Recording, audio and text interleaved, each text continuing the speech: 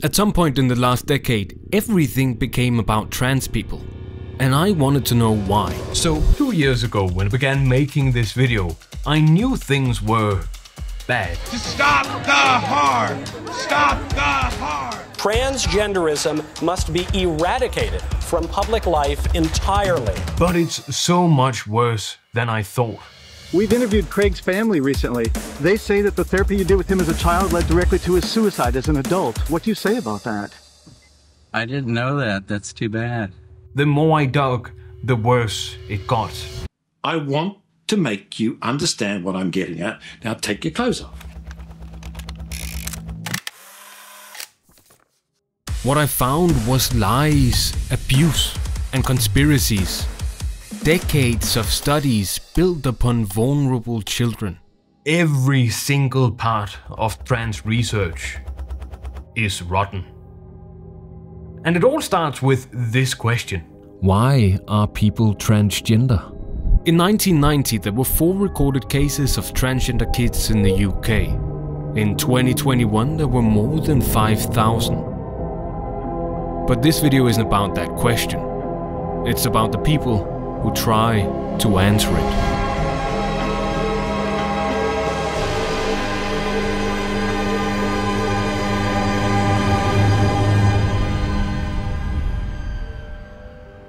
I think I have an idea for a new video. I'm kind of working on something else right now, right there. But this book, I got it recommended, or I saw some people recommending it, of exposing the trans lie inside the UK health service. It's called A Time to Think, The Inside Story of the Collapse of the Tavistock's Gender Service for Children by Hannah Barnes. Hannah Barnes is a journalist from the UK.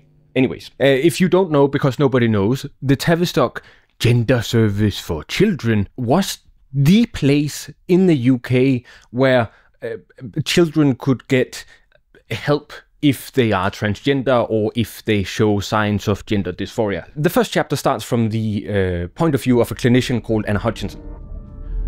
Dr. Hutchinson was seriously concerned. Are we hurting children? She asked, keen to be reassured. It's the question that underpins everything she's feeling. She was not told no. So, the whole point of this book is to examine whether the health service was hurting children, and specifically children, trans children, children with gender dysphoria.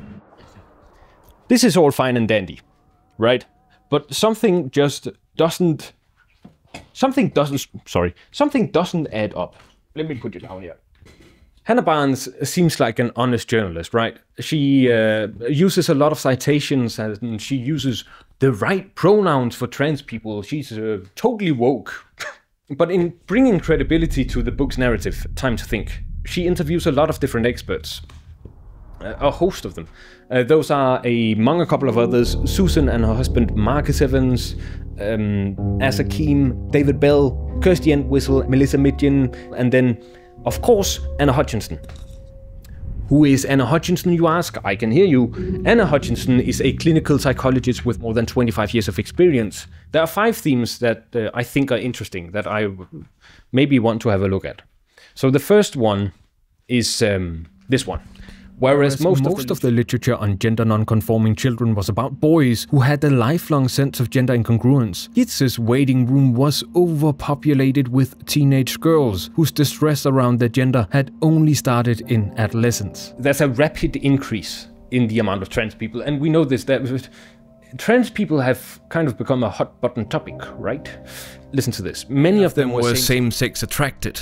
The same was true for the boys attending GIDS, and many were autistic. Their lives were complicated too. So many seemed to have other difficulties, eating disorders, self-harm, depression, or had suffered abuse or trauma. How could such different lives and presentations lead to the same answer? Puberty blockers. There's this rapid increase. There's so many more kids coming into this service. Most of them are autistic, or they're complex in some way, and they are very vulnerable. Hannah Barnes keeps saying that these are vulnerable children, and they get puberty blockers. And puberty blockers, by the way, is described as something pretty horrific. They're called extreme medical intervention in the first couple of pages. And listen to this. While there are studies that describe the self-reported high satisfaction of young people and their families of being on puberty blockers and some improvement in mental health, others suggest there is evidence that puberty blocker use can lead to changes in sexuality and sexual function, poor bone health, stunted height, low mood, tumor-like masses in the brain, and for those treated early enough to continue on to cross-sex hormones, almost certain infertility. Maybe they make these children happier, but she also writes, many studies claim to show the benefits of puberty blockers to mental health, but these have all been heavily critiqued and shown to have significant methodological flaws. Okay, Anna Hutchinson, the clinician from before, asks, what if it's not right to put young people, 10-year-olds, on puberty blockers? It is mad, was the reply. So, why do it? I don't get it. If it's so bad. One thing is trans people going through the whole puberty blocker ordeal, but what if they aren't trans? We know that not all young people who identify as trans go on to live as trans adults, Hutchinson says. These studies are small and imperfect with methodological flaws, but according to the NHS showed that in prepubertal children, mainly boys, the dysphoria persisted into adulthood for only 6 to 23% of cases. Boys in these studies were more likely to identify as gay in adulthood than as transgender. According to the 5th edition of the American Psychiatric Association's Diagnostic and Statistical Manual of Mental Disorders, known as the DSM-5, rates of childhood gender dysphoria continuing into adolescence or adulthood range from 2 to 30% for males and 12 to 50% in females. There's a rapid increase in the amount of children.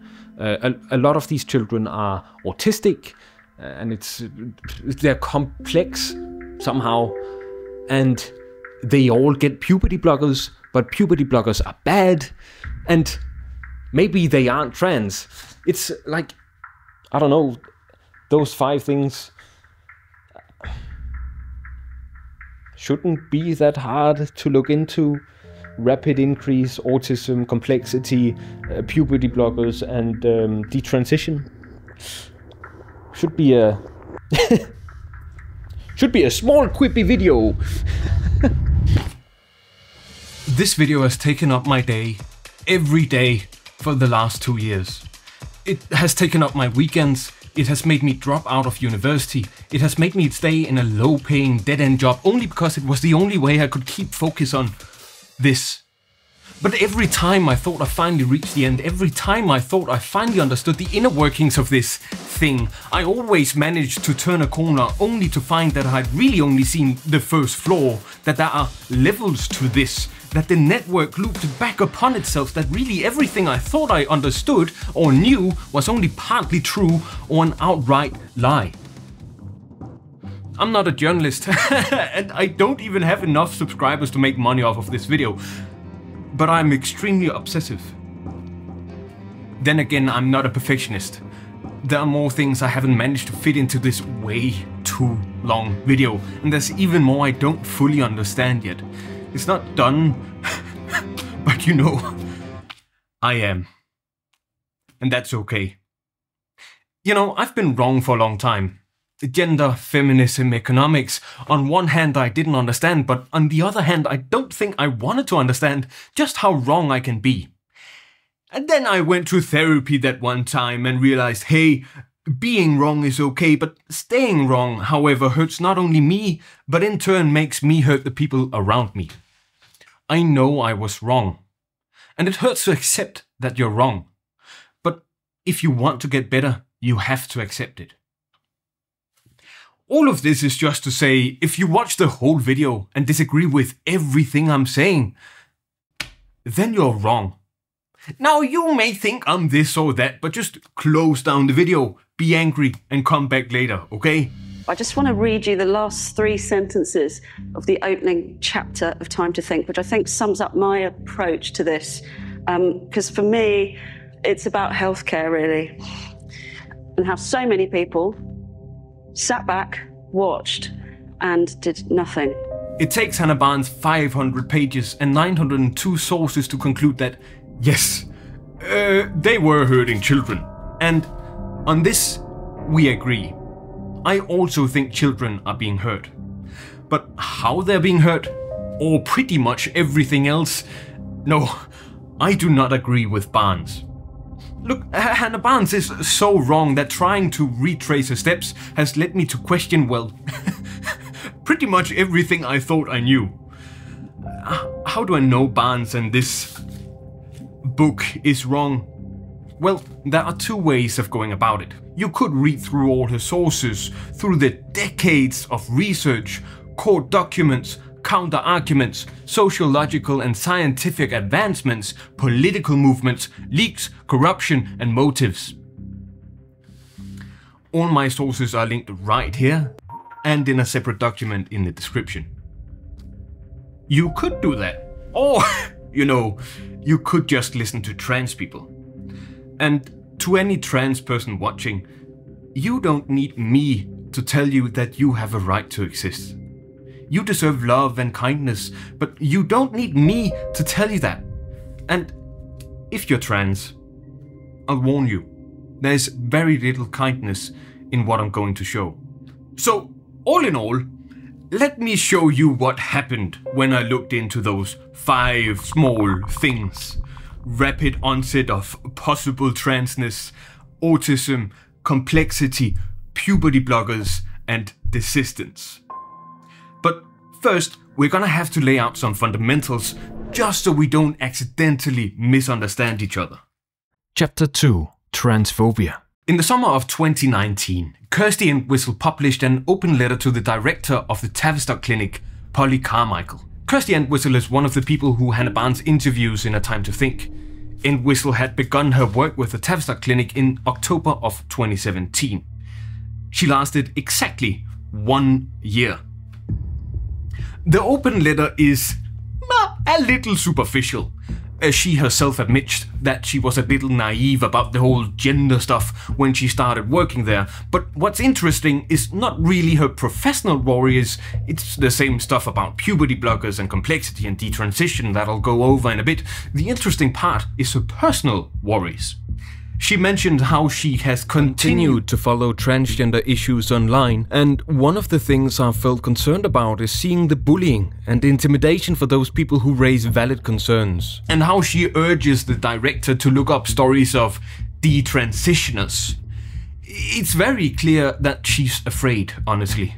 Afraid of what might happen to those children she oversaw, afraid of the reaction she'll get when she publishes the letter, and that she'll be ignored and labeled a transphobe.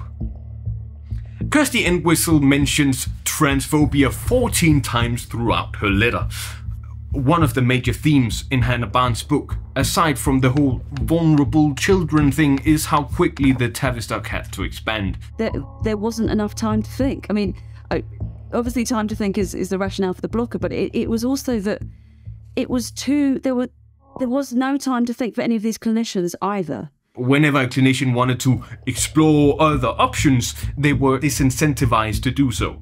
Whenever someone tried to think critically instead of accepting a child's gender and version of events, they were shut down.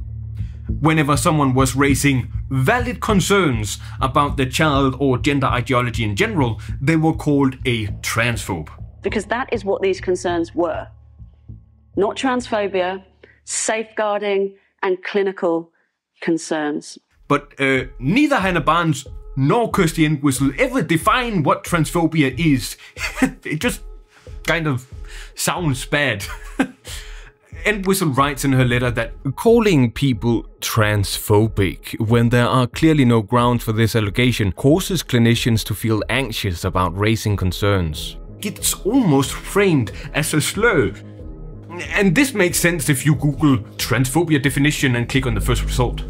Both Oxford, Cambridge and Merriam-Webster define it something like this: dislike or fear of and/or aversion to trans people. No one likes being a bad person, and this is bad person behavior. Come on, Entwistle seems like a person who would march with trans people if they were discriminated against. I fundamentally disagree with Oxford's and Cambridge's and Merriam-Webster's definition. Stick with me for a bit here, okay? Let's say hypothetically that a child is born. A doctor inspects them and finds evidence suggesting the existence of external genitalia. Penis. The doctor yells out, "It's a boy!" and the amorphous child ceases to exist and transforms into a boy. Nothing has changed, but everything has changed. When the boy grows up, he might like the idea of being a man. Cool. Maybe he doesn't really think about it. Also cool. If that's the case, he would go under the definition of cisgender or just cis. That means that the gender he was assigned at birth, boy, matches the one he identifies with, man. But maybe the boy doesn't like the idea of being a man. Also cool. But then they might not be a man. Then they might be transgender. So a trans woman is someone who was deemed to be a boy when they were born, but they are actually a woman. A trans man is someone who was deemed to be a girl when they were born, but they are actually a man. What if they don't feel like either a man or a woman? Well, then they're neither. Non-binary. And what does it feel like to be not a man nor a woman? Don't ask me, I don't know. The three genders. Man, woman, and prefer not to answer. By the way, some people will have you believe that cis is a slur. It's not. It might feel bad when someone tries to define who you are, or like your identity nullifies your experience. I'm going to use both cis and trans to make it easier to understand what and who I'm talking about. This would be a really bad video if I was scared of offending anyone. And sure, some people hate trans people. Then the original definition makes sense, but let me explain why that isn't the whole picture. When we talk about racism or homophobia, it's not only defined as fear, aversion or dislike. These isms and phobias are also about the relation of one group to another. So it would be sexist to believe that men are superior in nature to women, right? And racist to believe that one ethnic group of people is innately superior to another. I'd argue it's the same way with gender identity. So simply transphobia is believing that transgender people and being trans is inferior to cisgender people and being cis. But it's also something more, because we can see the color of people's skin, and we can see when two people make out who are the same gender. We can observe and accept the existence of this with our own eyes. But gender identity? Well, we kind of have to trust that what the person is telling us is the truth. Transphobia then is not just believing in the inferiority of a group, it's also questioning whether that group even exists. Chapter 3. Gender. Kirsty Entwistle said, "I don't have a gender identity. I'm just female." This was immediately branded as transphobic. Okay. Even with the definition of transphobia I just gave, that statement doesn't make sense to label transphobic. Or does it? I think we can all agree that whether a man is masculine or feminine, a man is still a man. Right? Let me paint the picture for you. Slim wrists, not a hair on his chest, sitting and knitting on his sofa. He might even be wearing a dress. It doesn't matter. This man is still a man. A feminine man, being feminine, doesn't make him any less of a man in principle. But we can also all agree that this man is not very masculine, right? Now, let's say, for the sake of argument, that this man doesn't want to be feminine anymore. He begins to work out, his shoulders broaden, he stops shaving, growing a beard, takes off the dress and puts on a suit. Total Chad. And now he's much more masculine. Alright, so we all somehow know implicitly that some traits are masculine and some traits are feminine. We also know that a person can make themselves more masculine or feminine. But even though masculinity and femininity might be a spectrum, this doesn't change that a man wearing a dress is still a man wearing a dress. Dresses don't make you female, right?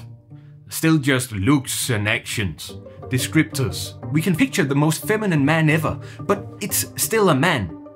And this is actually really interesting, because this hypothetical man is only imaginary. He doesn't have chromosomes, but you know that he's a man because I tell you he is. So when I say the words I am a man.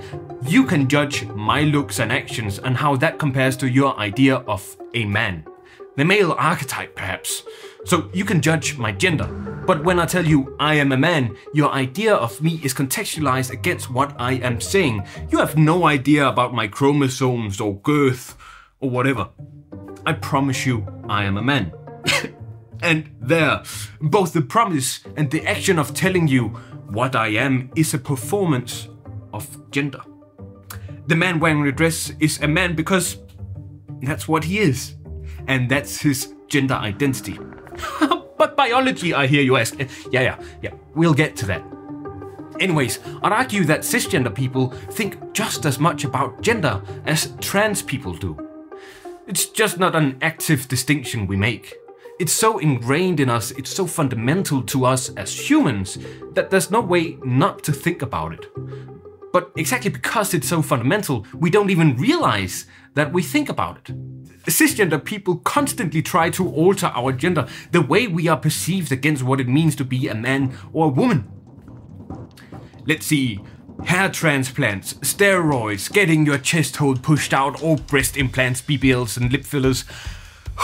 Viagra, laser hair removal, finasteride, derma rollers, wearing bras, breast tissue removal, vaginecomastia, hormone replacement against menopause, hormone replacement therapy against aging in men.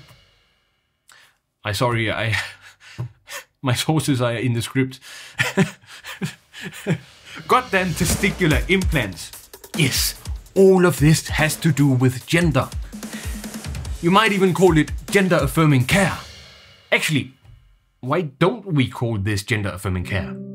What is the difference between a cis person and a trans person trying to live up to how they want to be perceived? For any trans person trying to get help or treatment, they usually have to go through the medical system, and that means getting diagnosed with gender dysphoria. This acts as a third-party stamp of approval that, yes, this person needs treatment. Gender dysphoria is simply when the sex you were assigned at birth doesn't match up with the one you actually are. That your gender identity is incongruent with your assigned gender. That your body doesn't match your gender. That the you are is far from the ideal. And maybe this doesn't sound so different from what you and I might feel when we look in the mirror, but there has to be a difference, right? This gender dysphoria must be another kind. Okay, so what if I told you that not all trans people experience gender dysphoria? It's not gender dysphoria that makes a person trans. Not all trans people have this gnawing feeling of being born in the wrong body. And this is where I think it gets kind of uncomfortable for a lot of cisgender people. How do we know that someone is trans if they don't fit into the diagnosis of what should make them trans? What actually makes someone trans? Well, I don't know. Don't look at me. Listen to trans people. It's well known that not all trans people experience dysphoria, and it's generally accepted that you don't legally need a diagnosis of gender dysphoria to get treatment. Well, try getting a doctor to take you seriously with that attitude, bucko. Hannah Barnes actually writes about this phenomenon in her book. Some children learn from others what they should and shouldn't say at kids to access hormone treatment. For example, that they're advised not to admit to previous abuse or trauma, or uncertainty about their sexual orientation. Oh my god, these children help each other. Woke mind virus, etc, etc. But okay, think for a moment. Why does the medical system act like Berghain's doorman? Even the children know that this way of looking at transness as a condition to be fixed is a pretty bad way of looking at it. Young people face the long waits and often experience the GID system as gatekeeping. Most of those attending GIDs didn't see themselves as having a psychological or medical condition, and yet they had to face what can seem like intrusive, repetitive, and unnecessary questioning. This isn't just something these kids do, it has literally always, since the introduction of the word transsexual to the English language in the 1950s, been like this. When the first transsexuals were evaluated for their suitability for surgery, their behavior matched up gratifyingly with Benjamin's criteria. It took a surprisingly long time, several years, for the researchers to realize that the reason the candidates' behavioral profiles matched Benjamin so well was that the candidates too had read Benjamin's book, which was passed from hand to hand within the transsexual community, and they were only too happy to provide the behavior that led to acceptance for surgery. These people have to convince their doctors to take them seriously. And the only way to do that is to play into the doctor's preconceived notions of what a trans person should be. It becomes a feedback loop. The clinicians write articles reaffirming the diagnostic criteria, and the only people who are seen as really trans are those who match the criteria, and so on and so on. I'm not saying that gender dysphoria isn't a real thing. I'm just saying that what it means to be trans is more than being born in the wrong body. Okay. But actually, what makes someone trans then? There must be some factor somewhere that one person is trans and another person isn't. And honestly, that's what this whole video is about. The search for a why. I've seen two rationales for this search for a cause. On one hand, a cause would validate trans people in their existence. Then they wouldn't need to convince anyone. There would be something tangible to point to, and maybe people would begin to take them seriously. On the other hand, the other reason, and the one I will be focusing on, is that with a cause, it would allow doctors to actually treat the trans condition, to fix and eradicate a thing they so want to be pathological, to stop people from being trans. To come back to Kirsty Entwistle's comment, saying, "I don't have a gender identity, I'm just female," was probably called transphobic because her job was literally about gender identity. Maybe she should have known better, but she definitely shouldn't have taken it so personally. What's worse, calling someone racist or that someone actually being racist? Well, I don't think about racism, I'm just skin-colored and colorblind. The patriarchy doesn't exist. Men have a really high suicide rate, haven't you heard? I don't care about money, I'm a landlord. I don't think about my sexuality, I'm just normal. I don't have a gender identity. Pronouns are woke right. I'm a man, I'm a male, I'm a he. You know, I don't care why trans people are trans. Easy for me to say, I know, but I also don't have an answer. Humankind is not defined by how we relate to our animal ancestors, but how we differentiate from them. What it means to be a man and a woman shifts throughout time and culture. And exactly because it shifts, because we have the power to influence these shifts, and because the ideals themselves are contradictory, incongruent, and impossible, we see gender as separate from sex. So, what is sex? Chapter 4. Biology. Before we can get back to Hannah Barnes' book, I want to go through one last thing. To do that, I think I should introduce you to Helen Joyce, someone who wasn't featured in Time to Think. Joyce has a formal education in mathematics together with a PhD in geometric measure theory. From 2005 till 2022, Joyce was employed by the newspaper The Economist, where she worked as finance editor, international editor, and then executive editor. But around 2017, Joyce came to an earth-shattering revelation. She found out that trans people exist. She had to tell others about the harrowing news. Some hear ominous echoes of another time when well-meaning adults enthralled to an ideology put children in harm's way. The post-1968 sexual liberation movement on continental Europe sought to overturn sexual taboos, and some thought that meant starting young. In German kindergartens run along radical left lines, teachers encourage children to fondle them, look at pornography, and simulate intercourse. This article is in response to many of the same themes that Hannah Barnes' book covers. Early transition, hormones, surgeries, and then she imagines a future filled with inevitable nasty transitions. But while Barnes is kind of bland, Joyce goes into almost pornographic detail on surgeries, sex determination, and then correlates the leftists and pedophilia. Take a look at the next paragraph. Such child abuse was motivated by political conviction, not sexual desire. But it did not take long for pedophiles to spy an opportunity. The radical left was led by men focused on legalizing homosexuality and smashing the nuclear family. Though they did not intend to endanger children, they gave them little thought. I think her writings gives us a good idea of how she thinks the world works. Another example might make it a little clearer. So let's fast forward to 2021, when Helen Joyce published her first book, Trans: When Ideology Meets Reality.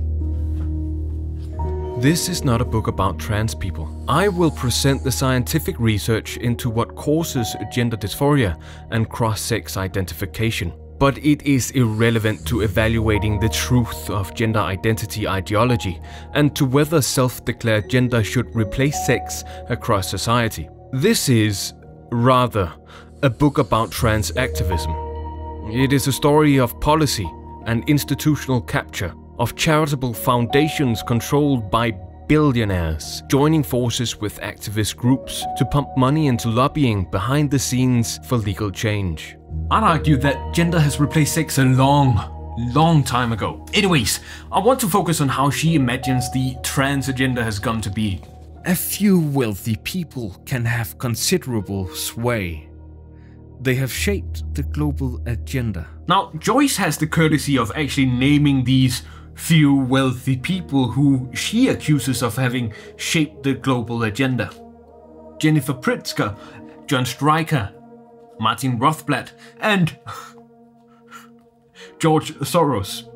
And, okay, first of all, the idea of equal rights, gay rights, and trans rights as not a grassroots movement, but instead a small cabal of people pulling the strings to bring power to the people or ruin Western civilization or whatever, is an abject lie. Like, outright. It's a completely idiotic and uninformed statement to make. Even the smallest glimpse of any history book on, any part of any class uprising will make it crystal clear.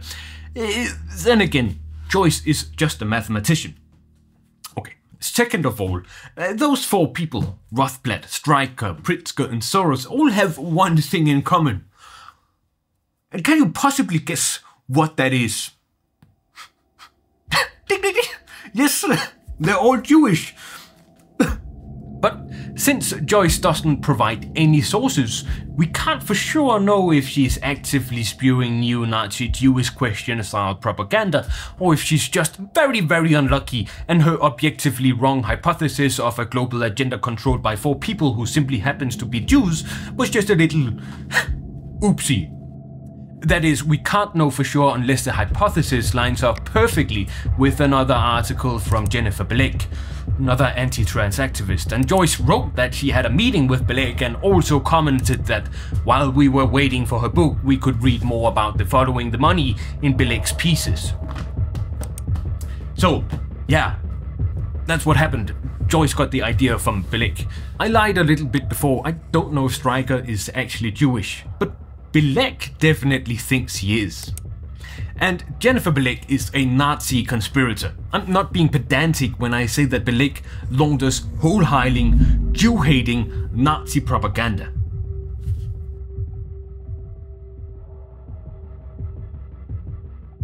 The radical right is led by evangelicals focused on repressing the people and securing a future for children. And it does not take long for Nazis to spy an opportunity. While Joyce might not be a neo-Nazi, she was too motivated by her political conviction, not moral obligation, to notice when she laundered their ideas. Though Joyce didn't intend to platform Nazis, she gave them little thought. But it's such a simple, easy way of viewing the world.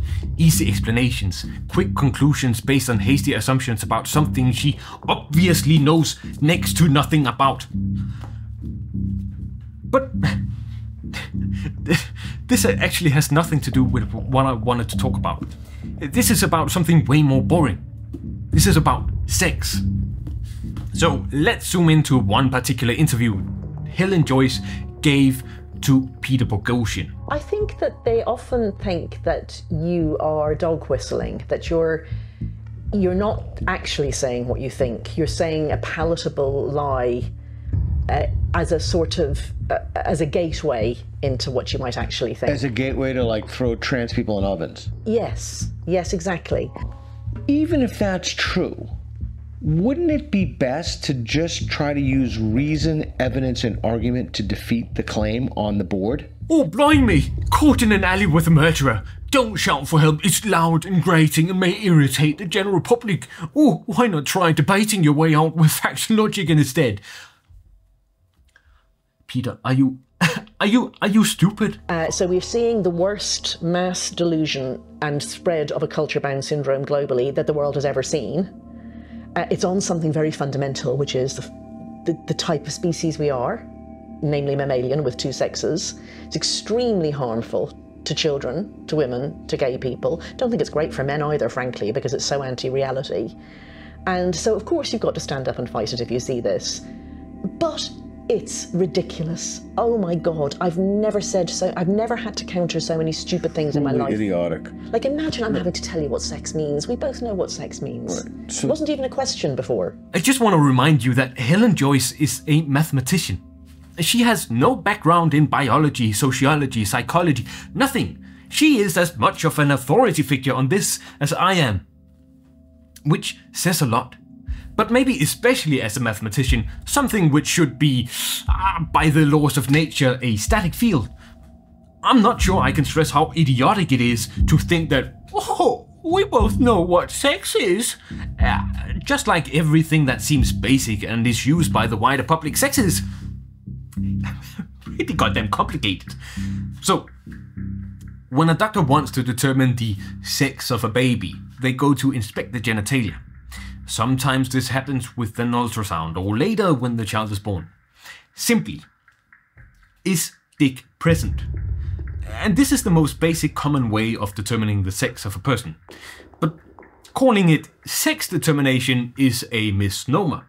The only thing really being established is the existence or lack of a phallus. Because while you might reasonably assume that the corresponding gonads, chromosomes and hormone production follows, this is wrong. Genital inspection literally only establishes the existence of genitals, nothing else. You see, biology doesn't conform to the neat categories we use to make things easier to understand. So then you might say, well, a man has XY chromosome and a woman has XX chromosomes. And this is both right and wrong. Men are expected to have XY chromosomes and women are expected to have XX chromosomes, but we cannot make this correlation with absolute certainty. Penis is just a penis, a man is just a man, and neither are about chromosomes. The truth that is rooted in our biblical understanding that God set forth from the beginning of creation is that your gender is fixed at birth and you cannot change it. And again, you haven't yet answered my question about where do intersex people fall into that equation? Yeah, those intersex individuals are still XX or XY, so you can't change that. Sure you don't want Andy, that's not true about asexual. Some people are born with both a penis and a vagina. Are they a man or a woman? Maybe? A person can be born with female XX chromosomes yet also be born with a penis, or be born with a vagina and have male XY chromosomes. Some people are born with XXY or XYY karyotypes. Some are born with a single X, some are lucky to have the hottest version, the triple X variant. Some have XXYY and some even have one part of their body be XY and another part of their body be XX. And the list of these varieties go on. And this is what we call intersex. Look, I'm not arguing that sex doesn't exist. I'm not even arguing that intersex people are necessarily a third kind of sex. It's just that what a man is, or what a woman is not two very neat categories, but instead clusters of data points we then assign a value, either man or woman. I can also make a religious argument for this if that's something you dig. So this is from the Bible. You may have heard about it. Then the Lord made a woman from the rib he had taken out of the man, and he brought her to the man. The man said, "This is now bone of my bones and flesh of my flesh. She shall be called woman, for she was taken out of man." And it's the same with the Quran. O humanity, be mindful of your Lord who created you from a single soul, and from it he created its mate. Man and woman are not separate, but of one flesh, of one soul. Anyways, intersex. I remember in an editorial meeting the first time I heard somebody say, 2.7% of people are intersex, as many as have red hair. Yeah. That's just one of those talking point things. And I was completely boggled. I was like, what? Like, I've literally never met somebody who can't be categorized as male or female. Yeah. So what's your point? Yeah. If we take a closer look at these outliers, I think it gives us a much better understanding of the instability of sex and how far people go to groom biology to fit into two simple boxes. There are two statistics I've seen being used to estimate the frequency of intersex people being born. Either that 1.7% of the population is intersex, or that 0.03% of the population is intersex. And both estimates are right, but it just depends on the definition. Only one of those estimates is used to invalidate certain groups, and can you guess which? Some people only acknowledge intersex when there is true confusion, when the doctor pulls you out and has no idea what they're looking at, or when you have, let's say, the body of a man but the reproductive organs of a woman, or when the chromosomes don't match the physical body. This is around 0.02% to 0.05% of the population. The 1.7% includes Klinefelter and Turner syndromes, having XXY or a single X chromosome, and that's as common as people with red hair. Nature doesn't decide where the category of male ends and the category of intersex begins, or where the category of intersex ends and the category of female begins. Humans decide. Wherever the line is drawn, we still don't entirely know how common being intersex really is. For one, most people never get their chromosomes checked, because why would they? Also, even if we only take the estimates of ambiguous genitalia, we still can't make a reliable estimate. It was only in 2015 that the EU recognized that intersex people had the right not to get sex reassignment surgery. Listen to this. The prevailing medical opinion is that ambiguous sex can and should be fixed, and in fact genital surgeries on intersex babies have become routine in spite of the fact that they are rarely medically necessary. Emphasis is placed on the newborn's ability to pass for one sex or the other, thus meeting social expectations, rather than on the child's best interest and welfare. For example, male newborns with penises smaller than 2 centimeters considered too small are assigned the female gender and reconstructed to look female, while clitorises larger than 0.9 centimeter are considered too big and are reduced in size. Joyce introduced her book by wondering whether self-declared gender identity should replace sex across society. But we have never used sex. There's only ever been gender identity. Those who fit, and those we make fit. The only difference is that instead of other people declaring your gender, you should have the power to make that declaration yourself. Seriously, we practically never ever use sex, because sex is not defined by genitalia, reproductive organs, hormones or chromosomes. Sex is determined by the size of gametes. The sex reproductive cells, the ovum and spermatoza, the egg and cum. A man is then someone who produces the small types of gametes, and a woman is someone who produces their large size. But aren't we just back at reproductive organs again? Aren't you a woman if you can't produce eggs? Or aren't you a man if you can't produce sperm? Of course you are. Gender-critical people who thinks that biological sex is real, important and immutable have gone from believing sex is related to genitals, but that would mean surgery could change your sex, to thinking that reproductive organs define sex, but of course if infertility erased your sex, it would be Armageddon for 1 in 6 people, to chromosomes. And this is where it stops being basic biology, where chromosomes and hormones and brain differences shift from being a binary to spectrum, because it counterintuitively is more precise to gametes. And of course, your sex isn't defined by your ability to actually produce gametes. Then infertility would kind of invalidate this argument again. It's like Matt Walsh, when and I don't agree with a lot of Matt Walsh's politics, but when he went around going, what is a woman? I know. What an amazing Did you watch question. that film? Yeah, I did. Do you remember the chicken? They do chickens cry. Sounds like we've established there are some people who, in principle, can get pregnant, and there are some people who can't. So there's two categories, otherwise known as binary. Lots of women can't get pregnant either. Yeah, but they're still of the nature to get pregnant. So sex is not defined by your body, but whether the organism to which you most closely relate is designated to produce eggs or produce cum.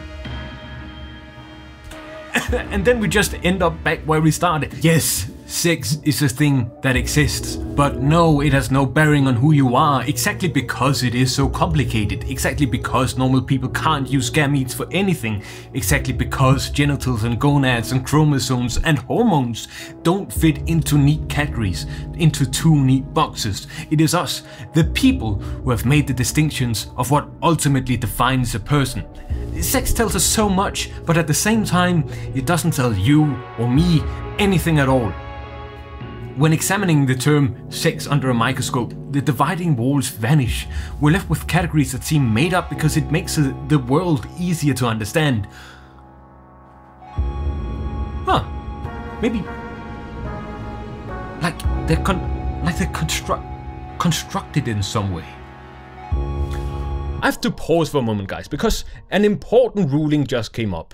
The UK Supreme Court has now ruled on a definition of what is a woman. Finally, Matt Walsh has an answer, thank the Lord! This ruling was only done to exclude trans women from women's spaces. And this was done by 3 organizations: the Lesbian Project, LGBT Alliance, and Sex Matters. And to bring it back around, Helen Joyce is a director of advocacy for Sex Matters. She has then had a direct influence on what defines a woman. A woman, in the eyes of the UK Supreme Court, is defined by her biology. What is biology, you ask? Well, I also asked that question because every single newspaper article I read doesn't mention it. They just say, no, it's defined by biology now. After reading through the 80 or so pages, I can conclude that, is England dumb? Is England kind of stupid? The UK Supreme Court just ruled that a woman is defined by her biology. And that is not chromosomes, it's not gametes, it's not hormones, it's not phenotypical sex characteristics, it's not secondary or primary sex characteristics. No. A woman is defined by her ability to give birth.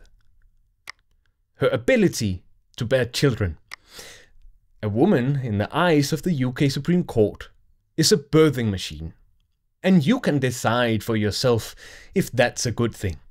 Oh, Jasper, but have you given a slight piece of a thought to sex differences in sports? I don't give a shit about sports. I don't care. I don't care. I don't care. I don't care about sports. I don't care. These are real human beings we are talking about. I don't care about sports. I don't care. I don't care. With all that out of the way, we can finally get to debunking time to think. So, just to reiterate, there are only 5 things I wanted to look at. Children are rapidly getting gender dysphoria. These vulnerable children are autistic. This is too complex to figure out. They go on to extreme medical intervention, puberty blockers, and 5, almost all of them will detransition. Chapter 5, ROGD. Whereas most of the literature on gender non-conforming children was about boys who had a lifelong sense of gender incongruence, Gitz's waiting room was overpopulated with teenage girls whose distress around their gender had only started in adolescence. GIDS, by the way, stands for Gender Identity Development Service. And this phenomenon of a rapid increase in the amount of girls referred to the Tavistock is mentioned quite a lot by Barnes. Let's see. It's mentioned on page 9, 13, 19, 37, 96, 125, 126, 132, 134, 145, 147, 168, 172, 174, 176, 181, 224, 233, 248, 249, 292, 296, 306, 307, 336, 339, 351, 413, 424, 428, 434, and 453. And you would think that something which is given so much attention would also be given a name, but Barnes, throughout the whole book, never ever gives us precise definition of this phenomenon, even though it's right on the tip of my tongue. Rapid increase. Let me introduce you to Lisa Littman, who is a certified obstetrician and gynecologist. Littman used to co-author papers on contraceptives, so nothing really to do with gender dysphoria. But this person, who had no prior experience working with trans people, has now become a household name in trans academia.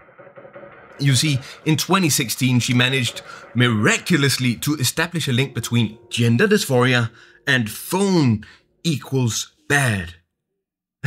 Okay, that's oversimplifying a bit. Let's see how she describes it. So the ROGD hypothesis proposes that social influences, maladaptive coping mechanisms, and other psychosocial factors can contribute to the development of gender dysphoria and transgender identification in recent populations of teens and young adults with late onset gender dysphoria. She calls this rapid onset of gender dysphoria, or ROGD. Even though Hannah Barnes constantly reinforces the idea of rapid onset gender dysphoria, she never, not even once, mentions the theory by name. And I just can't get myself to believe that that isn't a deliberate choice. It's not as if Barnes doesn't know about Lisa Littman. She references one of Littman's newer studies on detransitioners later in the book.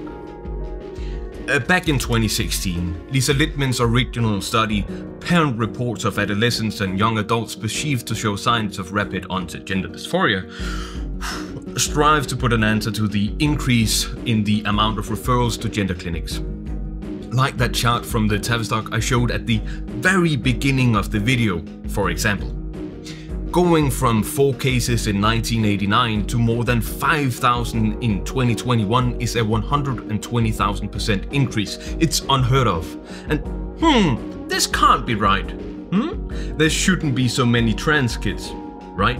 Essentially, Littman started with a presumption of no, there shouldn't be so many trans kids. There can't be. What we're seeing can't be a real thing, and since it can't be a real thing, something must have triggered it in the youth.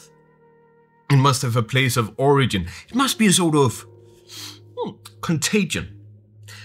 As I talked about before, a trans person usually needs to go through the medical system to get medical treatment. And as I said, that has in almost all circumstances throughout recent history been dependent on getting properly diagnosed with gender dysphoria. All diagnoses of gender dysphoria since the 80s have been one of these two categories: gender dysphoria in adulthood and gender dysphoria in childhood.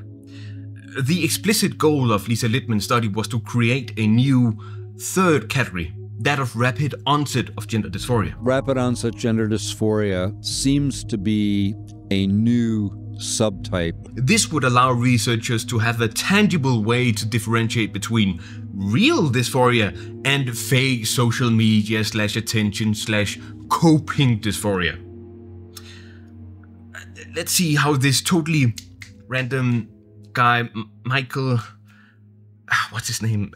Bailey, frames it. A young adult woman who in therapy came to believe that her father molested her terribly over years, broke off contact with the family. Which is worse, that or having your daughter say she wants testosterone because she's trans? We shouldn't have to choose. Both this epidemic and the ROG epidemic represents the worst, most irresponsible, unforgivably irresponsible conduct of the mental health profession Okay, that was taken a little out of context. Bailey is comparing rapid onset gender dysphoria and the rise in referrals with false memory syndrome, a moral panic from the 90s where some psychotherapists made their clients believe that they had been victims of childhood sexual assault. Anyways, that's not what's important. What is important is the framing, that it isn't real. That these people who are referred to gender clinics are, in fact, not transgender at all, but cisgender children who have been duped into believing they are trans. I believe ROGD to be the single most influential recent theory on transgender people. Why? Well, I've read tens of thousands of pages on trans research, and inevitably you end up noticing some patterns. Theories, treatments, authors and activists, but one particular pattern stood out. There was a very noticeable shift in 2017, like with Helen Joyce, for example, or even Hannah Barnes. Somewhere along the way, somebody must have emailed you and said, "Have you heard about what's going on in Jids at the Tavistock?" No, it wasn't that. I think I first came across it at all in 2017, and there was really not very much around at all. And this is right around when Littman's paper on rapid onset gender dysphoria was published. I don't think it's the only factor, but I think it was part of the perfect storm. In 2016, the most prominent researcher on trans people was fired. There was a BBC television documentary about what was going on in Canada, and Ken Zucker, who I know you've had on the show, about what was going on with his clinic and or what had happened. The theory of ROGD ushered in a new era of narratives. No longer was it a fucked up kid here and there, but a threat to children in general. Okay, so this graph here, you can see a remarkable upturn. That is an epidemic. But the theory of rapid onset gender dysphoria was rotten to its core before it was even published. And I think Hannah Barnes knows this. That's why she doesn't mention the theory in her book at all. So let's take a look at Lisa Littman's parent reports of adolescents and young adults perceived to show signs of rapid onset gender dysphoria.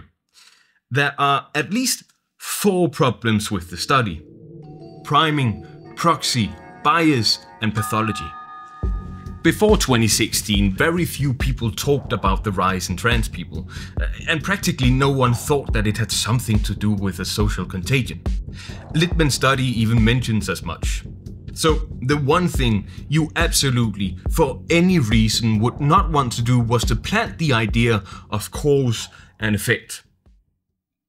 You were being asked to take part in a research study if you have a child who, when they were between the ages of 10 and 21, developed a sudden or rapid onset of gender dysphoria. This may have occurred in the context of either increased social media/internet use and/or belonging to a friend group in which one or multiple friends have developed gender dysphoria and come out as transgender during a similar time frame. Look, I dropped out after 3 semesters in business. And even I know that this is the biggest do not do, please. It's the 101 of biased research. This was planting the idea that ROGD is real. Let me reframe it to a different example. You are being asked to take part in a research study if you have a child who, when they were between the ages of 1 and 4, developed autism. This may have occurred following the administration of an MMR vaccine. When you add the last part, you implicitly infer that there is a relation between vaccines and autism. That's going out of your way to create the connection. So, when Littman asks, how many of your children have experienced a sudden or rapid onset of gender dysphoria, which began after puberty? She has primed the parents to think that gender dysphoria can be rapid and is caused by social media or friend groups. So no, she never asked the children. Instead, she asked the parents, which, well, was a bad idea.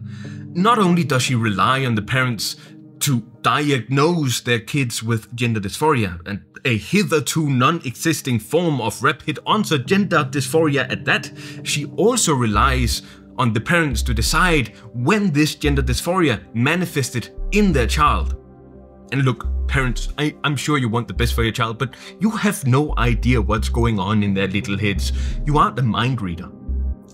And being trans usually involves coming out to the people around you. A person might feel something for years before they can admit their feelings to themselves.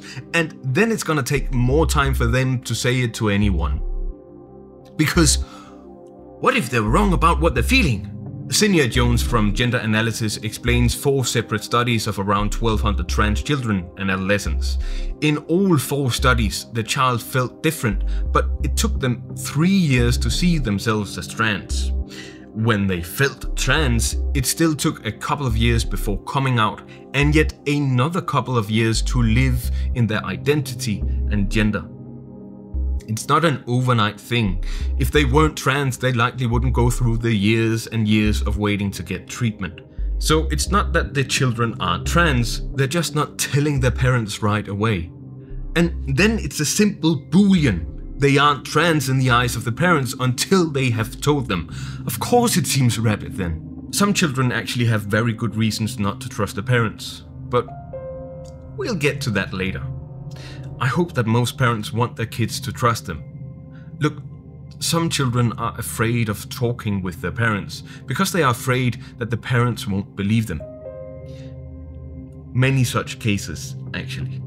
Oh, and would you look at that? Out of all the parents from Littman's study, only 2.5% believed their child when they said they were trans. That seems extraordinarily low. Huh? This might have something to do with the people who answered the questionnaire.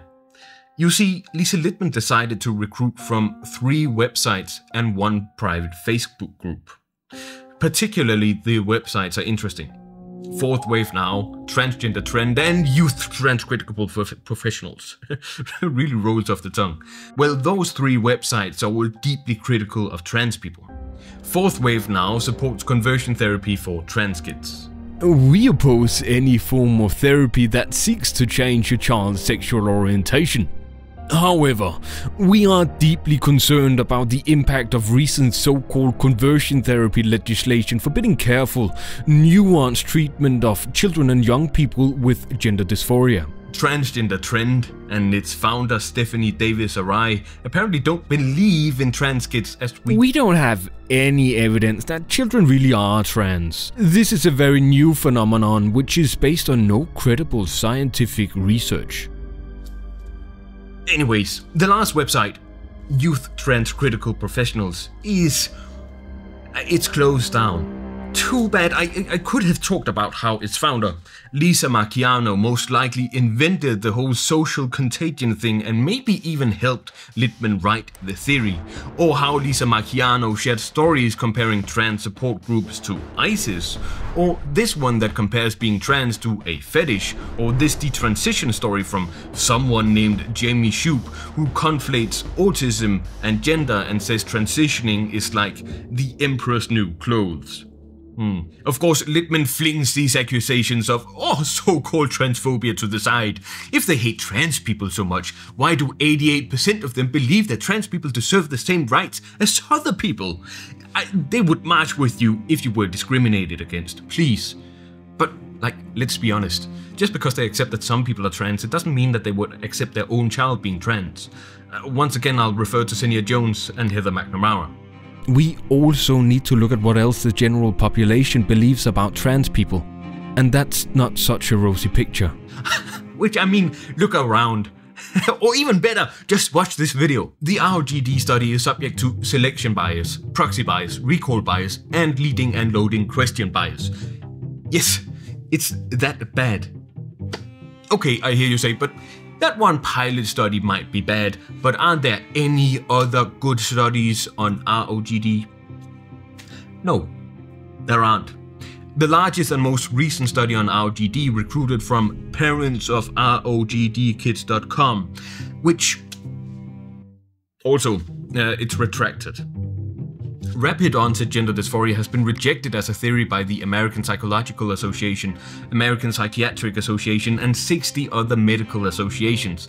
But there's something more fundamentally wrong with the ROGD narrative, and that has to do with the whole contagion thing. That being trans is a pathology or a harmful idea that can be contracted if you hang around the wrong sorts of people. Which it's not. Did you know that almost no people were left-handed 100 years ago? Even though people are born as left or right dominant or ambidextrous, the backward society of yesteryear punished people for writing with the wrong hand. Thereby the lefties lay dormant until we found out, hey, this is really dumb. Maybe we should be okay with being left-handed. And then suddenly, like a miracle, more left-handed people emerged. Chapter 6. Autism. Many of them were same-sex attracted. The same was true for the boys attending GIDS, and many were autistic. Their lives were complicated too. This is the second claim I'll be looking at from Barnes' book, Time to Think. Just like ROGD, this is one of those themes that plays a large role. The words autism or autistic is mentioned more than 30 times throughout her book.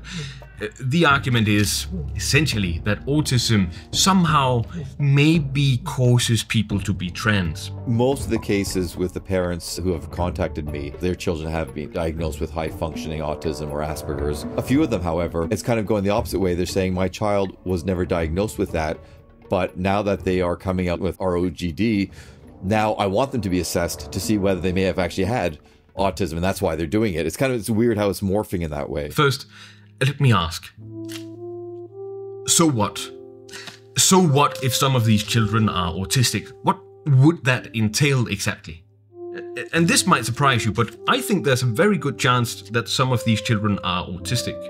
In a little bit, I'm going to show you several papers in favor of the hypothesis of the interplay of autism and gender dysphoria. But let me show you another explanation first. The psychiatrist Jack Turpin has noticed how basically all studies on the intersection of gender dysphoria and autism don't actually measure autism diagnoses, but instead they measure autistic traits. So he proposes that what can look like autism, social impairment for example, is not caused by autism, but instead by stress and anxiety. He argues that these children are not autistic, but only show symptoms resembling autism, which researchers then have mistaken for correlation. Okay, the argument for the intersection of autism and gender dysphoria goes something like the following. More and more people are getting diagnosed with autism. Whereas we once thought it was 1 in 150 people who were autistic, modern estimates land at around 1 in 36. So around 3%. I will not elaborate on this. But what about trans people? In a meta-study of 641,000 participants, 24 of the gender variant respondents showed clinical levels of autistic traits compared to 5% of the cisgender group. So both of these groups are over the global estimate. And on the surface, this seems extraordinary. But yeah, you should take it with a grain of salt, okay? Depending on the recruitment methods and what autistic criteria researchers look for, the levels of autism in trans and gender diverse people can vary greatly from 4.8% to 26%. But even if we say that 26% of all trans people are autistic, it still doesn't explain the remaining 74% who aren't autistic. No, wait, it actually doesn't even explain the 26%, because we can't just equate autism with gender dysphoria. It's not like all autistic people are gender variant. So what actually is their argument? How would autism make a person trans?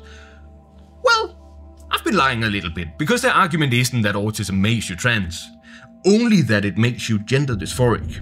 As noted earlier, one idea is that ASD sometimes leads to intense interests in cross-sex objects or activities, giving rise to a clinical presentation of GD. This particular psychologist, what's his name, Zucker, implies that autistic people just get superficial obsessions, like, you know, how autists get special interests and collects Pokemon, or pictures of Randy from South Park or weep stuff, and that's all really cool, but maybe their special interests are women, so they want to become women. Melissa Midgen is also an expert from Time to Think. She's a psychotherapist who's worked with different parts of the Tavistock Clinic, and coincidentally, she shared an office with Anna Hutchinson, the psychologist from the intro of this video, and from the start of the book. Anyways, Midgen and Hutchinson also have some theories on autism. We have also witnessed a coincidence of autistic spectrum conditions and gendered/sex distress. The lens of gender can seem very apt for these girls retrospectively to understand the difficulties. They realize their nascent sexual desire is going to be problematic. They struggle in puberty because it is uncomfortable, weird and unpredictable, particularly heightened if they happen to be on the autistic spectrum. Okay, alright. I feel like there's this underlying misogyny from a lot of these women's rights activists. Like, oh, these are just little girls, they don't know what's best for them. It's something that permeates much of the discourse on trans boys, but I don't actually have time to go into it. Also, I don't really feel like it's my place to speak, but this one's really bad. That's really, really bad. But the argument isn't about autistic trans people, because they don't actually believe that trans people exist. Listen to what Melissa Midgen has to say. My take-home message is not any dispute about the existence of gender dysphoria as a set of symptoms and attendant experience, but rather the conflation of GD with transgender. It's never about helping autistic people or trans people. No, it's just another way to not take these children seriously, to erase their needs and voices. It's also such an infantilizing way of thinking about autistic people. Oh, these little autists don't even know what they're doing. They don't have free will. Their feelings are hard and they are vulnerable, so we should make sure that they don't make these decisions themselves. They can't. Listen, the intersection of gender dysphoria and autism is one where suicidality is even more prevalent, and so is not being listened to. The presence of autism just gives these researchers like Melissa Midgen and Anna Hutchinson an excuse to not believe what these children are telling them. We need to take these children seriously, but not literally. Autistic people are rarely listened to, sometimes because we are totally incompetent at explaining what we feel, and that feels bad. Some participants described concerns that their affirmed gender had been questioned due to their autism diagnosis. They viewed it as an obsession, but it's really not the same thing, and I don't know why they thought that. I don't want to linger on this point too long, it's just that infantilizing autistic people is like really last decade. We aren't just exposed to Rain Man as the only representation in this day and age. Yes, I do think that some of these children are autistic, but I don't think this is anything new. It's kind of cringe to go around and do postlude psychiatric evaluations on people, especially when you have no business doing it, but allow me to be hypocritical for a second, okay? If you go back and read some of the case studies from the 70s and 80s and 90s, it's not as if none of them have an autistic aura. Some of them are definitely giving autism. Alright, there aren't any theories that fully explain why there is this co-occurrence of GD and ASD. None, really. But yes, a fraction of trans people might be autistic, but honestly, so what? Autism is never brought up in these debates to be more empathetic. It's only brought as a reason to not take people seriously. Maybe we should take them even more seriously. Since this is the only chapter where I can call myself an expert. I am autistic after all. Have you noticed? Let me just vibe for a sec and throw my own theory into the mix, okay? Autistic people can have a hard time understanding the underlying structures of society, where things might come naturally to a neurotypical person. An autistic person first needs to understand that something is, and then why it is, and then use it. And gender is complicated, come on, that's what this whole video is about. So the hierarchical normative social structure of gender is observed and replicated in society, but autists might experience it not as a given, but as a confrontation, and ask, why? Not why don't I fit, but why should I? And that's why there are two wolves inside autistic people. You either see through the bullshit and understand that gender is malleable and oftentimes nonsensical. And if that's the case, why should you hold yourself to a non-functioning, fabricated standard? or you find a simple, quasi-coherent narrative from conservatives. Chapter 7. Complexity. What binds these people like Hannah Barnes, Anna Hodgkinson, Melissa Midgen, Kirsty Entwistle, Helen Joyce, Peter Boghossian, Jennifer Beleg, and Lisa Littman together is not scientific rigor. I mean, obviously, it's transphobia. There, I said it. I said the magic word. Now the title finally makes sense. But it's not the kind where you hate trans people. I don't really think these people do. Okay, maybe Helen Joyce does, but the other ones, even the Nazi, I don't think they hate trans people. I just think that they think that trans people don't really exist. I mean, I don't believe there's any actual instance of trans. I don't believe it's that kind of thing. It's a culture-bound syndrome. You think the whole thing is a no, not the I believe the whole thing is a culture-bound syndrome. Oh my God, really? Yeah, completely. Because what does it mean to say that a man can really be a woman in fucking Sammo? So you don't believe that there's anybody like Buck Angel or any of these people who literally have something in their brain? Absolutely not.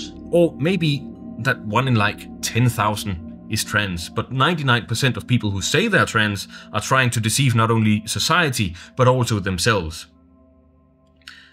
Honestly, this is rarely any better than hating trans people. So this is the one chapter where I will not be debunking whatever Hannah Barnes wrote in her book. I'm not going to cover these children's trauma. Sure, whatever, they might have complex backgrounds, but I don't really care. Using trauma as an argument for why these children might not be trans is, I think, kind of disgusting, and my arguments against it would be the same as for autism. So what? If you still want an answer, a quick one, gender dysphoria is not caused by trauma. Asterisks. Gender itself might be caused by trauma. Oh, climbing the mountain is an allegory for gender. Anyways, that's a discussion for another time and for people smarter than me. But if you want to know more, you should probably read Gender Without Identity. So instead I want to look at what happens when you don't believe that trans people exist. And this is the narrative that binds these people together. That men are men and women are women. So simple. Okay, but what does it actually entail that men are men and women are women? How can you then explain trans people? And the answer to this is much more complex than just accepting that trans people exist. To do this, I think we need a very short explanation of where trans comes from. In the Western world, the trans condition can seem like a very new thing. What's called transgender today was, until pretty recently, known as transsexual. And the word transsexual was only introduced to the English language in the early 1950s. Transsexual was made as a distinction to transvestite. It became apparent to Harry Benjamin in the 1950s, one of the people who coined the term transsexual, the transsexual phenomenon, how some of these men didn't just dress as women, no, they felt like women. They were in all but physical appearance, and sometimes also even in physical appearance, women. What defined them as men was not themselves, but their surroundings.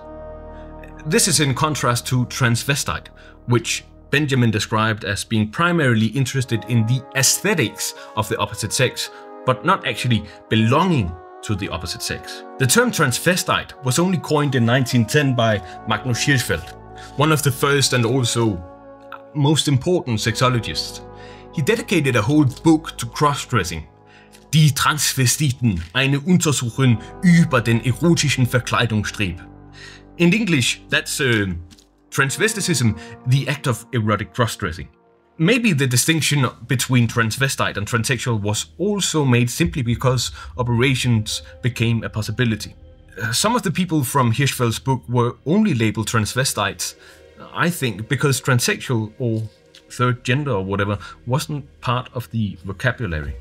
They know all too well that a profound contradiction exists between their bodies and their souls. Therefore, one can understand all too well that most of them wish they'd been born female.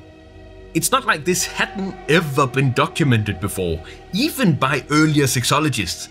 I haven't seen anyone mention this, but Since I took the time to read through several 100-year-old books on sexology, you are gonna hear it now. German Richard von Krafft-Ebing in Psychopathia Sexualis from 1886 also describes a couple of people who would now go under the term transgender. He just calls it transmutatio sexus. The English sexologist Havelock Ellis used some other cool terms, sexo-aesthetic inversion or eonism, in Studies in the Psychology of Sex, Volume 2 from 1915. Trans people have always existed. Anyways, what's important is the very framing we can observe in the history of sexology. In essence, the history of sexology is about the dividing the abnormal from the normal, the natural from the unnatural, the perverse from the pure. In Heinrich Kahn's Psychopathia Sexualis from 1844, noted as the very first academic book on sexology, we can see this illustrated perfectly. On one side there's coitus, and on the other side is everything else. Things that are still seen as heinous today, and for good reason. Bestiality, necrophilia, pederasty, but also more normal things such as onanism and frotting and scissoring, which Kahn labels lesbian love. And all things perverse, Kahn of course couples to inferior races, the opposite of the pure white breed. Kahn was a super racist. I'd love to tell you that research has evolved beyond good and evil, but then I wouldn't be talking about it now, would I? It's a fascinating part of your book where you talk about a condition called, I think it's pronounced autogenephilia? Autogynephilia. Gynephilia. I mean, the best estimate of the number of men who are erotic cross-dressers is about 3%. Really? So some share of those men, it's not just about the clothes for them, it's about the whole idea of being a woman. That's what's erotic. They imagine being a woman when they're making love. They imagine being a woman, it turns them on to just do anything that is coded female. Autogynephilia is how some people explain away what they can see with their own eyes, that trans people exist, and with that, trans joy exists as well. But they see trans not as a natural, neutral state of being, but regresses it back in history as a continuation of transvesticism, just taken to the nth degree. They skew Harry Benjamin's argument and erases transsexuals or transgenders. Instead, autogynephiles are men who get off on not just dressing as women, but actually being women. Autogynephiles, they argue, are men, deviant perverts, who like being women and who like dating women. Ooh. Now, there are a couple of problems with this idea. First of all, there's absolutely no scientific basis to it. Cisgender women get off on themselves just as much as trans women do. They strictly value the purity of femininity of trans women who date men, they call these people homosexual transsexuals, over the queer femininity of trans women who date women. So a pure or perverse dichotomy within the trans condition. Any trans woman who is not exclusively attracted to men and who has not been very feminine from early childhood, which is kind of the stereotype. Any trans woman who's not like that is motivated by autogynephilia. The book that popularized the theory was written like a bad Wattpad story. The researchers actively drool over hot women in this book. I start upstairs to get the panoramic view, and I see Kim for the first time on the stairs, dancing, posing. She is spectacular, exotic, and sexy. Her body is incredibly curvaceous, which is a clue that it may not be natural. And I notice a very subtle and not unattractive angularity of the face, which is also not clearly diagnostic on this tall siren. It is difficult to avoid viewing Kim from two perspectives, as a researcher, but also as a single, heterosexual man. Afterwards, my avowedly heterosexual male research assistant told me that he would gladly have had sex with her, even knowing Kim still possessed a penis. And these people don't take men's focus on cock and balls into account at all, or penis theory or penis envy or anything. And of course it doesn't account for the rise in teenage girls. But That's why the theory also needs ROGD to work, to balance the deviant men with the pure, innocent girls. Ugh. Seriously, there's nothing good or right about the story of autogenophilia, only that it fits into the narrative of the dichotomy of pure or perverse, of woman or man. So that would be my evolutionary psychology explanation. We have heterosexuality and we have everything else, and among the everything else, we have those things that are not harmful and those things that are. This is Ray Blanchard, the inventor of the theory of autogenophilia, but he's just a researcher.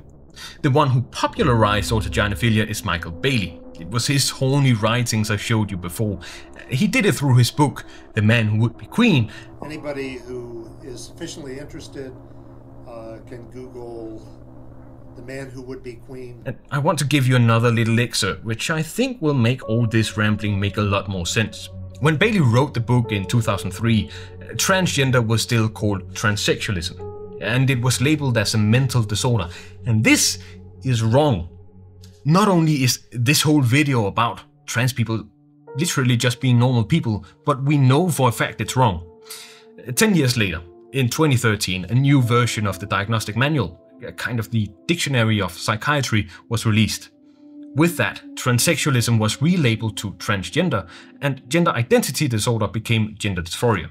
And then it was no longer recognized as a mental disorder. In 2003, none of this had happened yet, of course, but in his book, Bailey described how some people, the anti-gender identity disorder folk, didn't think that being trans was a disorder. No, they argued being trans was not wrong, it was just society who had deemed it so, and society, not trans people, society was mistaken. Bailey saw this as ideological grandstanding. He wrote, "Who can really hope to change society?" Bailey doesn't really believe that he holds the power to change society. Society, to him, is sort of calcified. What there is probably there for a reason, and that reason is probably a good one. How are we to know anyways? But I argue, Bailey, you are more wrong than you can possibly comprehend. Not only did the anti-gender identity disorder vote actually manage to change the definition, but so did Bailey. And as I've shown, the very field of sexology, what is deemed right and wrong, the history and evolution of understanding of trans people, the very words themselves have not only been changed, but have been invented during the past 200 years. We absolutely can change the course of history. We can change society. We can create a better world. Isn't that the point? Isn't the point to change society? But within those words, who can really hope to change society, lies also an admission. Bailey hasn't thought about changing it. Why should he? He's perfectly content. It's nice when things make sense. It's nice when they're opposite neat categories. But it's wrong. Every point I go through shows it to be wrong. There's no scientific argument that shows that trans people do not exist. And there is no moral argument either. Only a reliance on a system of good and evil with roots in religious fundamentalism and really vulgar racism. A system of pure or perverse, of pathological or natural. All things we ascribe meaning to, all things we created, all things we can change. What ties to people like Anna Hutchinson and Hannah Barnes and Melissa Mitchin and Kirsty Entwistle, Helen Joyce, Jennifer Pollack, Peter Boghossian, Lisa Littman, Ray Blanchard and Michael Bailey together is transphobia. But let me turn it on its head. Transphobia is just a symptom of a sickness, a belief in man-made systems held up by time and society, an unwillingness to accept that not only are they wrong about trans people, they are wrong about the world, because there is no good and evil. The world is only what we make it. Of course it doesn't matter to them if I debunk every single claim made about trans people, because their belief is not rooted in science or truth or even reality. They think that any child who grows up to be trans is someone they couldn't save. And when it comes to saving children, anything goes. Chapter 8. Puberty Blockers. In 2019, a legal complaint was filed against the Tavistock Clinic to protect vulnerable children from radical experimental medical treatment. A case to protect them from puberty blockers. This is where we meet Susan Evans. She was another one of those sure, experts from Time to Think. You see, Susan Evans worked as a nurse from the Tavistock for 4 years, from 2003 to 2007. Surely that must have been very, very hard for her. In 2019, 12 years after she quit her job at Tavistock, Susan Evans sets up a fundraiser to, essentially, force the Tavistock clinic to stop whatever they were up to. She wanted them to stop administering puberty blockers. Evans initiated judicial review proceedings against GIDS, arguing under 18s cannot give informed consent to puberty blockers when not enough is known about what they do. And this came to be one of the most important legal cases against trans healthcare. Susan features an anonymous mother, Mrs. A, to help her fundraiser. Mrs. A represented a group of parents, but she specifically had concerns about her autistic daughter, who was referred to the Tavistock. We want the best for our children, but we need this to be from a position of evidence-based, not experimental medicine. Please support me in this case to prevent further harm being caused from this unproven experimental treatment. It seems that's also what Susan Evans wants. A treatment based on evidence. I mean, she links to Society for Evidence-Based Gender Medicine on her website. That seems fair? Now, even though it took Susan more than a decade to finally stand up to what she frames like child torture, I don't think it was just because she has a pure, patient heart. For one, Susan has a husband named Marcus Evans. I'm Marcus Evans, I'm a psychoanalyst. I worked in the NHS for 40 years. Originally I trained as a psychiatric nurse, and then for the last 20 years in the health service I was head of the nursing discipline at the Tavistock Clinic. I then went on to become the governor, which is a voluntary position on the board of governors of the Tavistock Clinic. Marcus Evans is a psychoanalyst and worked with the Tavistock both before and after Susan quit. So Marcus continued a close relationship with child experimenters for a decade.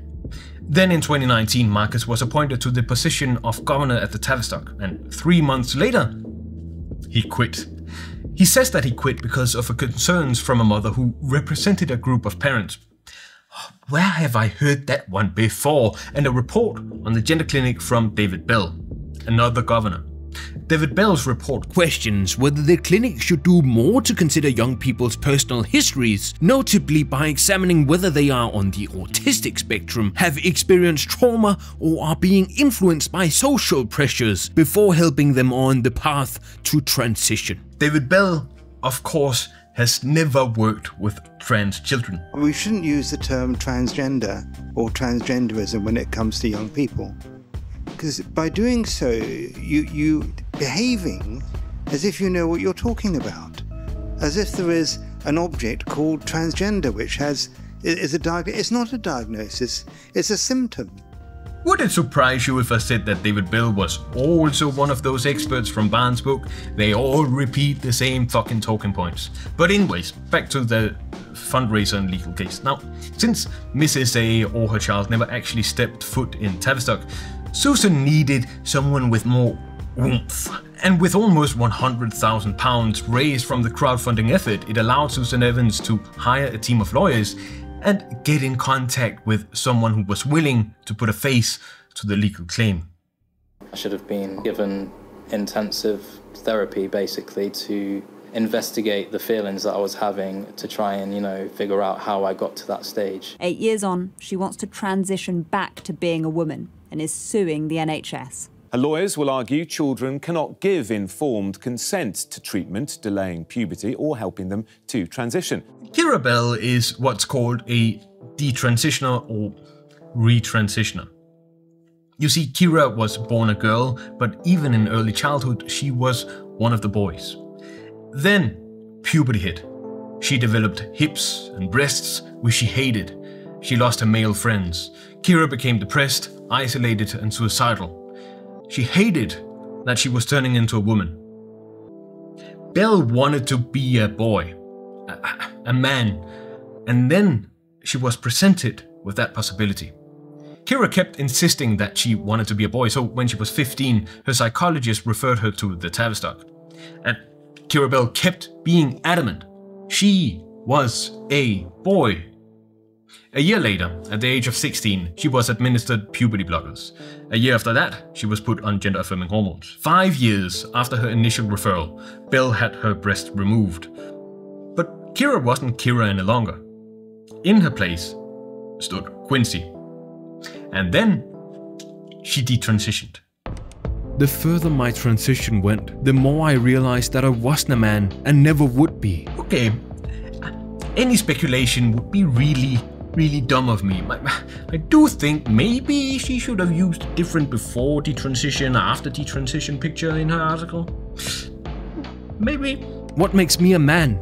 I remembered my idea as a 14-year-old that hormones and surgery would turn me into someone who appeared to be a man. Now I was that person, but I recognized that I was very physically different from men. Living as a trans man helped me acknowledge that I was still a woman. Alright, I'm not saying Kira Belle is lying.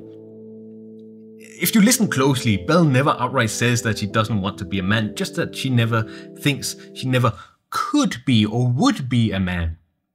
She never says she regrets her initial transition, and I accept her as a woman, just like I would accept her as a man. So if she ever... Belle was the perfect face to oppose puberty blockers. And as soon as Kira Belle joined the legal case, she got in touch with some very powerful people who were eager to help her.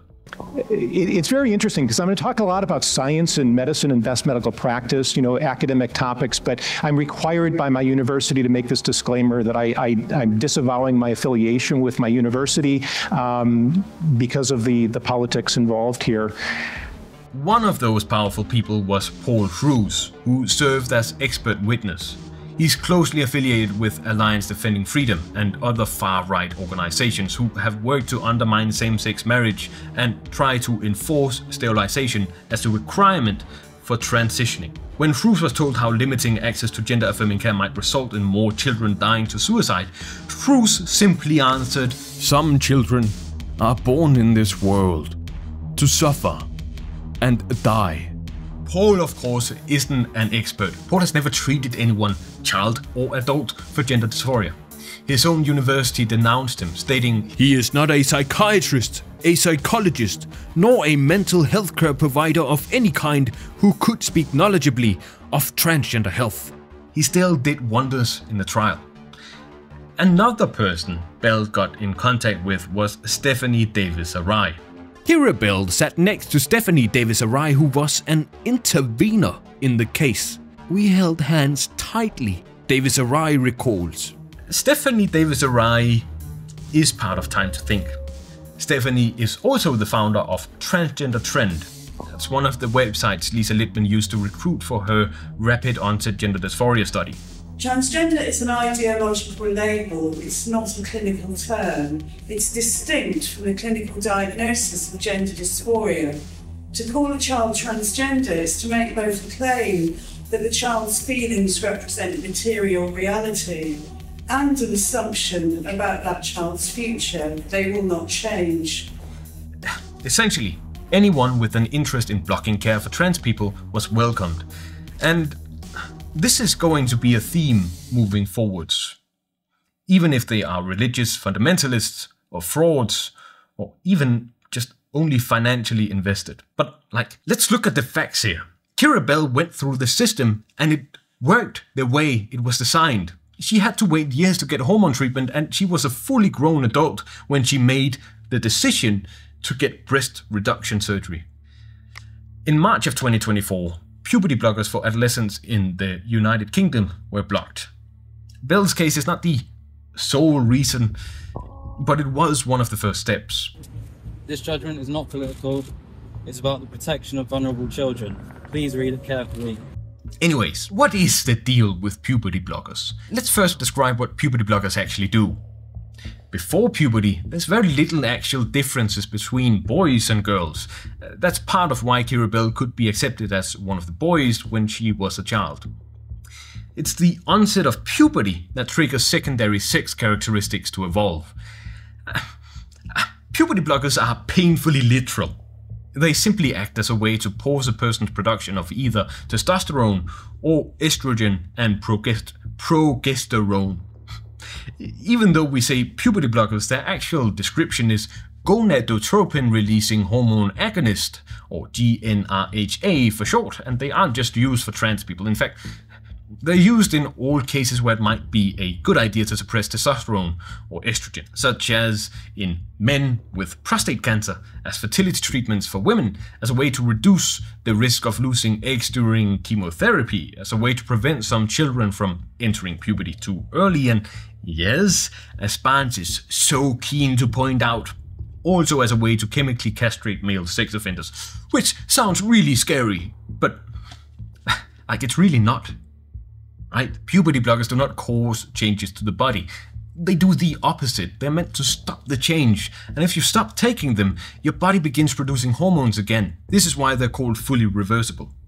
In the case of Kira Bell, she began taking puberty blockers at the age of 16. So at this point, she had already entered female puberty. If she changed her mind, she would just stop taking puberty blockers and her female puberty would resume. Remember, it's the hormones that have an effect on the body. So Bell's body only began to masculinize when she got gender-affirming hormone therapy, testosterone. But the argument isn't that puberty blockers don't pause hormones.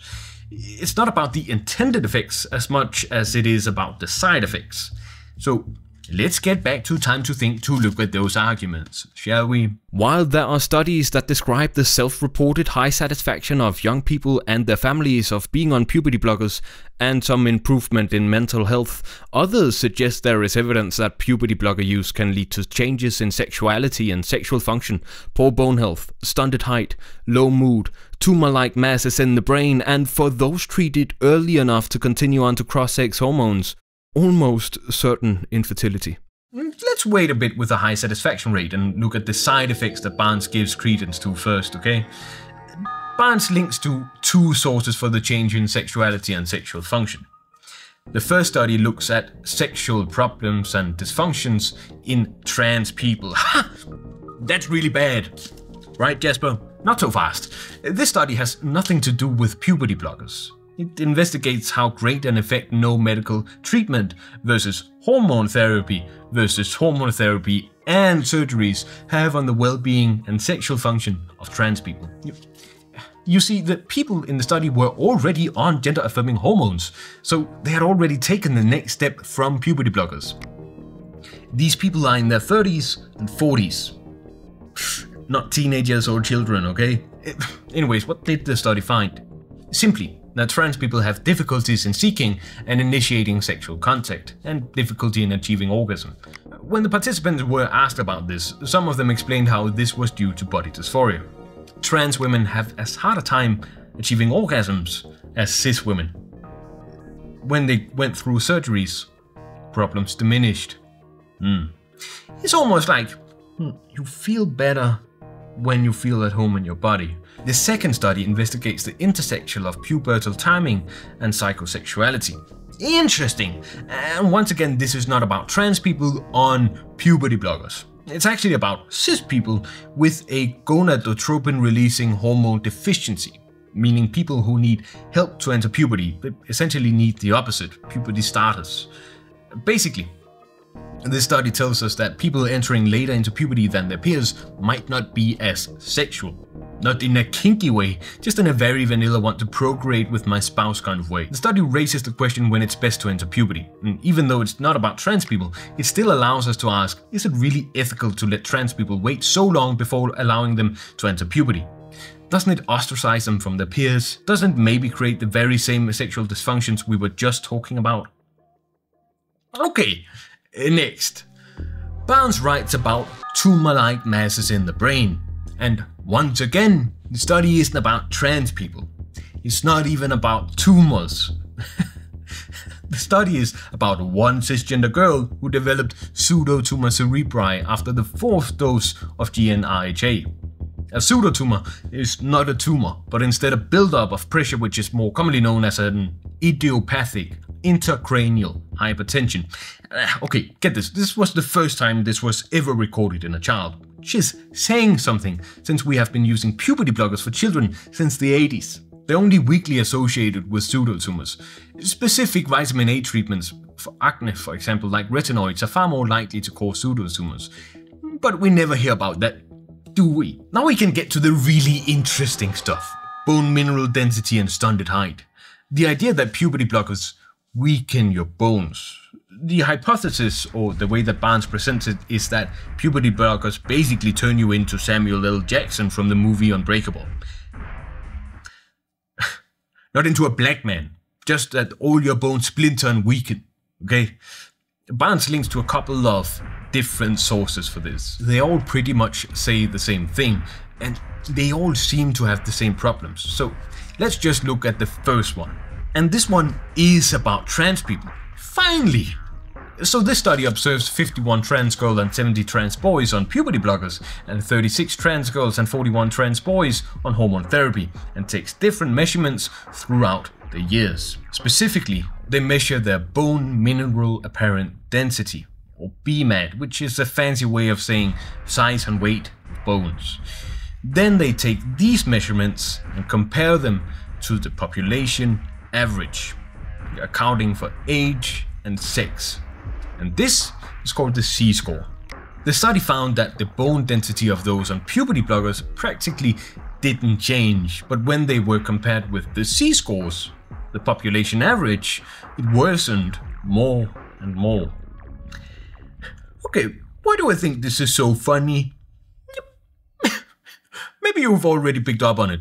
Try to imagine what happens when you enter puberty. You grow body hair, your voice changes, you transition to adulthood. You literally grow up. So, the study takes people who have grown up and compares them with people who haven't grown up. They're comparing the bones of people who have entered puberty and have grown up, and people who have had the puberty blocked. And I don't know, maybe it should be a little troubling that the people who use bone density as an argument can't wrap their head around this idea. Goddamn, wrap your heads around the pole, please. The fact that there is no significant change in bone density should be worrying, claim other endocrinologists. Puberty is usually a time of rapid bone mass accrual. For it to stay static should be of great concern to any practitioner using this medication. What the fuck do you expect? That they enter puberty while on puberty blockers? Are you totally daft? It gets even dumber, okay? When these trans children and adolescents get hormones and actually enter puberty, their bone mass increases significantly. But for some weird reason, trans girls' bone mass never reaches the population average. Look, they're not only comparing the corresponding age, but also the corresponding sex. So they are comparing the bone mass of trans girls with the bone mass of cisgender men. And to the study's credit, they do ponder this fact, but only very briefly. Another issue is which reference population should be used to calculate BMD or BMADC scores. In trans girls who started treatment in early puberty, bone architecture may be more similar to that of cisgender females than to cisgender males. Oh, you think? You really think? And this study isn't doing anything out of the ordinary, by the way. Most studies compare the bone density of trans women to cisgender men. Finally, infertility. No, puberty blockers do not make you permanently sterile. Hormone therapy probably will though in the long run.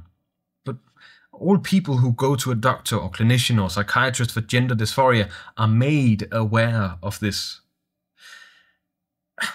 It's why gender-affirming hormones are often only available after you turn 16, and it's still very possible to preserve sperm and eggs. Trust me, we aren't helping these children by forcing their hand. Okay, so now I think it's time to look at whether puberty blockers actually help trans people. Many studies claim to show the benefits of puberty blockers to mental health, but these have all been heavily critiqued and shown to have significant methodological flaws. Oh, really, Hannah? Have they really all been shown to be flawed? Barnes links to 2 studies that show improvement to mental health, which she then shoots down with 3 critiques. But I don't really care about those 2 studies, so let's just look at the 3 critiques. And those are 1 by Jesse Single, 1 by 770 KTTH Conservative Radio, and 1 by Michael Biggs. And sure, the first one, Single's article, is it's so boring that you can just have that one, okay? I don't care about the 2 studies. The next critique from 770 KTTH Conservative Talk Radio is literally a commentary on this article from Single. So Barnes just reuses the same arguments from a commentary on a commentary. And finally, the last person, Michael Biggs, is someone who I find really funny. Biggs is a professor in sociology at the University of Oxford with the PhD from Harvard. Well, in 2018, some reporters at Oxford investigated him and found that he had a Twitter account under the pseudonym Mr. Henry Wimbush. And there he could freely speak his truth. He posted on average 37 times a day about trans people in a span of 7 months. And that's 6,700 tweets. Even though I think he's a total freak, his article is, again, it's fine. What these 3 critiques is saying is basically that there is no difference in the mental health of trans adolescents on puberty blockers and those not on puberty blockers. And like, okay, but let me just set it straight. These are not the only studies that have ever been conducted. Senia Jones from Gender Analysis, for example, links to 8 studies that all show mental health benefits for trans adolescents when they medically transition. Though the most important thing that these people always call on is a control group. Otherwise, you might argue that even though a lot of studies do show improvements to mental health, it ultimately doesn't matter because maybe over the years that would have happened if they got on the blocker or not. The gold standard version of such an experimental setup would be to find 100 people with the flu and then divide them randomly into 2 groups of 50, each of them equally sick on average. You treat them identically with the clinic visit, symptom measurement and so on, with the only exception being half of them get the actual treatment and half of them get a sugar pill or some other sham treatment we wouldn't expect to have any impact on the flu.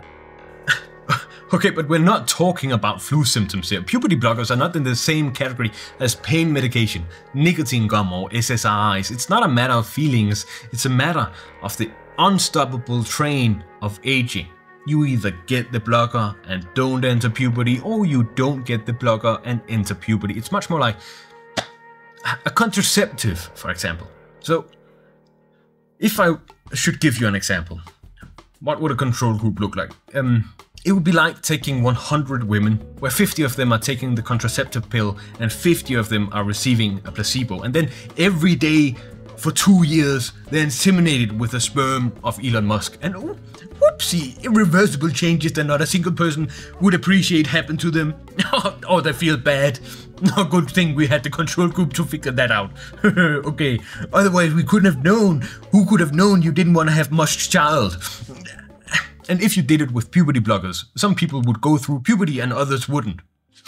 Wonder if it might cause some trauma if people had to gamble on the body turning against them. And then, what? Do we want them to continue taking the placebo when they actually enter puberty? Like, how stupid can you be? The thing is, puberty blockers are not meant to treat depression. They aren't meant to treat self-harm, trauma, having friends, a dysfunctional family, or a government that wants to eliminate your existence. They just treat puberty. Mental health outcomes are also just a side effect. I honestly don't care if they make trans children feel better or not, because that's not their function. And it has been shown again and again that while puberty blockers might not help, gender-affirming hormones absolutely, irrefutably do help. So if you want these children to be happy, let them go through a normal puberty with the help of gender-affirming hormones. I don't like that children have to get double mastectomies, getting their breasts removed, and if you don't like it either, you should also just support puberty blockers. It really is that simple. I'm 100% for puberty blockers for children at whatever age they need them. It's idiotic to only allow them for adults where they already have gone through puberty. Kira Bell would never have to have her breast removed if she started transitioning before she went through puberty. when she then inevitably detransitioned, she would just have gone through a second female puberty. Another argument Hannah Barnes makes is that puberty blockers might somehow make children trans. 98% of them who started puberty blockers went on to cross-sex hormones. So you set something in train that, although it's talked about as being a pause for thought or being reversible in the first stage, you know, it clearly isn't. She cites a study where 98% of all children who are administered puberty blockers also go on to hormone replacement therapy. And this, she says, is totally unheard of. That's just way too many for it to be real. But how isn't this a good thing? How can these people go on and on about these children might not be trans when they're shown at every turn that yes, these children are very aware of what they want and what they need? Would the study only be successful if 50% of children stopped transitioning? We wouldn't hear them complaining about fast tracking or transing them then. What do they want more people to change their mind? Yeah. That's exactly what they want, actually. And that's exactly what they believe is going to happen. Chapter 9. Desistance, Part 1. Every single one of these arguments relies on the idea that most or all those who transition will later come to regret it. If they don't regret it, if they continue living happily, the concerns of courses, surgeries, puberty blockers, side effects, you name it, well, the concerns shift to being about ethical trans healthcare. And, let's be real, that's not what these people care about.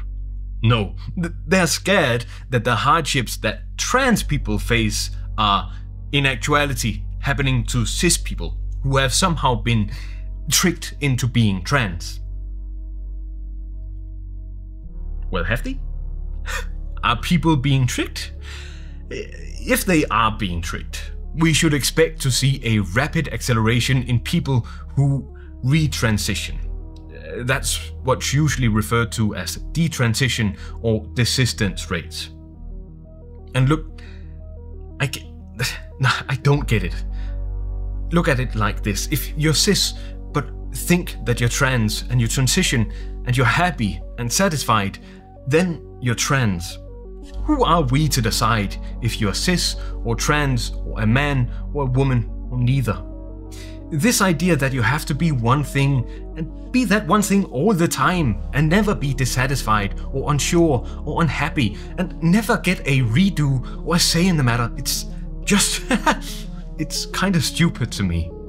Barnes lists 3 sources for the high desistance rates. 1, which is the NHS standard contract for gender identity development service for children and adolescents. 2, the DSM-5 or DSM-V, and 3, a critique of methodological flaws. Apparently the whole desistance model is filled with them. And this one's by someone named Kenneth Zucker. Probably not an important guy, whatever. And I can hear what you're thinking, but the NHS and the DSM, those are legitimate. Of course they are. Don't worry, we're so close to being done, and don't look at the video progress bar, please. Aren't these videos filled with an hour of Patreon names at the end anyways? First, the NHS. And they don't make the numbers up, luckily. In follow-up studies of prepubertal children, mainly boys, who were referred to clinics for assessment of gender dysphoria, the dysphoria persisted into adulthood for only 6 to 23% of children. Boys in these studies were more likely to identify as gay in adulthood than as transgender. Newer studies, also including girls, showed a 12 to 27% persistence rate of gender dysphoria into adulthood. Huh, it's that Zucker guy again. The DSM-5 book is expensive, so instead of linking directly to that, Barnes just scrolls a bit further down the page where it reads, according to the DSM-5, rates of GD continuing into adolescence or adulthood vary. In assigned males, this has ranged from 2 to 30%. In assigned females, this has ranged from 12 to 50%. It's clear that, for the majority of gender-confused boys and girls, gender dysphoria persists over time as they enter adolescence. Zucker again. Huh. Alright, well, compared to Barnes, I did find the DSM-V, or the 5th edition she refers to, and let's see where they get those sources. Shall we? Rates of persistence of gender dysphoria from childhood into adolescence or adulthood vary. In natal males, persistence has ranged from 2.2 to 30%. In natal females, persistence has ranged from 12 to 50%. There aren't any sources. However, extant follow-up samples consisted of children receiving no formal therapeutic intervention or receiving therapeutic interventions of various types, ranging from active efforts to reduce gender dysphoria to a more neutral, watchful waiting approach.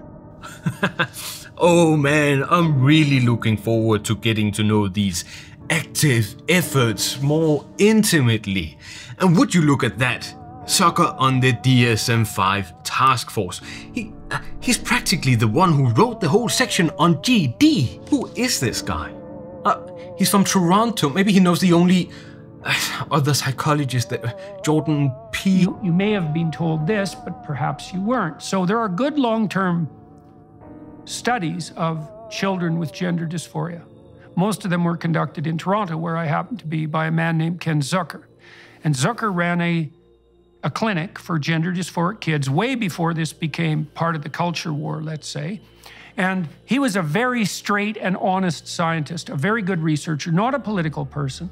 And what he showed was, what his clinic showed, many peer-reviewed studies, was that gender dysphoria of the type that you described is relatively rare. But if you leave kids alone till they're 19 or 18, 80 to 90% of them settle into their biological identity. If you leave them alone? Peterson, we'll see about that, bucko. But if you just backed the hell off and waited, those kids would settle into their body, but generally adopt a homosexual orientation. And so that was, as far as I could tell, that was the best research. Now, Zucker got slaughtered for this. And he was slaughtered for this when it all turned political.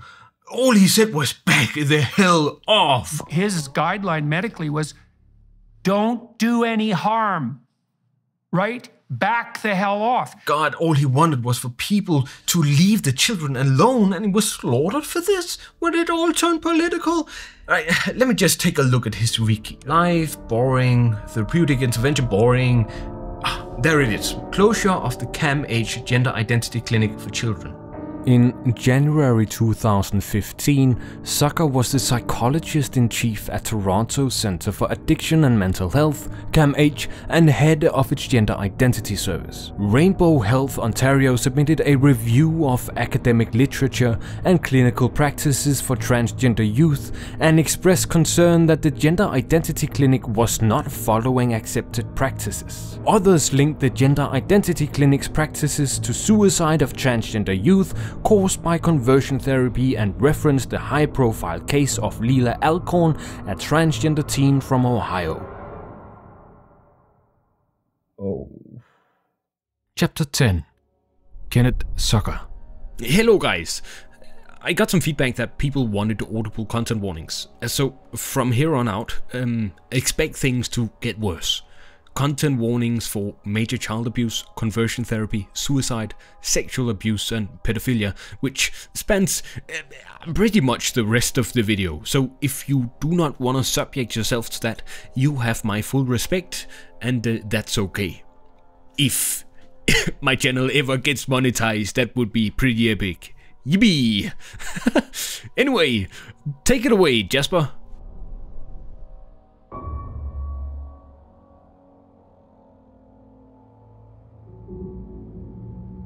Kenneth J. Zucker is probably the most prominent researcher on gender identity. Man, wouldn't it be nice to live in a world where that was a good thing? Not only has he practically defined how the world views trans people through his place as head of the Committee on Sexual and Gender Identity Disorders in the DSM-5, but Zucker also helped write the DSM-4 and the DSM-3R. Dr. Kenneth Zucker is one of the world's foremost child psychologists, specializing in gender dysphoria. He's been in the forefront of the mainstream sentiment on trans people for the last 50 years. because he has also overseen which studies and research has been published on trans people. Kenneth Zucker is the editor-in-chief of the academic journal Archives of Sexual Behavior.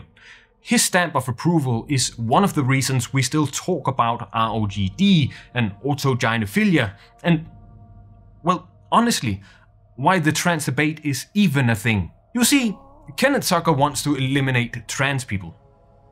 Not kill them, but if he can convert them to being cisgender, that'll make him happy and comfortable. His viewpoint of valuing cis people higher than trans people, his power as editor-in-chief of a large academic journal, and his influence on the very definition of what it means to be trans has resulted in Kenneth Zucker being dubbed public enemy #1 to transgenders, at least according to this piece from 2009. So now I think it's time to, well, go back in time. I think we should start with Zucker's magnum opus, Gender Identity Disorders in Children and Adolescents, which he wrote in 1995 with the help of Susan Bradley. This was the main piece of evidence for the 6% persistence rates from the NHS. Michael Bailey, the guy who was really horny earlier, described it as surely the most comprehensive text ever written on this topic. Now, the book is so niche that it's practically impossible to get a hold of, but I did find some snippets on Google. The book starts with some case examples of Zucker's patients. Clinical assessments reveal that some of these boys prefer to sit to urinate, which seems to fuel a fantasy that they have female genitalia. A sixth was persistent in claiming that she had male genitalia. If hit in the stomach with a hockey puck, she would clutch herself and exclaim, "Oh, my balls!" Maybe that's funny. During a Rorschach ink blood test, one child exclaimed, "Know what? It's a dick. It's not a nice thing to say, it's sort of rude. It's okay if you say dick, but not if you say it like this. Dick." Also pretty funny. The others are not, and I'll spare you. For now. Zucker and Susan Bradley then go on to discuss whether or not gender identity disorder is a mental illness. They had also noticed some of the protests from the anti-GID folk at the time, but Zucker and Bradley were pretty adamant that, nah, these children are sick in the head. Anyways, let's see what else we can find in the book, shall we? As noted in chapters 2 and 6, boys with gender identity disorder are often highly avoidant of rough and tumble activity. In contrast, girls with gender identity disorder are often oriented towards sports and rough and tumble activity. Other specific factors within the boys may be that they are unusually attractive. What? Unusually attractive? Huh. And citations to back it up? Okay, now clip 2 foreshadowing is a let's skip to the fun part.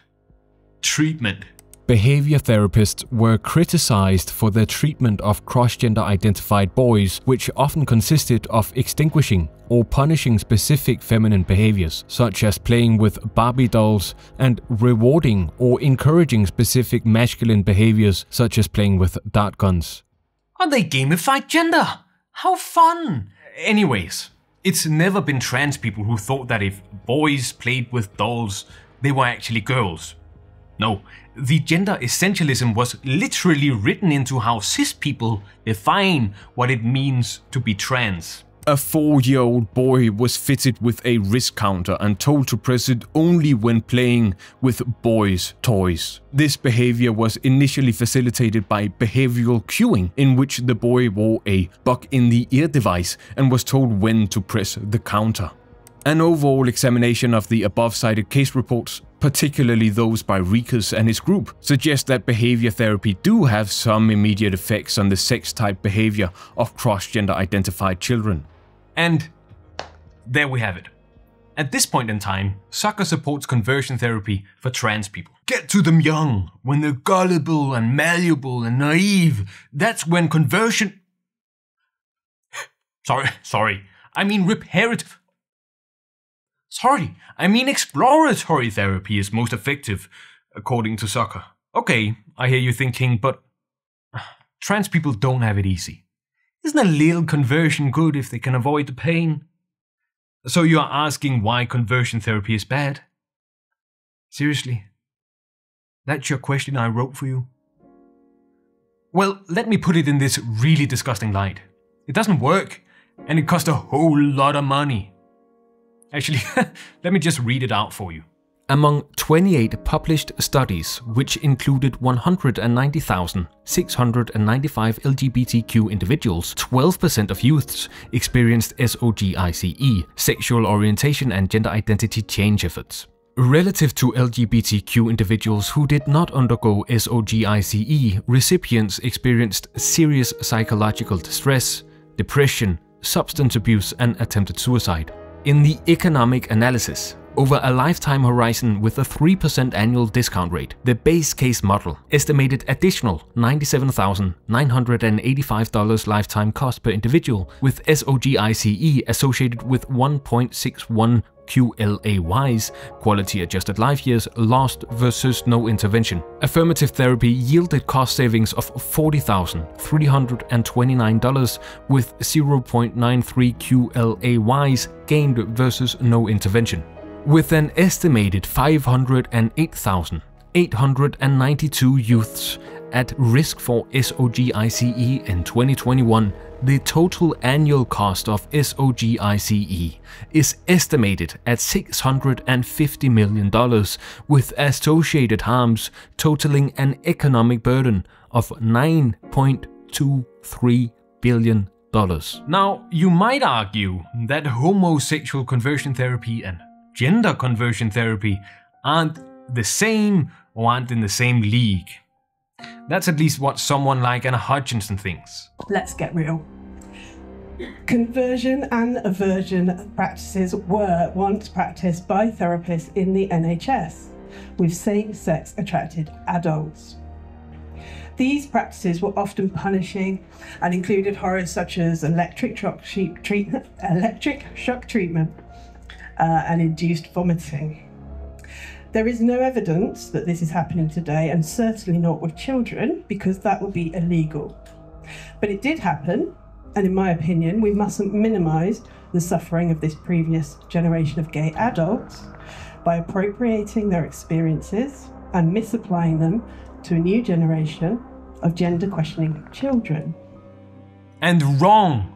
Again. Hutchinson. She argues that real conversion therapy is electroshock and hypnotism and vomiting. And these are all things that have been used on trans people as well. History has shown that conversion therapy is rarely about sexuality. It's usually about eliminating effeminate behavior. I'm not sure Zucker really thinks that it's two different things, even though he claims that the prevention of homosexuality has never been a goal in his research. It's mainly because of the lack of empirical evidence. So, on one hand, yes, maybe Zucker is very picky about his conversion therapy, but on the other hand, he did also publish a funny little 363-page book on ex-gay research.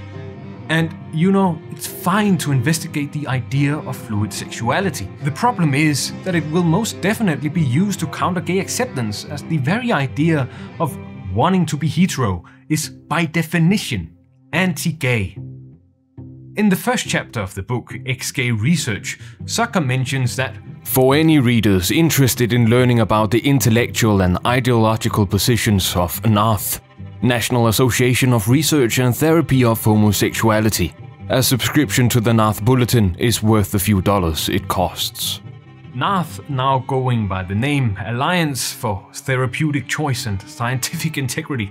Wow, if you don't know, is kind of the leading organization in the pseudo-scientific research of conversion therapy for homosexuality. And while Zucker doesn't directly condone NARTH, NARTH doesn't play fast and loose with conversion therapy. They just like all of it, and they really like Zucker. NARTH wrote a letter on his research in 2007. And in support of parents' rights to avert a homosexual outcome for their children, Zucker cites a persuasive quote from Richard Green. The right of the parents to oversee the development of children is a long-established principle.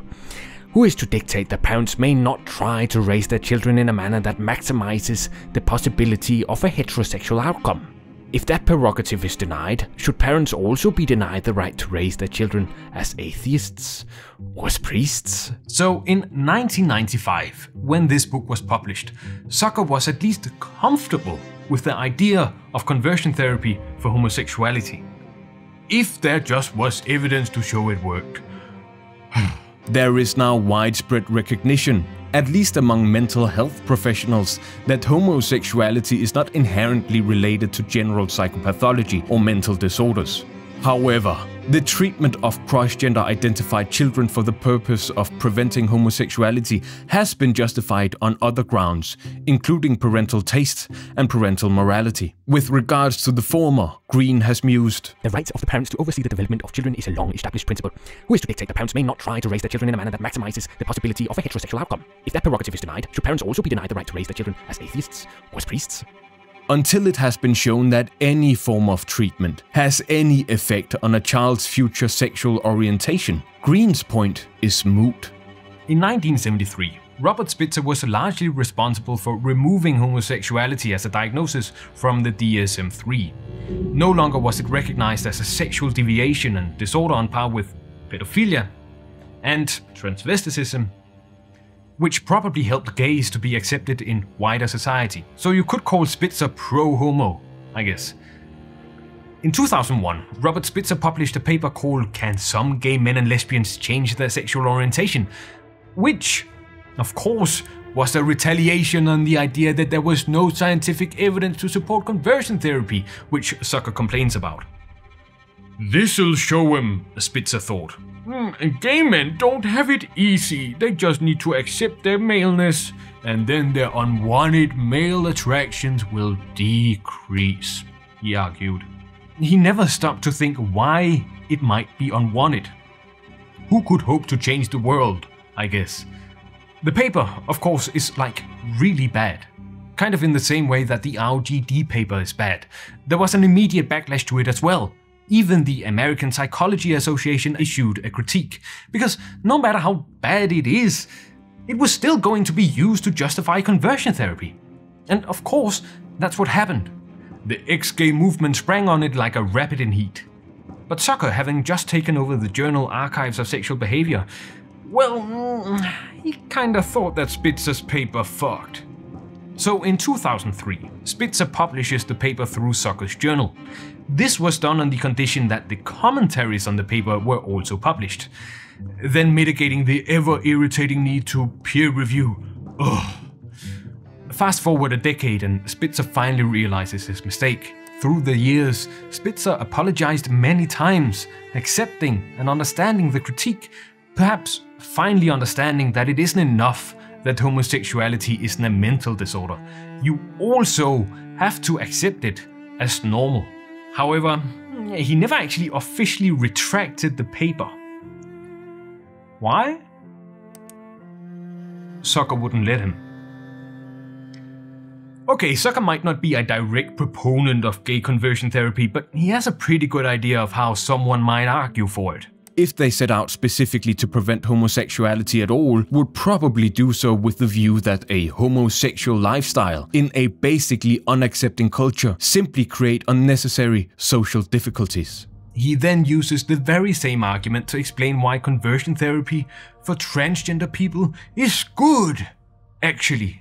A fourth rationale in the treatment of cross-gender identification in children is the prevention of transsexualism in adulthood. There is little controversy in this rationale, given the emotional distress experienced by gender dysphoric adults. And that's all that's available from Zucker's book online. Sadly, it's practically impossible to get your hands on, especially where I live, and I've seen them go for north of $100. Oh well. Luckily, I do have a copy. To be honest, the rest of the book doesn't provide a lot of new information. What it does, however, is allow us a real glimpse back in time. A couple of things sprang out to me. Zucker doesn't really believe in trans people. He doesn't think that a trans man is a man. Instead, to him, a trans man is a defective woman. To him, people can't change gender. They aren't the gender they say they are. Listen to this. Some adolescents with gender identity disorder have an almost delusional sense that they really are the opposite sex, or can really be the opposite sex. But it struck me just how important this factoid is for his whole philosophy. If people can't become a man or a woman, if they aren't what they say they are, if trans people aren't real, then basically all treatments to prevent transition are valid. I've read quite a lot of books on psychopathology over the last 2 years, and there are usually two ways they're written. Either empathetically or condescending. And Zucker's book is definitely not empathetic. He lists one example of a trans man who thought he had impregnated his girlfriend, and another example of a trans man who creates a penis held up by a wire, which he uses to fantasize of fellatio with his girlfriend. Like, yeah, they're kind of out there, but Zucker never tries to understand why these people feel the way they do. Obviously, you can't impregnate someone without sperm, but can't you understand that someone might just hope? And obviously a DIY dildo isn't a penis, but neither are any other dildos. Sex isn't just about procreation or physical sensation, right? You don't use a strap-on because you imagine the dildo feels really good. Maybe you like dominating, maybe you like simulating a man, maybe you just like watching your partner squirm. I don't know. Zucker just whoops it to the side like, I simply cannot comprehend simulacra. This isn't natural, and you are delusional. Lastly, a floridly psychotic adolescent may present with the statement that he or she is of the opposite sex. Such statements are typically part of the delusional system and generally cease with the treatment of the psychosis. This book is so focused on treating the child to rid them of cross-dressing behavior that it never pauses and imagines a world where these children can feel welcome. Only the world Zucker himself inhabits, where the children are either repaired or failures. At least 3 goals: elimination of peer ostracism in childhood, treatment of other psychopathology, and the prevention of transsexualism in adulthood are so obviously clinically valid and consistent with the ethics of our time that they constitute sufficient justification for therapeutic intervention. The book makes me feel as if I'm standing behind a pane of glass to inspect these children as if they're some kind of zoo animal. It's almost David Attenborough-esque. Except David understands that nature is weird and is not designed to be comprehensible to mankind. 4-year-old might say that he's a dog. Do you go out and buy dog food? So with the ultimate goal of eliminating transgender behavior, Zucker set out to find any trace of origin and was seemingly willing to practice any treatment if it meant that these children would grow up normal. And this ties in with the second point. Zucker mentions social constructionists a couple of times. You know, people who believe society is replicated and understood through interactions and relations and not just heretic genetics. Social constructionists, the contemporary gadflies of psychiatry, are disdainful of the notion of intrapersonal distress, except as a response to social oppression. In their view, one can never be the architect of one's own misery. Suddenly, all his theorizing made so much sense. I believe that Zucker believes that psychiatry is a pure science with certain factually right and wrong answers. If there's a problem, there must also be a root to that problem, and if we haven't found it, it's just because we haven't dug deep enough. A person is made up of pure genetics and decisions, an ultra-rational individual organism. And to that I say, maybe take a single course in sociology like I did. But really, it explains so much of the book. If a child is a result of some formula, the next logical step to understand why the child is the way it is to look to its roots. And to look into epigenetics, etiology, and associated psychopathology. But the parents, and especially the mother, is a part of the problem, if they even dare to tolerate that the child cross-dresses.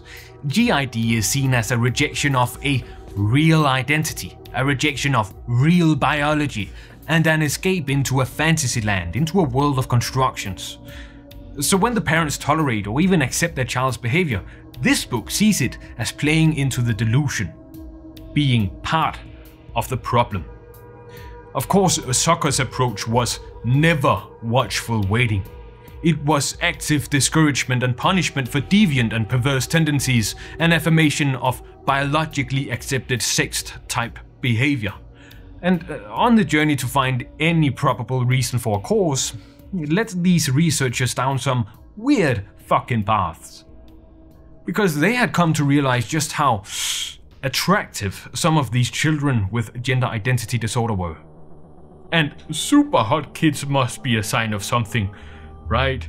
This was based on Robert Stoller's work from the 1960s, a previous well-known psychiatrist.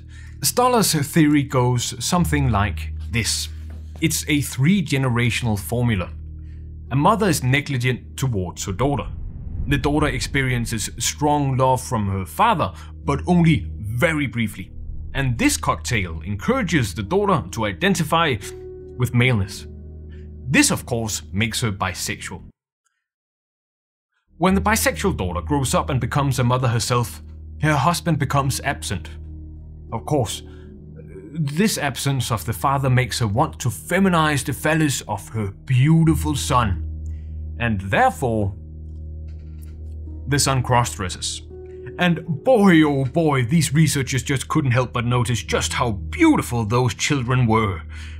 Maybe this sounds crazy, but this was the state of trans research before the turn of the millennia. So Zucker set out to test it, because what if these children were transgender because they were too beautiful to be boys? A group of boys with an average age of 8.1 years had pictures taken of them from the chest up and graded on how cute, pretty, attractive and beautiful they were. They found that those with gender identity disorder scored higher on attractiveness. The more feminine the kids were, the hotter, apparently. So, of course, they wanted to do this with little girls as well. But this one's different. The researchers took 12 girls with the DSM-3 diagnosis of gender identity disorder, 10 normal girls as a control group and a further 12 as a clinical control group. But if the clinical control group weren't normal and they weren't trans, what were they? Of these last 12, 11 of them, and I cannot stress how fucked up this is, were taken from a pool of girls referred to a child protection agency because they had been either sexually abused or had experienced physical abuse or emotional neglect. The girls were on average 6.5 years old. With parental consent at the time of assessment, a colored photograph was taken of each girl, usually from the chest up. The girls were instructed to smile. Subsequent photographs showed that only 3 girls did not smile. Just like the previous study, the girls needed to be scored on how attractive they were. A group of 31 men and women with an average age of 21.6 years were instructed to rate the girls on a 5-point scale of being attractive, beautiful, cute, pretty, and ugly. I wonder what they found. The girls referred to the gender clinic were apparently uglier than the rest, but the clinical control group of sexual abuse victims were on average more attractive, beautiful, cute, and pretty than the rest. Also, older girls scored worse. Chapter 11. Richard Green. And Zucker isn't even in the French part of Canada. Shaking my damn head. A fun fact, for some reason Zucker's book decides to leave out that some of the girls were abuse victims. But no matter how disgusting I feel that study was, of course it doesn't invalidate the whole body of work of Zucker and his colleagues. Also, he's known for being quite litigious, so no, it's not that all these men, Zucker in the studies, Richard Green in his book, or Stoller in the transsexual experiment, all for some inexplicable reason comment again and again on the extreme attractiveness of the boys with gender identity disorder that makes me discredit them. No, it's their whole body of work, or more succinctly, their base philosophy that makes me discredit them, and in particular Zucker. I'm not even sure exactly what they wanted to accomplish with the study. There haven't been any follow-ups. Maybe Zucker got inspired by some of his colleagues to investigate paraphilias. There are some truly revolting studies by his buddy Ray Blanchard. And I realized that we used to use these brief movie clips. They were basically deteriorating too much. I just couldn't see continuing with them. So I wanted to go with photographs instead, but the still photographs, as I described to you, looking like medical textbook illustrations, they just weren't quite strong enough. So what I did was I wrote a series of stories. Each is about 54 seconds long. So if I'm showing you a photograph of an 8-year-old girl, you're hearing about a minute-long story about how you're interacting sexually with this 8-year-old girl. If I show you a photograph of a 25-year-old man, along with that, you're hearing a story about sexual interaction with a 25-year-old man. So the two things together kind of beefed up response, and we were getting better results than we got with slide stimuli alone. If I'm being totally honest, I don't have that much of a problem with this book. This one, by the way. To me, it's so obviously ancient and outdated that it reads more as a piece of history than a relevant academic work. That is, I wouldn't have a problem with it if it wasn't still used today. God damn it.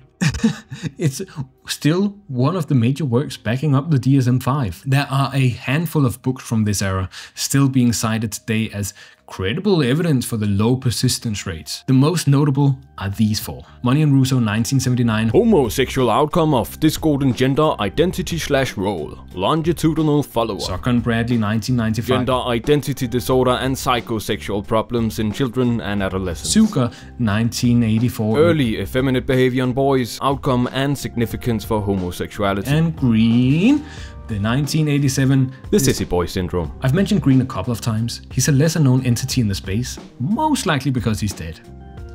Lol. Anyways, he was the editor of Archives of Sexual Behavior before he handed it off to Zucker in the 2000s. But I want to focus specifically on his work, The Sissy Boy Syndrome, as the book is largely comprised of the recorded interviews with the patients. Also, it's a wonderful name for a queer band, I guess. Of the original 44 patients who were diagnosed with gender identity disorder in childhood and who then subsequently were sent to treatment to prevent cross-dressing, only 12 were available for the follow-up. The book contains the full interviews with these 12. Only one person was labeled as an adult transsexual, so this is where the 2.2 persistence statistics come from. Cool, right? Real cool. When you read the interviews, and I don't know if it's just me, but they are really sad. These kids enter into psychiatric care to get help, but the only help they get is Green telling them, "No, you can't be a girl," and then he weirdly tries to lecture children on male and female sexual anatomy. So, when you become married and you become a daddy, you'll help the mommy have a little baby, and that's why it's good to be a boy, and that's why it's good to have a penis. So you can help the mommy. She needs you. What the fuck, Green? What the fuck are you on about? What? There's lots of talk of sexual fantasies and masturbation. It's weird, and it feels very intrusive. Anyways, while yes, most of these children grew up to be homosexual or bisexual, there's a definite lingering shame permeating all of the stories. One of the fathers of the then children says, My worst fear is that he'd be a homo or he'll be a...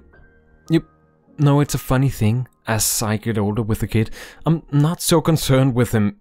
There are times with his relationship with certain guys, I'm wondering what the hell is going on. Only then to acknowledge that the father himself has had prior experience with guys. Or another guy who got into an argument with his mother. My mother asked me when I broke up with my girlfriend. She goes, "You know, now that this is over, do you think you'll be going back to it?" And I said, "My God, for 3 years and plus I've been straight. I haven't gone back to that or thought about even looking at it. You know, I have made so many goddamn efforts and I've changed my life for the better, and you guys still. You know, drop it," I said. "Jesus Christ, can't you ever give me just a hug and a kiss and just brace me and say, you know, I believe you?" Or how one interviewee talks about an experience with a guy and his twin brother. This guy wanted you two to fuck each other, or he wanted to fuck both of you. He wanted my brother to fuck me, and no way, my brother was there and he said, yeah, I'll do it. Your brother was willing to do it? Yes, I think he would fuck anything. I would starve and die before I would. He was up to it? Yeah, he was totally up to it. He was so pissed off at me. Why? Because he could have made $250. No way. I'm not entirely sure all these people ever got fully rid of their want to be women. One of them still has his moments. Another is afraid of being seen as too feminine. It sometimes seems that they are just suppressing it to the nth degree, but I don't know. I just want to ask again, why not just let these people be? Why force these children? Has it made their lives better?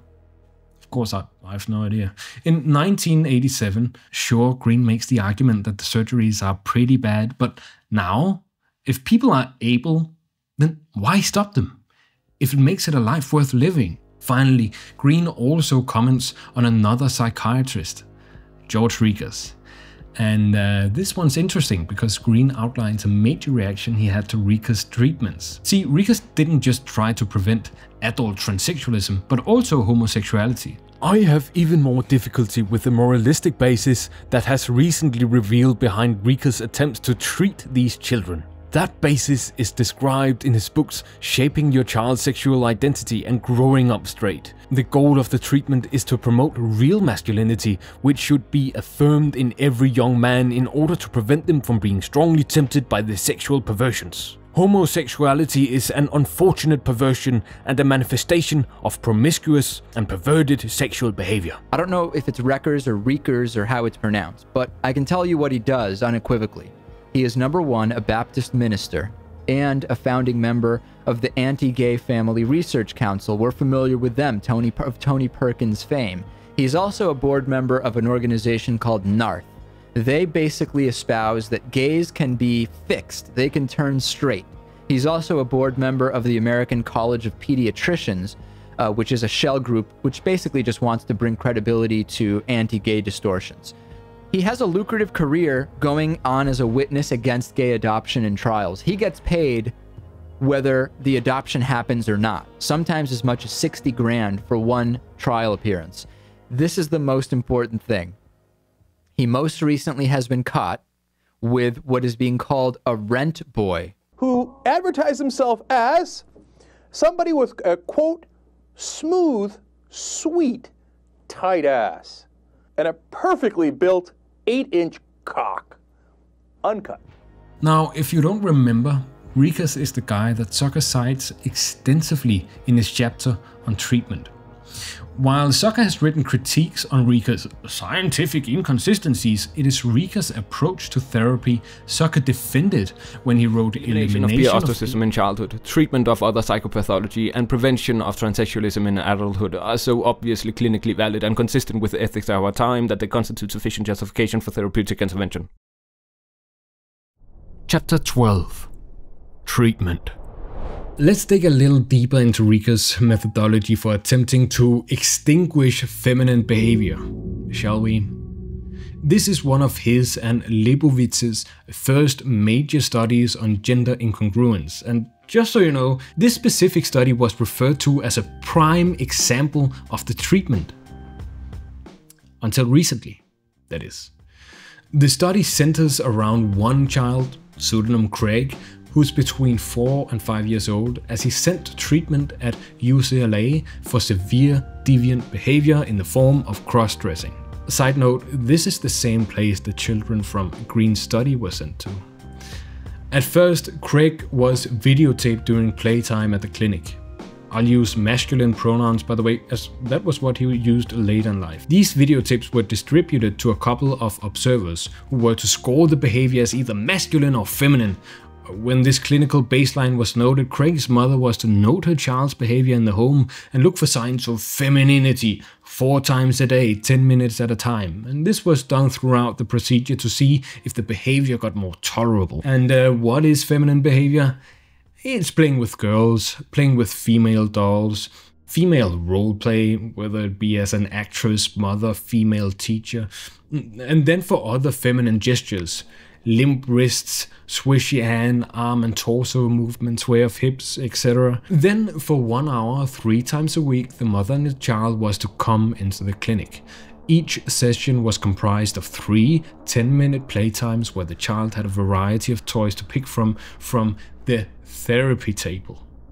The mother was to sit and read a book and only look up to give Craig attention if he was showing masculine behaviors. The mother was to wear earphones, allowing her to hear both her child and the experimenter, who would tell her when to stop talking to him now, pick up the book, look away from him now.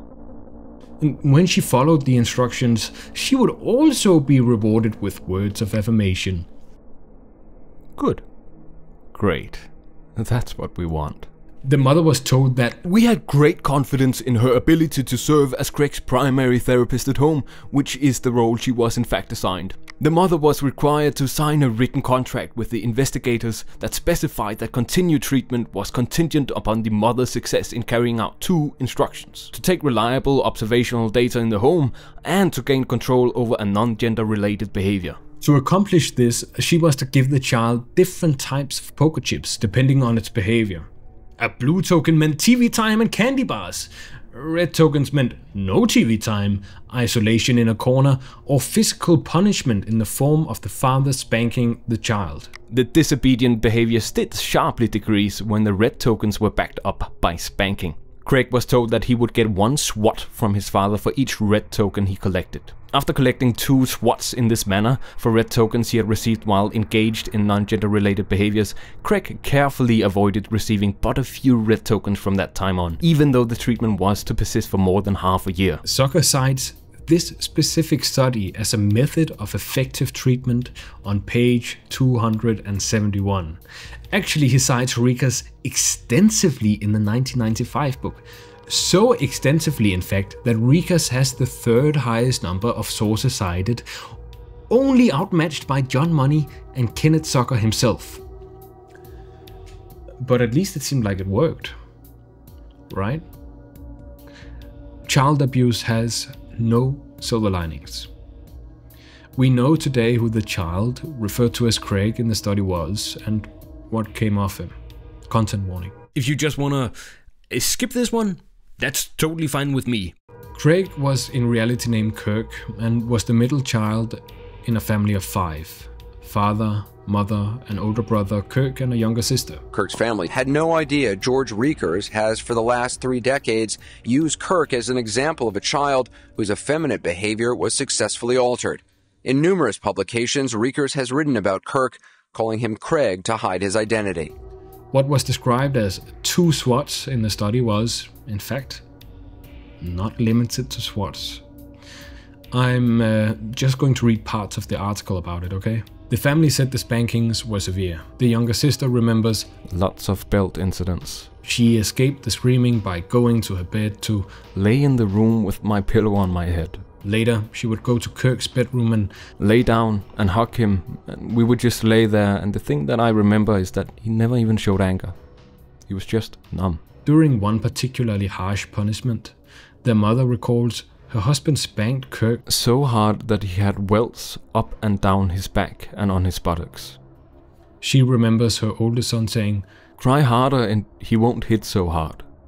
She says, "Today, it would be abuse." Sometimes the older son would try to protect his brother to make his beatings less severe. I took some of the red chips and put them on my side. It left Kirk just totally stricken with the belief that he was broken, that he was different from everybody else. The younger sister recalled. He even ate his lunch in the boys' bathroom for 3 years of his high school career, if you want to call it that. In 2003, he died by suicide. Would you just talk to us for a second about your therapy with the patient named Craig? It's published. We've interviewed Craig's family recently. They say that the therapy you did with him as a child led directly to his suicide as an adult. What do you say about that? I didn't know that. That's too bad. You're not aware of his suicide? No. What do you say to the family if they say that the therapy that you did with him as a child led to his suicide as an adult? Oh, well, I think scientifically that would be inaccurate. But a psychiatrist who followed up with Kirk when he was 18, Dr. Richard Green, wrote that Kirk told him he'd tried to kill himself the year before because he didn't, quote, want to grow up to be gay. I want to remind you, we still use these studies. They are the basis of much of what is in the DSM-5 on gender dysphoria. Funny, right? It's not that the studies aren't useful or that they haven't contributed to society. The basic problem with these studies is simply their age, and therefore they're wrong. Definitions, methods, and treatments. No, more than that, the whole philosophy regarding gender has shifted. To put it into perspective, the Money and Russo follow-up was written only 5 years after women got the right to have a bank account in the US. Female genital mutilation first became an offense in the UK in 1985. 10 years later, it was also prohibited in the US. Marital rape was legal in the UK until 1991. Gender has shifted. What was once people lost to history became a medical miracle, which turned into medicalization, transforming to pathologization, fetishism and deviance, transvesticism to transsexualism, then to gender identity disorder, deviance to fetishism and back again, people no one understood because no one listened, to gender dysphoria. And who wrote this history? Rarely the ones it's about. It's impossible to read the now decades-old documents and studies and not get the sense that those doctors were on the floor scrambling for routes to answers they themselves put together and reasons for roadblocks they made up. Where once doctors asked children to undress, expect genital arousal, and ask about their sexual proclivities, now some still do that, and that's stop. Some clinicians have turned instead using implicit response testing, or, just asking the children and actually listening. In the present day, most doctors don't, or at least agree on not treating transness. Steps have been taken to depathologize the trans condition, but those 4 old sources are all proponents of some sort of conversion therapy. Even though Zucker acknowledges himself in the 1995 book that behavior and psychotherapy haven't been totally proven in its effectiveness. We should not lean on those who have proved to hurt those they claim to help. I'm not going to stay on this topic, but take someone like James Cantor, who makes himself out to be an expert in transgender issues. He has testified in court about 12 times regarding transgender healthcare, sometimes for minors, so he should be. Well, he's a specialist in pedophilia, but gender identity? No, not in my opinion, and I'm not the only one. And I don't know, man, after reading his 1,000-page deposition, he seems like a fraud to me. He doesn't even work with children. There are a bunch of these so-called experts, with which I allege people who go out of their way to harm children and adults. They should not be taken seriously. These men and women still are not up with the times, sometimes deliberately so. Yes, some of them pioneered a lot of knowledge when it comes to transgender people, but the thing is, most of these things are not useful anymore. They're false. The principles governing the science they made up, no one but those still stuck in the past, too far up their own ass to accept that their life's work has, in the end, brought more harm than good, are still using the faulty theories laid out by Zucker, Bradley, Bailey, Blanchard, Green, Money, Rekers, and the lot. The best thing I can say about them is that if they aren't already dead, they're old. Chapter 13. Münchhausen. There were fears more widely that in some instances the family seemed more invested in transition than the young person themselves. Münchhausen by proxy, or as we now call it, factitious disorder imposed on another, was first introduced in 1976 by June Valvas and John Money. Small world. Derived from Baron Münchhausen, a fictitious character based on Hieronymus Friedrich. It doesn't matter. What matters is how it, in theory, works. June and John coined the term as a way to describe reversible hyposomatotropism, dwarfism, induced by abuse. The study examined 2 families who abused their children, and this might be in the case of verbal or physical abuse such as scolding, shouting, hitting, or dietary restrictions. And this then manifested itself in the children as a lack of mental ability and stunted height. When the children in the study were placed in a recovery center, however, all symptoms of abuse subsided. Münchhausen syndrome is making yourself believe that you have a disorder to the point where you show signs of the disorder. When it's by proxy, it's inducing a fake disorder in another person, though the symptoms are just similar enough or identical to the real disorder. Münchhausen by proxy is child abuse. I've seen this theory pop up here and there. Sometimes it sticks and then it fades out, only to resurface again 5 years later. One study that shared a lot is by Susan Coates. It tried to correlate how mothers of boys with gender identity disorder had a higher chance of showing borderline personality disorder symptoms. In the study, they make it sound like the mothers forced, or at least induced, cross-dressing in their children. So, is that the case? Does parental negligence or abuse make kids trans? Any trans person should be able to see the irony in this. First of all, borderline personality disorder is not the same as Münchhausen by proxy. Second, only 25% of the mothers with children with the GID showed clinical levels of borderline. Not 53% as stated here. That refers to the number of mothers with either depression or borderline. Third, Susan Coates, the author of the study, helped to write the DSM-IV section on gender identity disorder. She worked together with Zucker to develop the disease models we, for some reason, still use today. She believed people who are gender non-conforming suffered from a great mental disorder, and then she helped make that belief a reality. Fourth, what's considered borderline today is not the same as borderline from the 80s, where the DSM-III was used. Since it was an identity disorder, you'd probably be considered to have borderline personality disorder if you were unsure about your gender. The diagnostic criteria were vague, to say the least. Fifth, the study hasn't been replicated. And sixth, it's sexist. Other than Coates, people like Kenneth Zucker, Michael Bailey, and Susan and Marcus Evans have all tried to implant the idea of transgenderism coming from the mother. As I said, Zucker and Coates work together quite a lot, and honestly, in my opinion, it's just sexist bullshit. Blaming the mother is a psychiatric equivalent of blaming the butler in the murder mystery. It's cliché, it's outdone, it doesn't work. Does factitious disorder imposed on another exist? Yes, but to vaguely gesture at a phenomenon and then point to all mothers as the culprits, that's extremely harmful. There are real consequences to this. People have been falsely convicted and sent to prison because of the belief that they killed their own child. So how do we know that people being transgender isn't a case of Münchhausen by proxy? Oh well, pretty easily actually.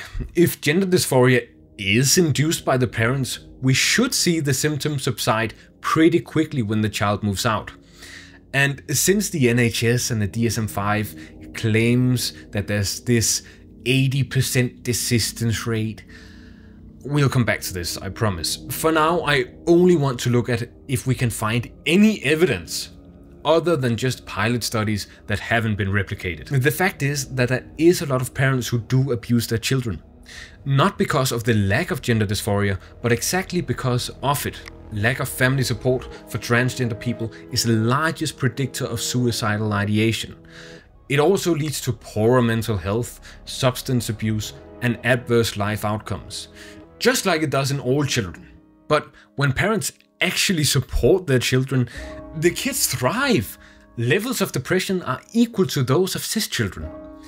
And as we saw before, it's not like psychologists and psychiatrists never use the family as reinforcement. But now we are beginning to understand how a support system supports the child. Wow. Really good insights from the last 50 years, guys. Banger. Anyways, the evidence. We looked at ROGD earlier, and maybe we can put that under the umbrella of Münchhausen by proxy. Then it's called cybermunch, and I love that word. And safe to say that was bad. Bad evidence. The remaining literature on gender dysphoria by proxy is, how should I put it, Dog shit. And the evidence? Even worse. Other than vague anecdotes, I only found one website that points directly to examples of possible Münchhausen by proxy. And it's by parents of ROGD kids, and they list 2 examples. Parents' wishes for a child of the other gender. It's hard to believe, but there are many such documented cases. Consider the sad story of Nancy Verhelst, who was legally euthanized in Belgium after a botched sex change operation. Her parents hated and rejected her because she was a girl, and they wanted another boy. So she tried to become a boy, and when it didn't work, she took her life. Okay, that's not the whole story. Nathan Verhelst was euthanized in Belgium because of unbearable psychological suffering. Assigned female at birth and born Nancy, Nathan's mother always wanted a boy. But Nathan had friends who loved and accepted him, who were there and who tried to understand. His brothers abused him, and his mother hated him. She was so ugly. Her death doesn't affect me. I feel no sorrow, no doubt, and no anger. We have never had a bond between us. Therefore, it couldn't be broken. I can recommend the documentary called Free as a Bird, which was made about Nathan. Originally, it was only meant to shed light on the journey of Nathan's transition. Het is niet zo van, oh ja, weet je wat, ik kan er vandaag eens voor gaan om als vrouw door het leven te gaan en we gaan er een keer aan beginnen. Nee, het is niet dat wij een keuze hebben. Ik denk, bij ons op dat moment zijn er eigenlijk maar 2 keuzes. Terwijl gaan we voor de persoon die binnenin ons eigenlijk gevangen zit en die eigenlijk vrij wil zijn, of terwijl eindigt het leven. Nathan never regretted his gender-affirming surgeries, but he wasn't satisfied either. So when Nathan told the director of his plans to die, the focus shifted to the last week of his life. Nathan didn't try to become a boy. He was 44 years old and died as a man. That parents of ROGD kids dead names and misgenders him.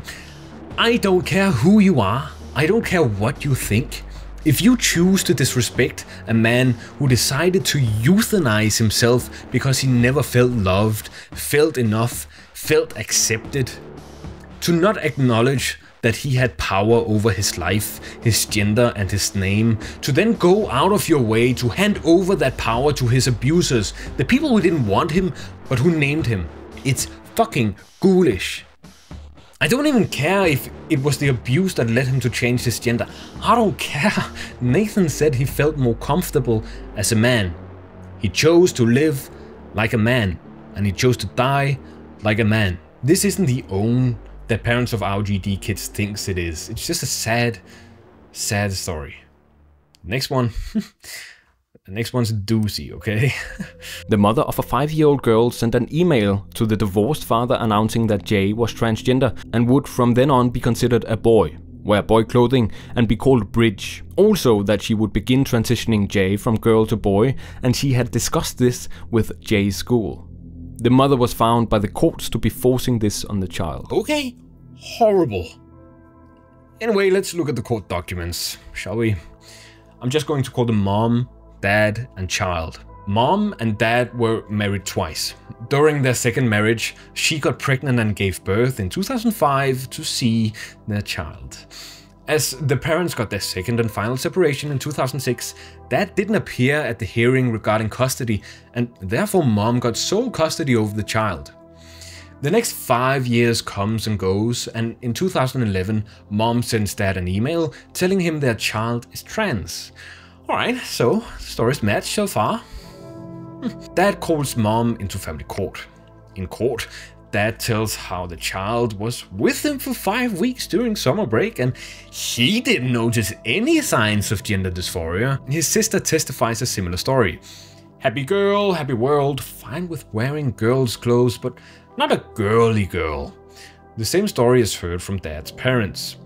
Girl who didn't like frilly clothes, but a girl nonetheless. The court appoints a doctor to make a clinical evaluation of the parents. The doctor explains how dad has ADHD, but otherwise nothing major.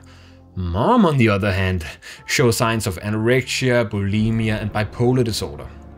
according to Mom, these are all under control. The doctor didn't find any support for the diagnosis of gender identity disorder for the child, and that while Mom didn't meet the criteria for Münchhausen by proxy, she did have striking similarities with that diagnosis. Then Mom herself testifies. She explains how Dad didn't help during pregnancy and childbirth and how he had a drug and alcohol problem. One night he came home, shouted at the crying child and shook the crib it was laying in. Mom took the baby and sought rescue with her friends, where she stayed for more than half a year. She found an apartment, but when she was laid off of her work, she was forced to move back to her parents. And the dad didn't see the child during this time, even though he was invited. The mom could not for the life of her get her child to wear girls' clothes, so her parents recommended her to go to an art therapist they knew. Since the child repeatedly stated how they wanted to be a boy, the therapist got the inclination that it might be a matter of gender identity disorder. However, since she didn't have experience in the field, she referred Mom to a psychologist. You see, the idea that the child was transgender didn't happen overnight. The psychologist saw the child 5 times and recommended affirming the child's gender without trying to push anything. It was the psychologist's professional opinion that the child should start school as a boy, why they wrote a letter to the school explaining the situation. The mom was so uncertain that she went to get a 3rd and 4th opinion on her child's well-being. The mom states how she really didn't understand the diagnosis of gender identity disorder, thinking that her child was just going through a tomboy phase. She wanted to do what was best for her child with the recommendations given to her by medical professionals. So, she went on to see a specialist with more than 30 years in the field of transgender studies.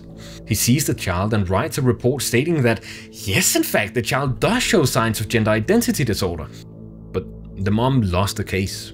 The court didn't believe that she had her child's best interest at heart, and they found it concerning that she so quickly accepted the diagnosis of such a rare disorder without first questioning the professional's methodology. The court evaluated that mom's actions to continue to get opinions from clinicians clearly do not reflect the actions of a mother distraught over her child being diagnosed with gender identity disorder. She wasn't found to be forcing her child to be transgender, however. They even admit that the child might be or will in the future be transgender, and do not believe that mom induced Münchhausen by proxy. Oh well. Hey, I'm not a lawyer, and I'm just reading a decades-old document. I have no idea whether this was the right choice. I don't know these people. I don't know where they are today, so I can't really answer if it was the right choice. Except I did find something. I don't know how the American justice system works, so all of this is allegedly okay. I just want to be able to pay my rent at some point. I traced the father back to an old social media profile, and I'm not even sure I'm going to post sources for this, just to, in respect of privacy. For the child, preferably. I am a Christian conservative. In 2016, I severed ties with a small liberal art college in my former community of... I could no longer continue relationships with godless men, beta males, who judge others based upon their religious convictions and political ideologies. So, having found this, I dug further. I found his name on some court hearings. I cross-referenced pictures, dates, and ages, and sure enough, it matches, at least as far as I know. In 2020, during the Black Lives Matter protests after George Floyd's murder, yeah, this is really happening, he tries to drive his car through the crowd of protesters, only to be stopped by police officers. He then propels a can of bear mace, pepper spray, into the crowd, wounding 3 protesters and 5 police officers on the way. One of the protesters was reportedly taken to the hospital as a result of the injury. He's charged with 3 accounts of 4th-degree assault and 5 accounts of 3rd degree. He pleads guilty. So I find another report dating 2 years after the original incident. The dad won't serve jail time, it says. In the article, he explains that this was an act of self-defense, that a protester reached into his car and then he sprays the person. One of the victims, noting her 6 years in practice as defense attorney, said that she has never seen anybody that she believed to be a felon more than D. She called him a dangerous human being and said that he should not own weapons. Oh, the American criminal and justice system. Oh, the sorry father. Oh, the righteous concerns of anti-trans organizations. The mom, on the other hand, went on to work to help transgender people. See what I mean? Kind of sexist. I do have a somewhat dumb hypothesis though. Hear me out. It has been pretty well established that it's usually the mother of the child who goes with a kid to see a physician, psychologist, psychiatrist. When looking at the case studies from the 90s, 80s and 70s, the fathers in the families were often absent or extremely unhelpful with raising the child. So maybe because it's often the mother who shows concern, she also gets the blame. Maybe these women, or most of them at least, were actually just concerned for their children and just wanted the child to be happy, whether that meant therapy or cross-dressing or another gender. Even several decades back, when times should be different, they still defended their children and wanted only a good life for them, whatever that looked like. I have one more story I want to tell. It's not nice, but I think it's worth hearing. And since it's being used against trans people, I also think it's worth telling. Chapter 14. John Money. Serious content warning on this one. It's the mid-1960s, President John F. Kennedy was assassinated 2 years prior, and the Cold War has gone from a slow simmer to a brawling boil. Cuba is currently undergoing negotiations with the USSR, partially a result of a failed invasion by pigs, an embargo, and a liberal headwind. Just as Juan Marichal hits John Roseborough in the head with a bat, a pair of twins are born 1,500 miles northeast in Winnipeg, Canada. 2 boys to be specific. They were happy and healthy, except for one thing. 6 months after birth, the parents noticed that both boys were suffering from phimosis, a condition where the foreskin is restrictive to the point of pain and stops urination. The boys had to get circumcised. Disregarding ethics, circumcision is usually a pretty minor operation. Following the referral from a doctor, the 2 infants were brought to a surgeon, but everything didn't go as planned. Maybe it was the fault of the doctor. Maybe it was a malfunction. The mother of the 2 children were called in as the surgeon explained how something had gone wrong. And then the doctor said there has been a slight accident. The penis has been burnt off from circumcision. Instead of using the usual Gomco clamp or just a simple scalpel, the method had been electrocauterization. A needle burns through the skin, and as the heat automatically closes off the blood vessels, bleeding is minimized. But instead of just torching the tip, the whole penis was blackened, burned, and broke off in pieces. Parallel to this, John Money was featuring in the TV. Quick-witted and charming, he showed how he and the team from the Johns Hopkins Hospital had been able to transform a man to a woman. Dr. Money, it's still a pretty drastic procedure, isn't it? Perhaps the best way to understand it is that it seems no more drastic to them than circumcision. Maybe there was hope for the child if he was able to be raised as a girl. After all, a boy without a penis seemed hopeless. The transsexual certainly made an impact. Here's our answer, here's our salvation, here's our hope. So the parents called in and John Money told them to come immediately. Money was a proponent of gender neutrality, a theory stating that basically all gendered behavior is learned and not something innate to the physical body. It can be altered and coaxed in the first few years of childhood. All nurture, no nature, you might say. If it was simply a matter of nurture, I could nurture my child into being feminine. And fun fact, Kenneth Zucker seems to believe that gender can be altered before the age of 10. Wow. Funny fact. But even though Money believed and wrote about his theory, he never actually had the chance to prove it. And now the perfect trial stood before him in the form of twins, both boys, yet one was to be raised as a girl. The boy was neutered, having his testicles removed, and then it was stressed to the parents that he was never to know about this. Instead, they should raise him as a girl, giving him girly things, using a new name, and making him engage in girly behavior. To me, it seems that the parents only wanted what was best for their children, whatever that might look like.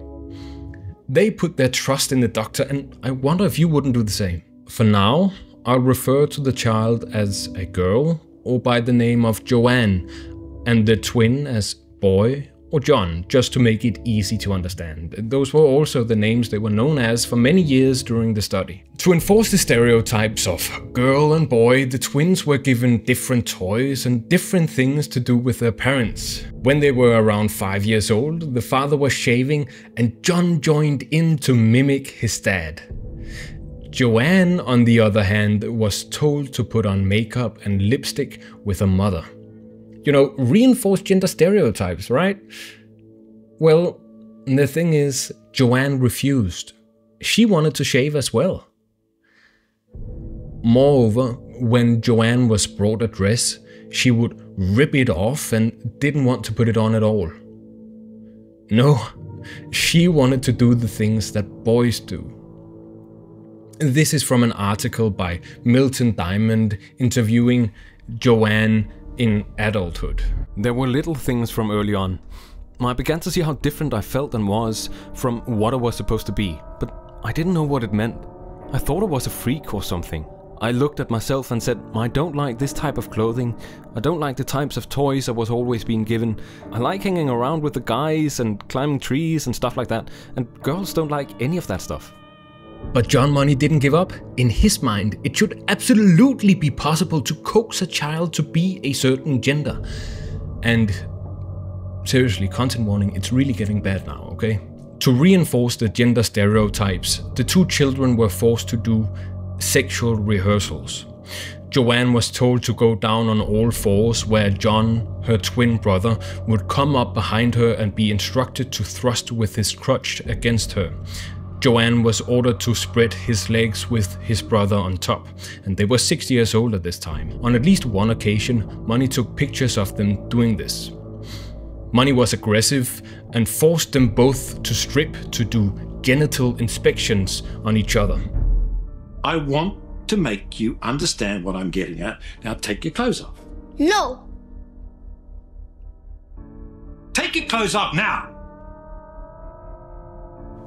His argument was that sexual behavior should be learned on top of all the other stuff, to really complete the socialization.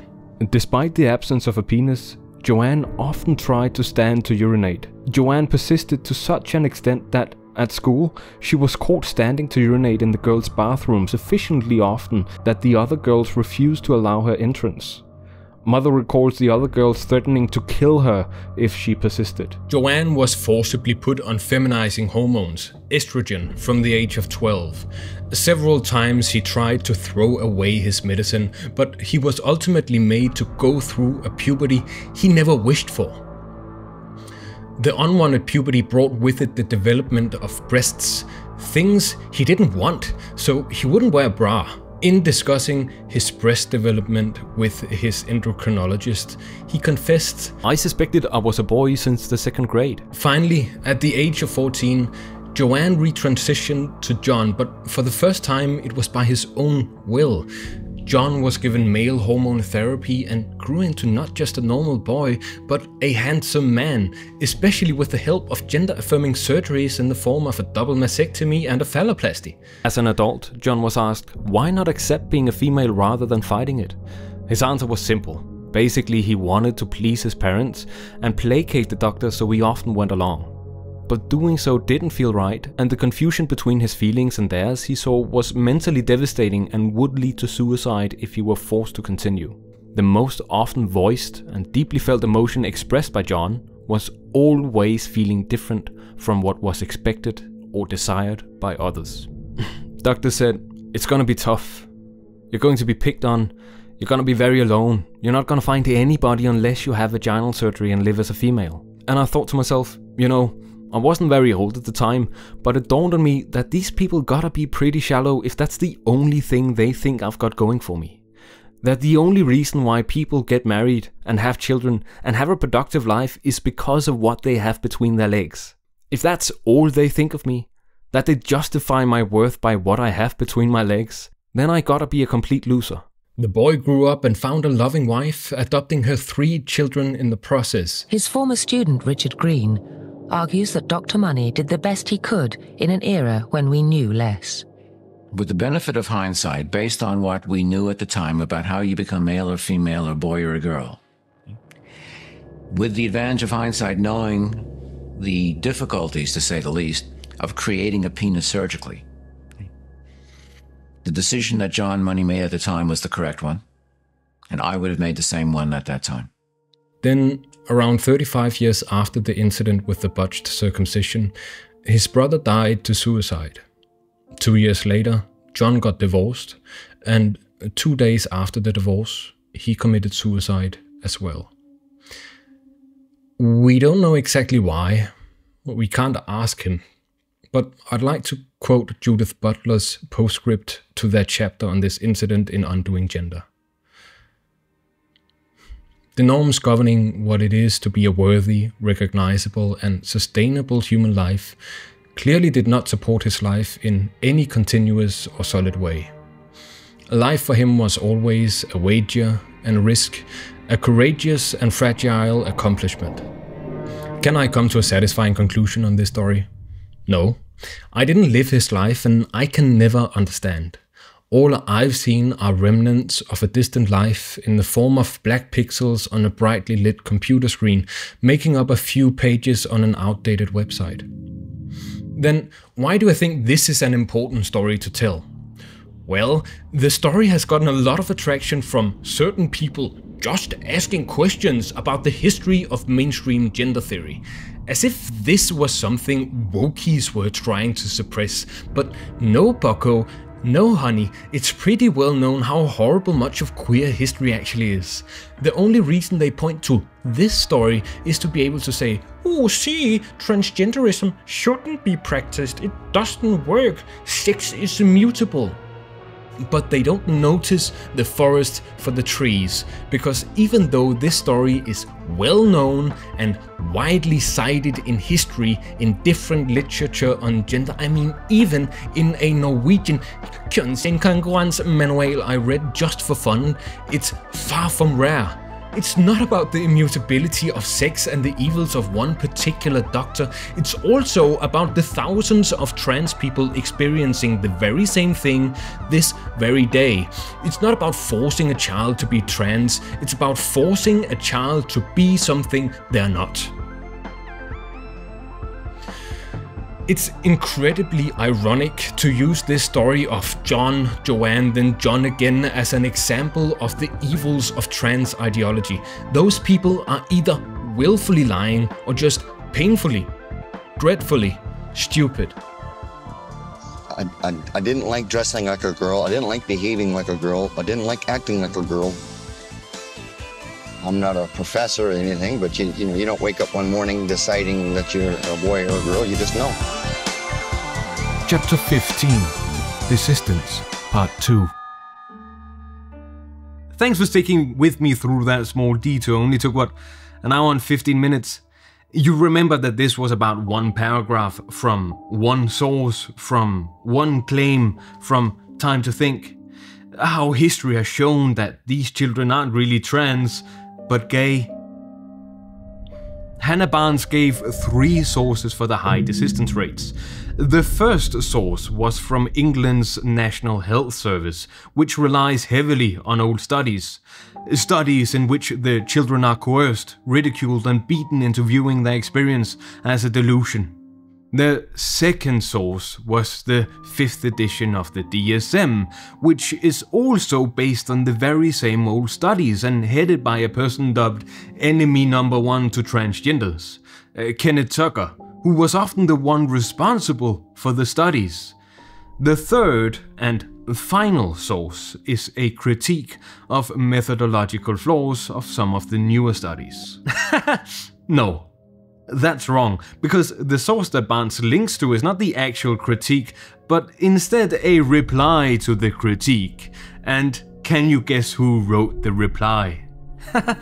Yeah, it's Kenneth Zucker, of course it is. Let me make this very clear. When you hear anyone talking about high detransition or desistance rates, they point to credible sources like the National Health Service or the DSM, but they obviously haven't read any further. Otherwise, they would stumble upon decades and decades of child abuse, of studies ranking how attractive researchers find boys and girls and sexual abuse victims, of children and adults dead because of the treatment they went through. All in the name of science, in the name of normal or deviant, in the name of trying and failing to prove that being trans is bad, actually. But this information is cloaked and laundered through credible sources, which people use to their advantage to sell a story of trans inferiority. I do not care if they didn't know. Then they shouldn't gamble with the lives of trans people. And when Barnes tries to cover her bases, "Ooh, these studies are methodologically flawed," she then chooses not to link to the actual critique against the studies, but instead to a reply to the critique which argues for the studies made by Kenneth Zucker, a person who was fired from his own clinic, a clinic which in 2015 still asked kids what made them sexually excited, where one-way mirrors were the norm and where they took pictures of children without their consent and shared them with colleagues.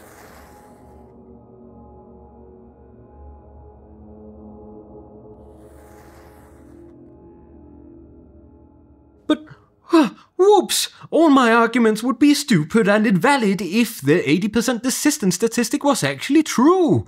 In a little bit, I'm going to give you a bunch of sources against the 80% desistance narrative, but flinging out citations doesn't really help if we don't first understand that this way of thinking is wrong. It's playing into the narrative, it's accepting the premise that transness is even something that's possible to desist from. So let's take a look at the actual critique on follow-up studies written by Newhook, Pine, Holmes, Tosh and Pickett. They take 4 often cited studies and ask, hey, should this be the backbone of what is taught? Of what is practiced?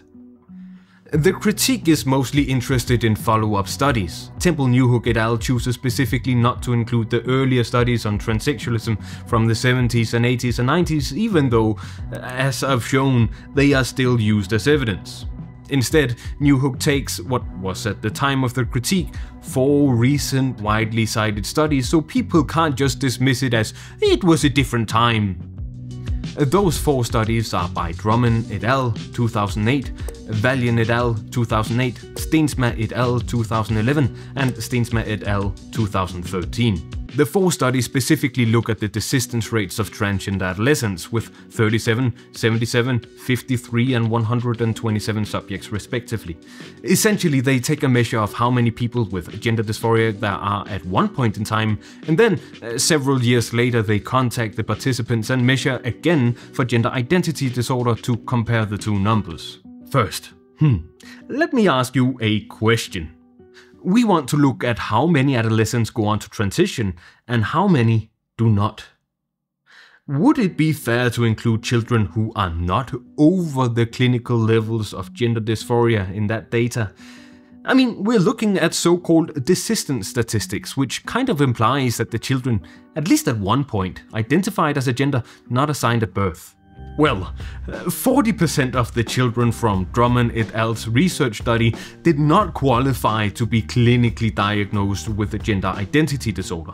They might have shown gender non-congruent behavior, yes, but not to a point where they exceeded the diagnostic criteria. They were still used in the data. It's the same story with Valiant et al. From 2008 and Steensma et al. From 2013, where 25% and 37% respectively did not meet diagnostic criteria. That's 81 out of the combined 294 participants. Another problem is the aggregated 25% of children who did not attend the follow-up. All of these are reported as desisters. Finally, none of the children were formally diagnosed with gender dysphoria. Let me just repeat, none of the children were formally diagnosed with gender dysphoria. This is because all of the studies relied on either the DSM-3, the DSM-3R, the DSM-4, or a mix of them, but the diagnosis of gender dysphoria was only added in the DSM-5, which came out in 2013. So not only were none of the children diagnosed with gender dysphoria, but 27% were sub-threshold for gender identity disorder. Yet they are still referenced as reliable data for the 80% desistance rate for gender dysphoria. Potato, you might say. Gender dysphoria, gender identity disorder, does it even matter? Well, to be eligible for a diagnosis of gender identity disorder, the child didn't need to have a desire to be another gender. They did not need to experience gender dysphoria to be diagnosed with gender identity disorder. It is more difficult to fulfill the criteria for the DSM-5 diagnosis than to fulfill the diagnosis criteria for the DSM-4, which itself is more difficult to fulfill than the DSM-3R diagnosis. Their paper is the reason I've been hesitant to use the words persistence, desistance, and detransition, as Newhook et al. States. The dominant framework for understanding variations of childhood gender is rooted in the field of criminology, where desistance is defined as the cessation of offending or other antisocial behavior. That means that when you say someone desisted from being trans, you imply that transness is deviant, and now they've returned to normal. But describing it as desistance isn't just about semantics, it has another implication as well. It also means that these studies are more successful if there are fewer trans people by the end. This lies at the very center of the problem with ROGD, all of the anti-trans talking points and the rot I found within the research. That being trans is bad. It's transphobia, but it's also called cisgender supremacy or cissexism. Newhook et al. Makes another interesting and slightly radical point. If you at any point in life say that you are cis, even if you've questioned your gender or been trans, this is seen as returning to the optimal, stable state. If you're trans, on the other hand, you need to be absolutely unwavering in your identity. You are expected to show no signs of uncertainty. If you're not completely stable in your gender, you'll never be taken seriously. Then it's being delusional about a delusion. Mad. Not only will you not be helped, but you might be used as a token or as an argument for why other transgender or queer people are deviant. This is a core part of cissexism or cisgender privilege. Try to look up trans broken arm syndrome. It's wrong, of course. Your gender evolves alongside you. Anyways, these studies are not the only ones with methodological flaws. It's normal, even expected, to inflate desistance reports. That makes the study more successful. Remember? On a now long forgotten website, I found an article that examines Zucker's research and compares it to a 2002 reply, much like the critique from Temple Newhook et al. To arrive at the conclusion that the majority, 76% of gender-referred children, including those with a diagnosis of GID, expressed cross-sex wishes, Zucker aggregated the categories once in a while and very rarely together with frequently/every day. A more diagnostically relevant interpretation of Zucker's table leads to the conclusion that the minority, 23% of the boys and girls in his sample, expressed what could be considered repeated cross-sex wishes indicative of strong and persistent cross-gender identification. Cross-sex wishes that are expressed once in a while or very rarely are arguably not indicative of strong and persistent cross-gender identification. Barnes' whole book concerns itself with transition might be good for some, but it's bad for most, and since we aren't hearing nearly enough bad stories from people who detransition, it can only mean that we will see a flood of them in the future. The narrative is based on the idea that it's better to be cisgender than being transgender, and the whole argument is based on these statistics, that only 3 to 20% of people with gender dysphoria in childhood are actually trans, that we effectively will see 80% of trans people in the future detransitioning. All the other theories, rapid onset gender dysphoria, autism, vulnerable children, autogynephilia, puberty blockers, they're all invented to predict a mass detransition movement. But there is no mass detransition movement. This is also made up. Trans people don't exist. If they're trans women, it's only extreme edge cases of autosexual wannabe women. If they're trans men, it's because of internalized misogyny. If people aren't trans because of the oppression of women, it's a mental disorder, a delusion and a perversion, and we should treat it. If it's not a mental disorder, it's caused by other mental disorders, and we should treat those. If we can't, we should make it as hard as possible to transition, so we make sure that they aren't faking it. In any case, all children fake it. They don't know any better. They shouldn't be allowed to transition. If they transition, it's only because of the drugs. If it's not the drugs, it's a social contagion. If it's not a contagion, it's just mad. They shouldn't transition because transitioning is bad. They'll regret it.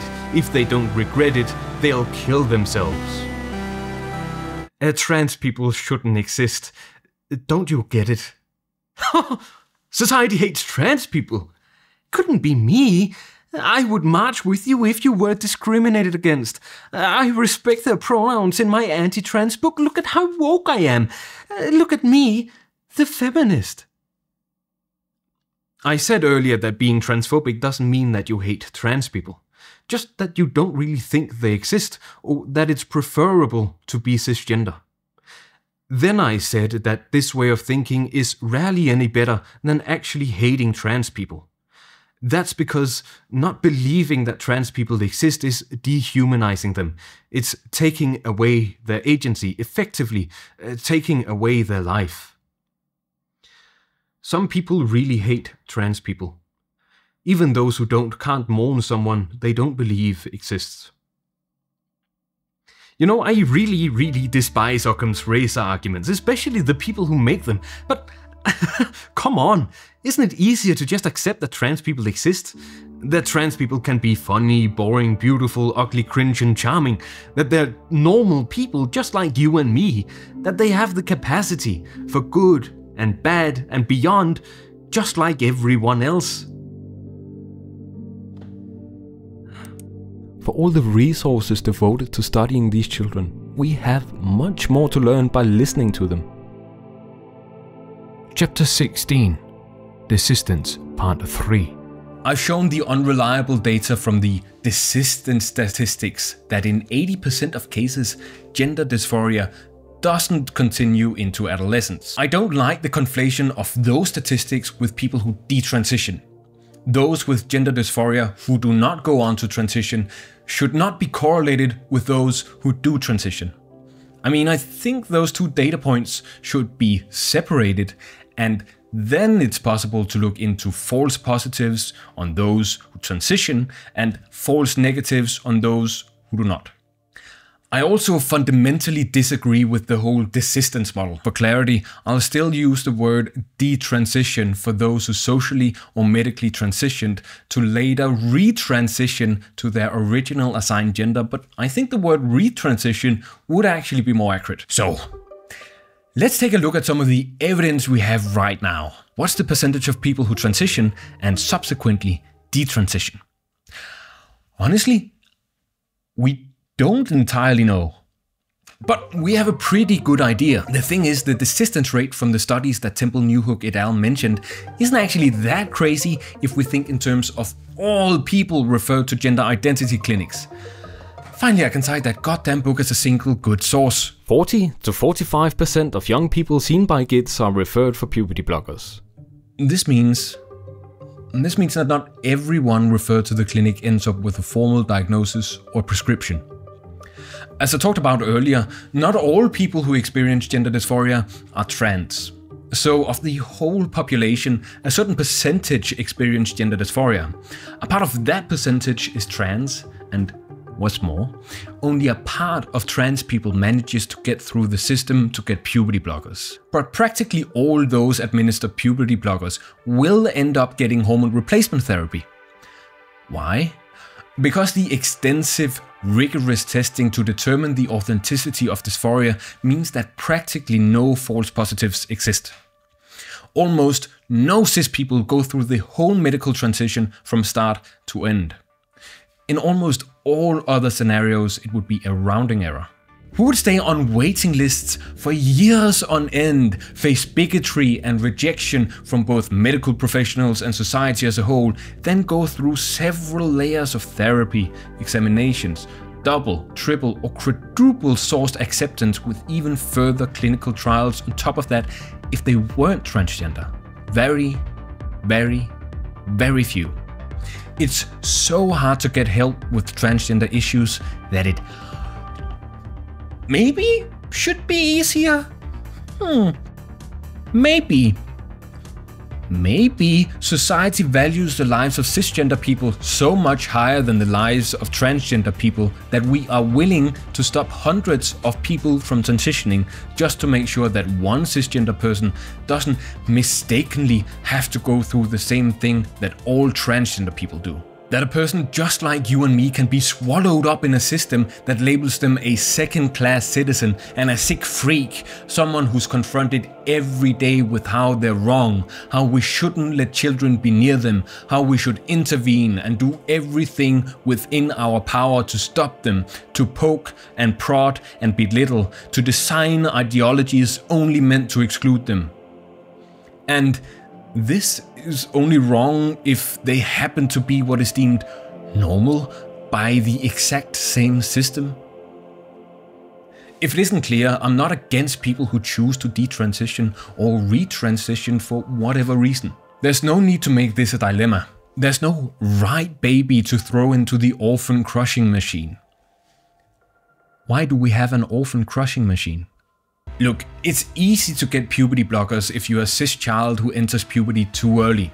Long-acting analogues of GNIH have been the gold standard treatment of central precocious puberty worldwide and have an enviable track record of safety and efficacy. Cis children can get puberty blockers even under 6 years old, but we want to rule it out for trans people under the age of 18, where they already have gone through puberty. It's easy to get testosterone if you are an old man and your body no longer produces it. According to this paper, 3.75% of all men over the age of 60 were receiving hormone replacement therapy in 2011 in the US. But it has been shown several times how many of the men didn't even meet the criteria for hypogonadism, low testosterone. Yet they were still prescribed TRT. And what's more, it's been estimated that 25% of men of all ages didn't get their testosterone levels checked before their prescription, and half of those didn't even get it checked after. They were just able to ask and receive. It's easy to get breast reduction surgery if you're a cis woman. There were 71,000 cases of breast reduction surgery in the US in 2022. Even if you're a cis woman under 20, it's relatively easy to get breast implants or breast reduction. In 2022, there were 2,492 and 5,996 cases of implants and reduction respectively. It's easy to get breast removal if you're a boy under 20 with gynecomastia. The list goes on. To put that into perspective, less than 1,400 people with a gender dysphoria diagnosis from ages 6 to 17 went on puberty blockers in 2022. 282 got double mastectomies in the ages 13 to 17.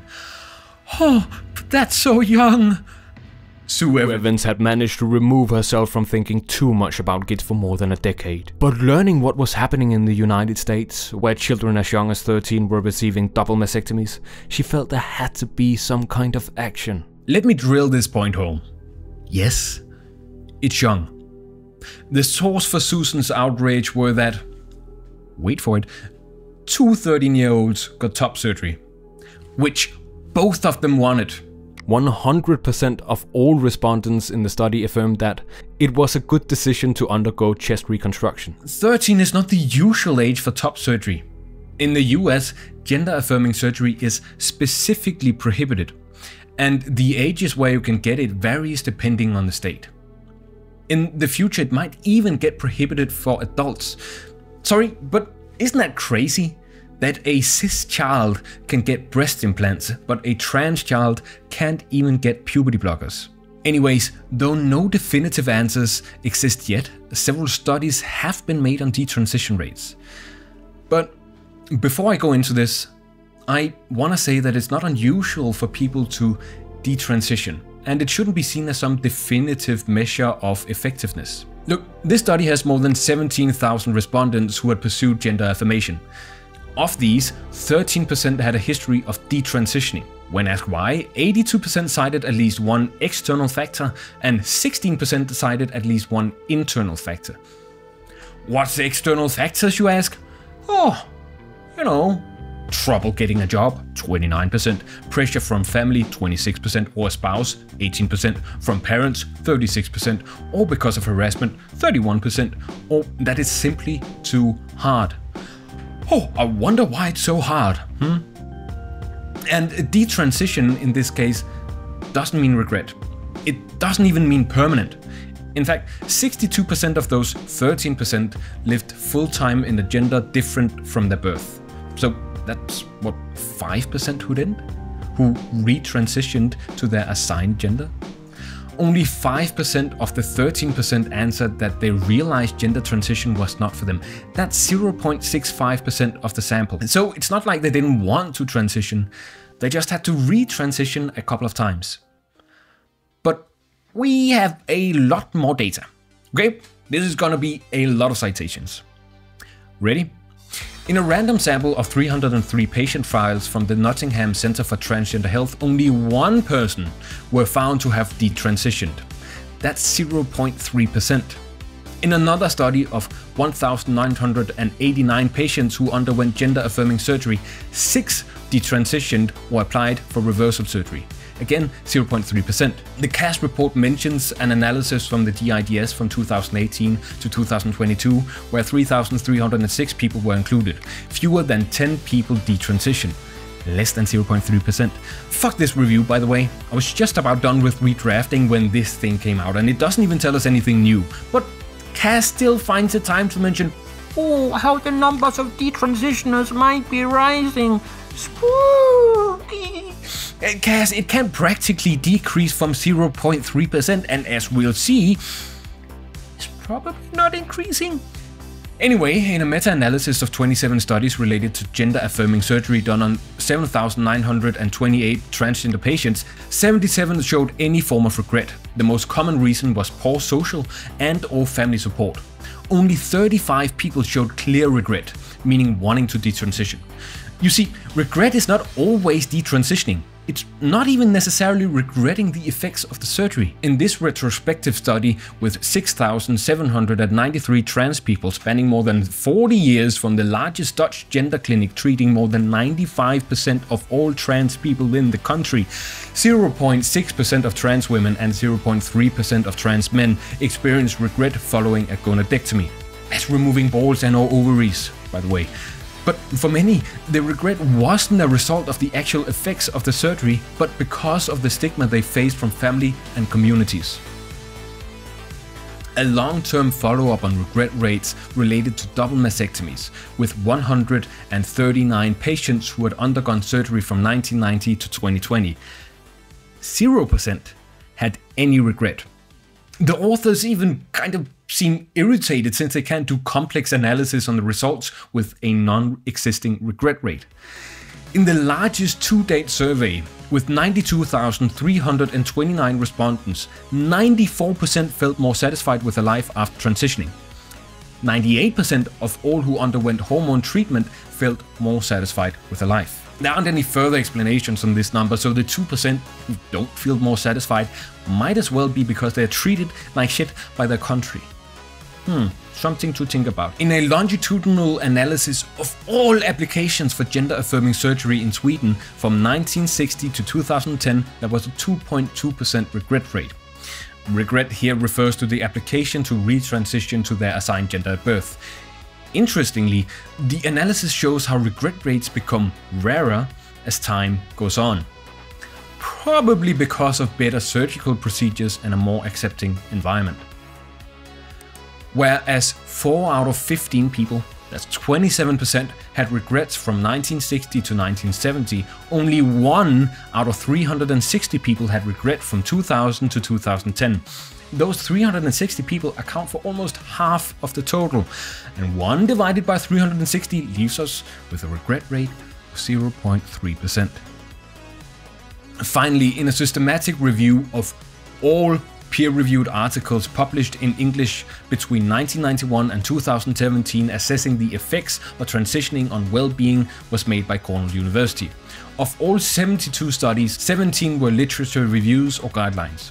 Of the remaining 55 studies, 51 showed that transitioning resulted in an improvement to well-being, and 4 studies showed mixed or no difference. And not negative findings, mixed or no findings.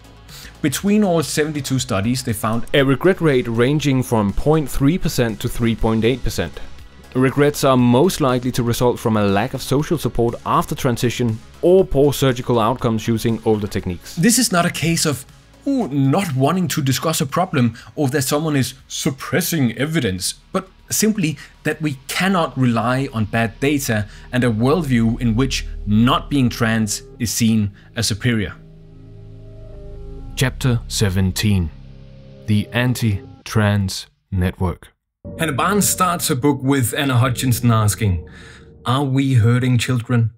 450 pages and 902 citations later, we're led to conclude, yes. Some, but today we're left with a new question. How many? Good question. Wait, who is Anna Hutchinson?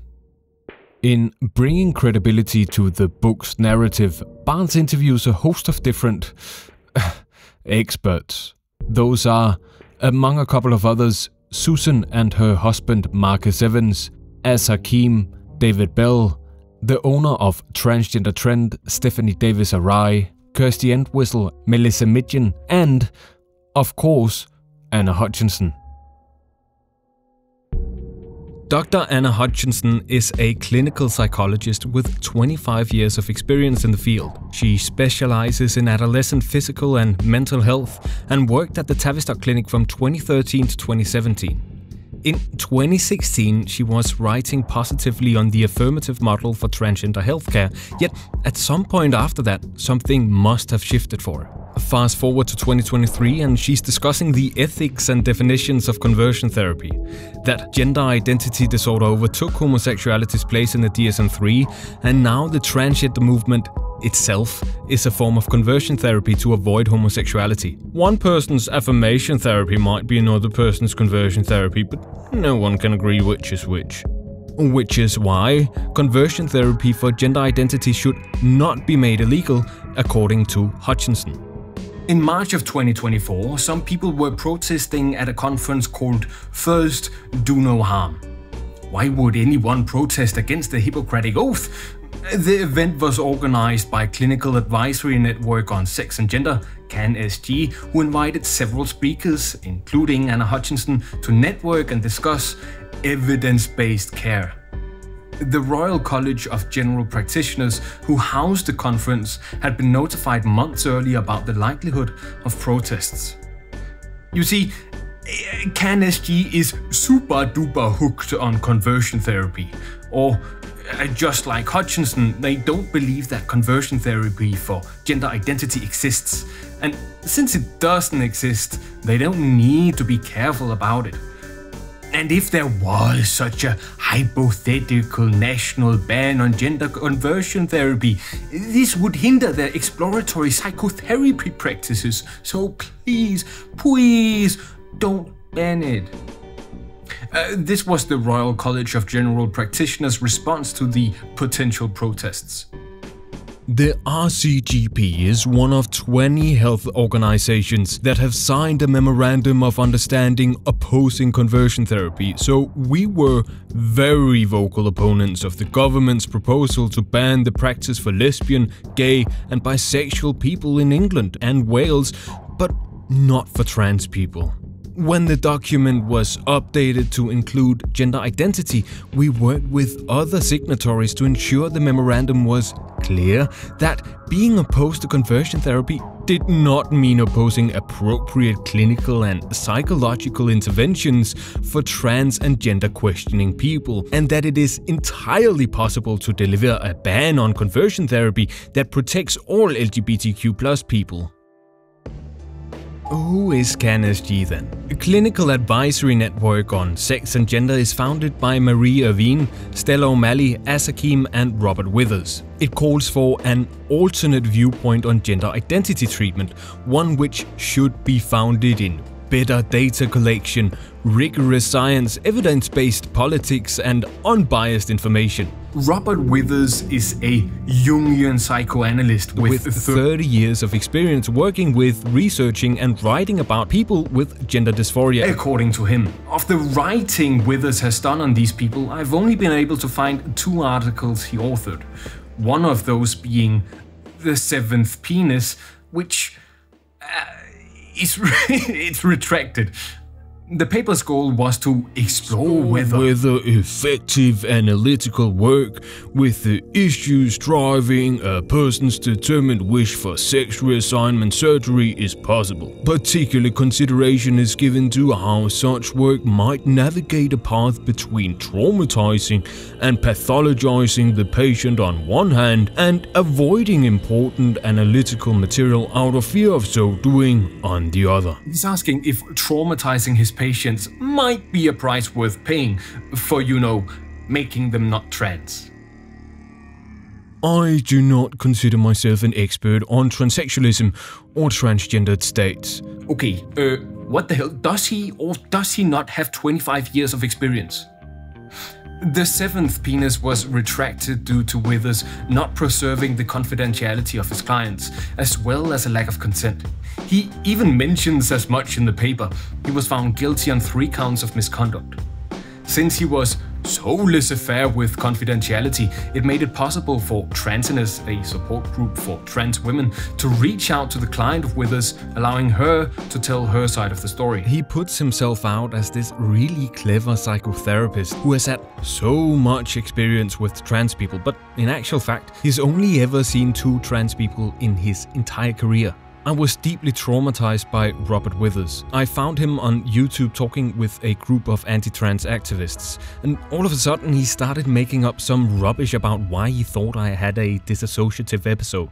What he didn't mention, and never has, it was because he was being so dominant over me, and during the session he did the whole spreading his legs business. I'm a survivor of sexual violence, and the combination of his body language and what he was doing triggered me. He says he was wanting to not expose me to abuse, but he pursued and abused me nonetheless. Any therapist worth their salt would be very aware of the body language. Not only that, trauma therapists don't launch headlong into opening up experiences of abuse without first concentrating on safety and stabilization. Traumatizing his patients is a price he's eager to pay, apparently.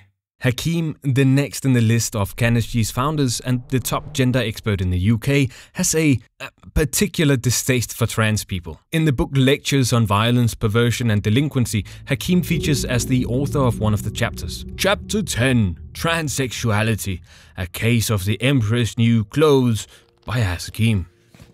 It seems very difficult to attempt to understand the mind of a transsexual if the definition of a delusion is that of being a firmly held, unshakable false belief. Then surely the conviction that one is what one is not is also understood as a delusional disorder. Hakim is a prime example of a gatekeeper. He believes that the existence of a trans person is contingent on his allowance. He's also too stupid to ask the question why one is what one is not. I am the only one who thinks, therefore I am the only one that is, kind of stupid person.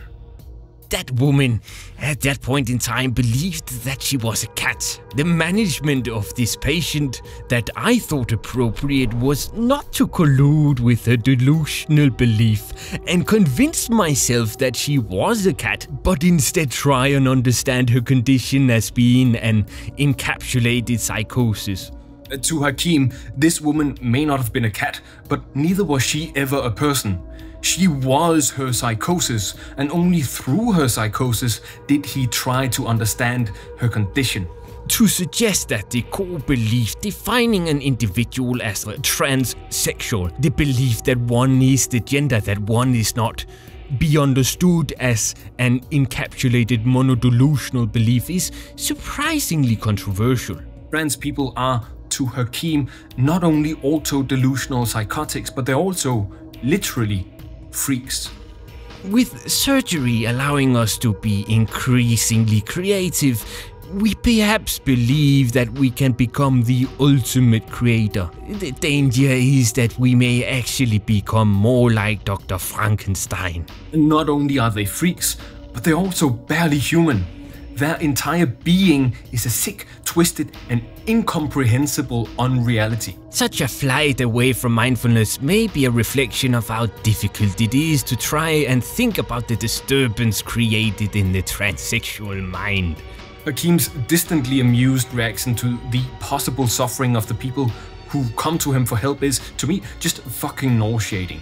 But really, the thesis of this chapter is exposing the lies of trans people, that they are deluding not only themselves, but also the people around them, and that we should not let such lying, scheming filth think that they are anything they're not. That's why the chapter is called Emperor's New Clothes, because according to Hakim, the people need to see through the deception and call it out.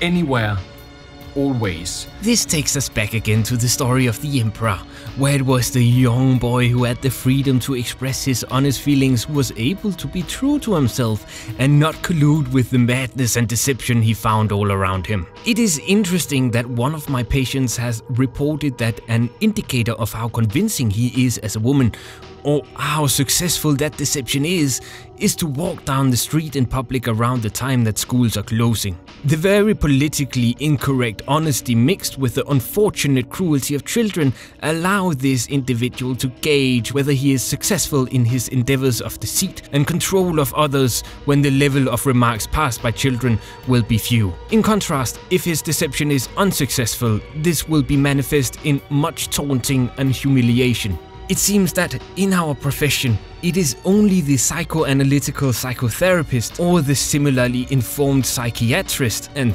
only the more vocal, braver ones at that, who take on the role of the boy in the story and are able to present the voice of reality rather than the voice of the perceived majority who are seen to collude with the fantasy and deception. This theme comes to a head in the final pages of the chapter, where Hakim discusses how society should never treat a trans person with respect, because imagine the horror cis people would be subject to should trans people, by chance, ever be seen as equal. Of course, neither I nor any of the other clinicians with whom I work are opposed to a transsexual being allowed the right to marry, but our objections are that they are allowed to marry as a person of the sex which they are not. A similarly related ongoing battle currently in process is the fight for the transsexual to be allowed to change the gender specified on their birth certificate. Again, we are faced with deception. A further illustration of the deception would be the possibility arising in the event of both the aforementioned pieces of legislation. They could result in a man marrying what he presumes to be a woman who had a female passport, a birth certificate declaring him to be female at birth, who is taken to be female, and an individual whom he believed he could marry and who could be the mother of his children, but in reality his wife is actually being a man. I'm so I don't know why this one infuriates me so much. I should have become desensitized to this by now. Hakim is an advisor to the UK LGBT Alliance group who wants to sever ties with the T in LGBT. Neither Hakim nor LGBT Alliance believes in the existence of trans people. Gender ideology is made up. It's a social construct. It's a cult belief. The transgender crisis is a current form of youth subculture. You know, like punks and goths. LGBT Alliance was formed to oppose the emancipation of trans people and to support the rights of gays, lesbians and bisexuals. Which is weird, because one of the LGBT Alliance founders, Bev Jackson, argues for working with the Heritage Foundation to bring down the trans movement. The Heritage Foundation is anti-climate change, is against same-sex marriage, abortion, and they founded Project 2025. You might say they would salute the words, "We must secure the existence of our people and the future for American children." Both Bev Jackson and co-founder Alison Bailey incidentally promoted the work of Jennifer Beck, who, if you remember, is the neo-Nazi Helen Joyce used as a source for her book. Malcolm Clark, a third co-founder of LGBT Alliance, argued against LGBT clubs in schools since predatory gay teachers might exploit the situation. Clark also argued that the true ideal of the transgender movement was to transform the UK into the Islamic Republic of Iran. They are truly sending their best here, okay? Let's go a bit faster and fill this thing out. Okay? CanSG's last important founder is Stella O'Malley. Not only is she the founder of CanSG, she's also in charge of the podcast Gender A Wider Lens and GenSpect. She co-hosts Gender A Wider Lens with Sasha Ayad, where they interview, well, anyone with a view on gender that differs from the norm, as long as they are fundamentally against trans people, of course. GenSpect is one of the largest gender-critical organizations, featuring advisors such as Hakim, Sasha Ayad, Lisa Littman, Abigail Schreier, Julia Mason, Kathleen Goonan, and Lisa Marchiano. Lisa Marchiano is the founder of Therapy First, but she was also a key member in at least 4 other organizations. Lisa Marchiano, or as she sometimes goes by, Lisa Bell, was the founder of the now abandoned Youth Transcritical Professionals, the same website linked to in Lisa Littman's studies, the same Lisa Bell, or Marchiano, who Julia Serrano believed to have created the hypothesis of rapid onset gender dysphoria. More on that later. Marchiano was one of the members of International Association of Therapists for Desisters and Detransitioners. And even though the organization is also closed down and abandoned, we can still find remnants of the other members. Those being Stella O'Malley, Sasha Ayad, Kirsty Entwistle, Anastasis Biliadis and Anna Hutchinson. Yet another abandoned organization was Gender Exploratory Therapy Association. Maybe the name was a bit too revealing. GETA's founders included Stella O'Malley, Sasha Ayad, Susan Evans and Roberto D'Angelo. One of their advisors were Robert Withers. And in 2024, GETA became Therapy First. Finally, the largest of the abandoned anti-trans organizations, Pediatric and Adolescent Gender Dysphoria Working Group. Sasha Ayad, Stella O'Malley, Anastasis Biliadis, Robert Withers and Roberto D'Angelo counted among their members. What sets this group apart is the amount of old guard and people with interesting affiliations. Other members included Michael Bailey, Ray Blanchard, Susan Bradley, James Cantor, Michael Laidlaw and Kenneth Zucker. I've already covered Zucker, Bradley and Cantor, but what's the deal with Blanchard and Bailey? Blanchard coined the term autogynephilia from earlier. He also wanted to introduce hebephilia into the DSM as a distinction from pedophilia. Hebephilia then is the sexual arousal to children aged 11 to 14 instead of just children. Why would anyone try to make a pedo light? No, really, imagine why anyone would do that. Blanchard, in another stroke of genius, wanted to remove the pathologization of pedophilia, turning it into a sexual orientation instead of a diagnosis. He argues that it should be okay to fantasize and masturbate to the thought of children. It is unclear what, if anything, would be lost by excluding such persons from the diagnosis of mental disorder. It does not need to be pathologized as long as you, yourself, don't feel distressed about it, and as long as you don't go out of your way to sexually assault children. Thrice. As a reminder, yes, Blanchard very much want to pathologize trans people in all circumstances. Now, Michael Bailey didn't believe in male bisexuality until he discovered it in 2020. Incredible. At least he keeps up with the ContraPoints drama on Twitter. And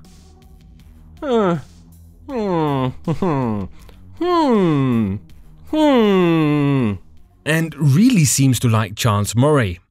And for some reason liked the tweet of Trump talking about his nice genes for 3 minutes, which closes on his proudness of having German genes. The tweet was made by a self-proclaimed Nazi. No, I don't think Bailey is actually a Nazi, rather I think he's too stupid to realize that he likes Nazi tweets and philosophies. All of these people and organizations are pro-gender identity change efforts. Conversion therapy. The argument is that sexuality is innate and should not be changed, but gender identity is simply a subculture, a fetish, a contagion. It doesn't harm anyone when you try to change their gender. In fact, it's the morally right choice. That real conversion therapy is electroshock and vomiting, Pavlovian conditioning and shaming that these gender activists are too stupid to realize that what they're protesting is for their own good, actually. No, they should count themselves lucky.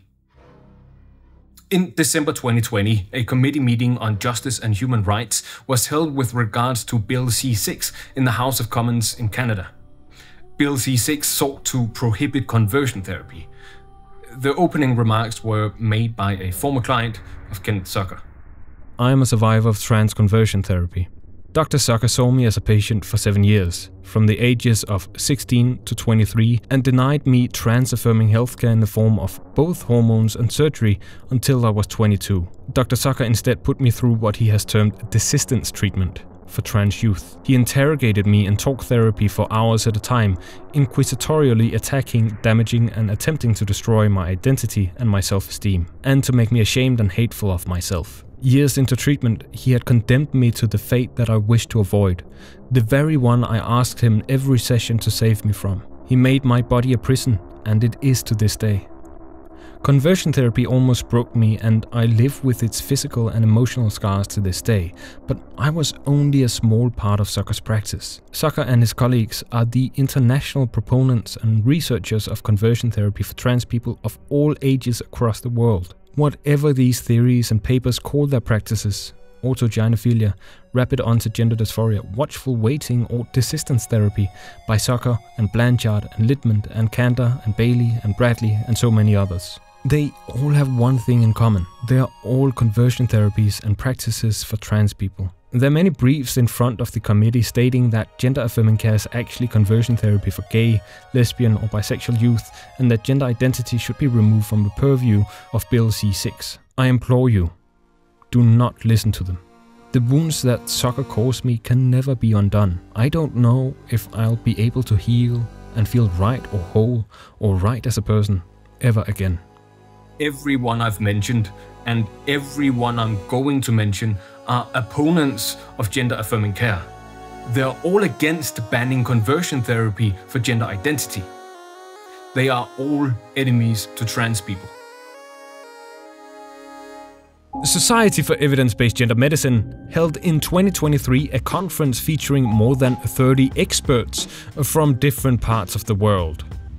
They got together to discuss experiences and concerns of clinical staff working at youth gender clinics and to review current treatment guidelines through the lens of evidence-based gender medicine. When CanSG, Sex Matters, GenSpect and others mentions evidence-based gender medicine, this is what it's led up to. It's also become a dog whistle. The conference featured, among others, Anna Hutchinson, Hannah Barnes, Lisa Littman, Roberto D'Angelo, Kenneth Zucker, Michael Biggs, Sasha Ayad, Kathleen Goonan and William Malone. Looking through SecM's advisors, we find Sasha Ayad, Lisa Macchiano, Anastasis Biliadis and Michael Biggs, who is also known as Mr. Henry Wimbush. SecM lists 5 founders on their website: Julia Mason, Roberto D'Angelo, Sanya Abruzese and William Malone. What's interesting about Society for Evidence-Based Gender Medicine is not only its list of supporters and old guard, but also the kind of people the organization is willing to working with. William Malone, the president of SecM, has rubbed shoulders with a lot of people from American College of Pediatricians. Take, for example, this letter to the editor signed by Michael Laidlaw, Quentin Van Meter, Paul Hroes, Andre Van Mol and William Malone from 2018, where they argue against the use of puberty blockers and subtly propagate the idea of gender exploratory therapy. Of the 5 authors, all except William Malone is a member of American College of Pediatricians. I know it's hard to remember all these names, but this Paul Hroes is the same Paul Hroes who served as an expert witness for Kira Bell in the chapter on puberty blockers. The same Paul Hroes who said, "Some children are born in this world to suffer and die." American College of Pediatricians, or ACPEDS, is not to be confused with American Academy of Pediatricians, or AAP. AAP was funded almost a century ago, and they're interested in safety for children, whether through recommendation in regards to car seats, wanting to ban child-targeted advertising, or through gun safety regulations. ACPEDS, on the other hand, was founded in 2002 and is interested in other kinds of safety for children. They preach abstinence-only sex education, are strictly anti-abortion and same-sex marriage. And when I say same-sex marriage, I mean they equate homosexuality with pedophilia. Michelle Cretella, the former president of ACPEDS, also once served on the board of directors at NARTH. Incidentally, NARTH, the original conversion therapy organization for homosexuality, was formerly advised by George Rekers and was founded by Joseph Nicolosi, who I might have forgotten to mention Zucker and Bradley referenced in regard to prevention of homosexuality in their book. In 2017, the Department of Justice wanted to include gender identity into Section 1557 of the Affordable Care Act. This section specifies who and how you are allowed to discriminate in health and federal financial assistance programs. If passed, gender identity and by extension trans people would also be covered and thereby prohibited to discriminate against on par with race, sex, color, national origin, age and disability. Then, in 2018, the Trump administration overruled the inclusion, something then labeled the cruelest thing the Trump administration has done to trans people yet. A host of people wrote in support of this decision. Michelle Cretella of ACPEDS was spearheading the petition to uphold the scientific definition of sex. Other signatories were Quentin Van Meter, Paul McHugh, Michael Laidlaw, Paul Hroes, Susan Bradley, mind you who's from Canada, Michael Bailey, Laura Haynes and Tony Perkins. Other signatories range from Catholic university departments to the former CEO of Alliance Defending Freedom, a conservative Christian group who wants to outlaw abortion, prohibit same-sex marriage and who defended state-enforced sterilization for trans people in Europe. But ACPEDS seems to be just far enough removed from the anti-trans network. Moll, Mita and Cruella don't really present themselves as experts on trans healthcare. You could argue that it's only a few bad apples who engage with the nationalistic right wing.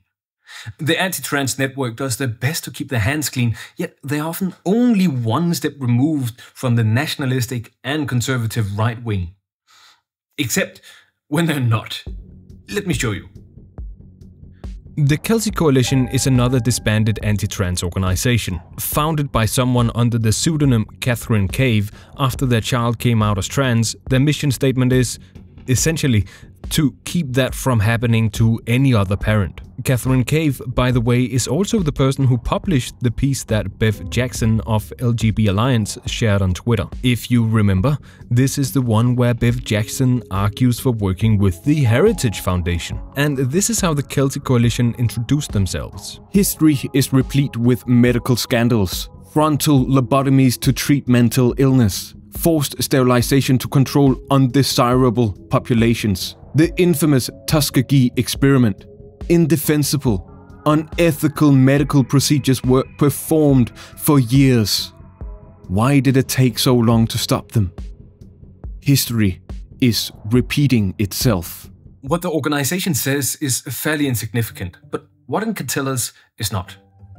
Active between 2019 and 2020 with only 6 outwardly facing members, 4 of whom are anonymous parents, this abandoned website seems like any of the other anti-trans farms with only a shell of infrastructure, plastered with the same regurgitated speaking points.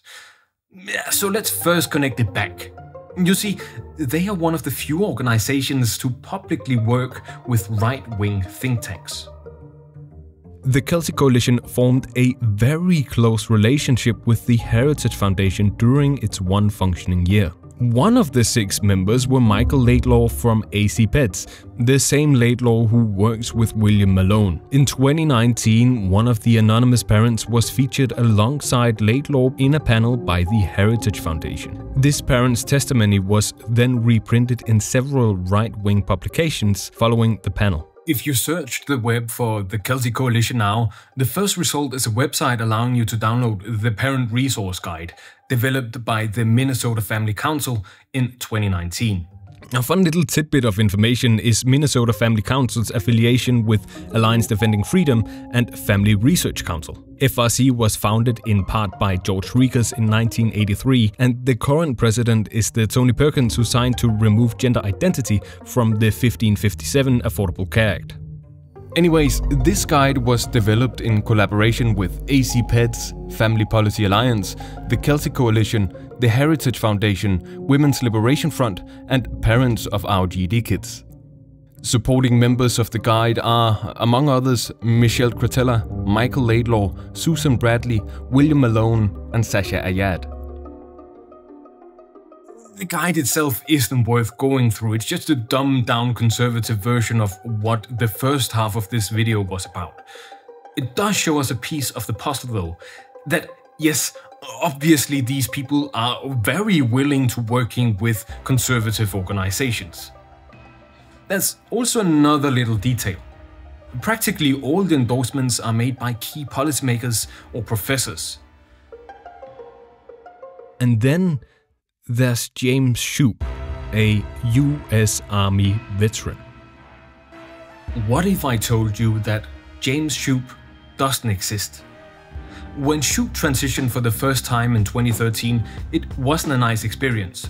She suffered from blood clots and rashes caused by poorly monitored hormone levels. She was a retired veteran and worked for a pro-LGBTQ organization.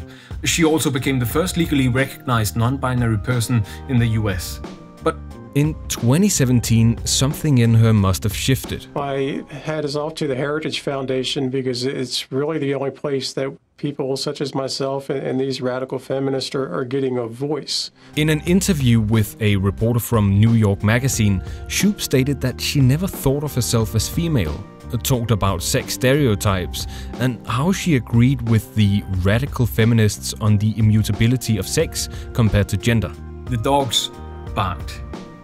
Shoup was contacted by several anti-trans activists asking her to share her story, and then, as a result, Shoup was dropped from her job. When Shoup reached out, the anti-trans network picked her up. In 2019, Shoup legally retransitioned to male. Shoup became one of the most influential detransition voices at the time. Think of the word transvestite. They've succeeded in making it a vulgar word, even though it just means men dressing like women. The diagnostic code in my records should read transvestic disorder. Instead, the novel theories of Judith Butler and Anne Fausto Sterling have been used to cover up the truths written about by Blanchard, J. Michael Bailey, and Ali Strieger. I confess to have been motivated by autogynephilia during all of this. Blanchard was right. This is what James Shoup wrote in 2019 in an article for The Daily Signal. Fast forward 3 years to 2022, when seemingly out of the blue a blog post appeared on elisashoup.wordpress.com. Radical and gender-critical feminists, conservatives, and faith-based groups would like everyone to believe that gender dysphoria can be cured simply by adopting dangerous beliefs. They want you to think that praying, undergoing conversion therapy, etc. can cure and change you. I can attest that all of their treatments failed to work in my case. Publicly, I sustained during that 10 years time by lying to myself and others that what they said worked. I also shamefully sold their ideologies to the media and the public while overdosing on estrogen supplements in private, trying to desperately lower my testosterone level. Direct them to this post and set the record straight. Trans women are legally women. Transgender lives matter. Going forward, although I have adopted the name Elisa Shoup, please call me Lisa. My pronouns are she and her. So, what happened? This is Kathleen Goonan, advisor to both GenSpect and SecM. Here she is at a panel discussion in 2023 hosted by Moms for Liberty and sponsored by the Heritage Foundation. The power of social transition is not to be underestimated. It is a major psychogenic intervention. And we have to fight against it at every step and raise questions about it from the moment you see any sign of it in your children, your grandchildren, your children's friends, and you don't back down. On her left sits J.W. Richards of the Heritage Foundation. On her right sits January Littlejohn of anti-trans group Do No Harm. You might even recognize her from somewhere. January, thank you. Thank you. Thank you very much. And to the right of her sits Erin Brewer, co-founder of Advocates Protecting Children. Ah, look, it's Michelle Cretella again. So when I was looking to retire, I started talking to people like Abigail Schreier, who wrote Irreversible Damage. She sent me to Dr. Paul McHugh, who I know from my faith. And they encouraged me to get involved, and one step led to another, and I found my way to GenSpect. Paul McHugh, if you don't know, is a conservative Catholic psychiatrist who closed the Johns Hopkins Gender Identity Clinic in 1979, called Homosexuality and Erroneous Desire, and served as an expert witness in the defense of numerous priests accused of child sexual abuse. He was also appointed by Bush to the President's Council of Bioethics, if that means anything to you. What is the plan? We're going to unwind the relationship with that pediatrician. We're going to go find a different therapist, or we're going to find no therapist, because this child doesn't need to be told they're sick. They're not sick. We need to tell them they're healthy. We need to get them outdoors. We need to get them into sports. We need to explore the world, anything but fixating on themselves. Because one of the things they do is just think about themselves. That's all they think about. I have to play a dual game for a while. I've been to the school board meetings in Harford County where the bulk of the parents talking about this topic were advocating for social transition. They were thanking the school for transitioning their kids. So we're just going to have to bring the presence forward of those that don't agree and ask them to play to meet our needs as well. It's going to be awkward for a while, but I think we're stuck with doing that. But we'll gain momentum. We'll have more and more parents say, "What do you mean they're asking my kid for pronouns?" We're going to have to live in two worlds for a while. But right now they're living in one. The wrong one. The wrong one. In 2023, Elisa Shoup leaked 3,400 emails detailing the last 6 years of her life. I have read through all the emails, but even then, my obsessiveness still has an end, especially when there are more talented people who has already compiled the information. A lot of the story then is from Jude Doyle's article in Extra Magazine and Madison Pauly's article in Mother Jones. Within the leaks are 4 pieces I want to cover. He has a porn account on Twitter. I usually use people's pronouns, but not for the likes of him. This is Lisa Marchiano, advisor to SecM and GenSpect, talking about trans journalist Cinia Jones from Gender Analysis. But wait, it gets worse. Can you get me links to those Kiwi Farm pages? I think someone mentioned she mods some porn Reddit subs. Do you know anything about that? Anything you've got on her, please send. Is there an archive of Jones's Tumblr? links are being passed to Fox News. Lisa Marchiano, LCSW, Certified Jungian Analyst. Marchiano wants to share revenge porn of Jones. She wants to crawl through Kiwi Farm pages. Revenge porn is sexual abuse, but the emails don't tell us anything more. We don't know who shared the links to Fox News or if they ever even were shared. We can only see what was able to reach Lisa Shoup, but sometimes that allows us to then interpret the ripples. This is a tweet from Ray Blanchard. Take a note of the date. This is only 2 days after Lisa Marchiano wrote that links were being passed around. Cinia Jones in her Satanic Kennedy persona has posted a great deal of she-male pornography online. Some free. Redacted.com. Marchiano or someone close to her likely shared links to Ray Blanchard. Did anyone else get links passed to them? We don't know. What we do know is that Marchiano has a broad network of accomplices. When Shoup wrote to Marchiano to help her with a possible lawsuit, this was Marchiano's reply. Yes, I know people who would testify. I believe that Ken Zucker would. Mike Bailey perhaps also. And if they can't, they will know people who can. Keep me posted. I won't say anything to anyone yet, but I know several smart people who would likely have some helpful thoughts. So just let me know what you need. I am going to have a lot of resources for you on this. Really. You let me know when you are ready and I will start introducing you to people.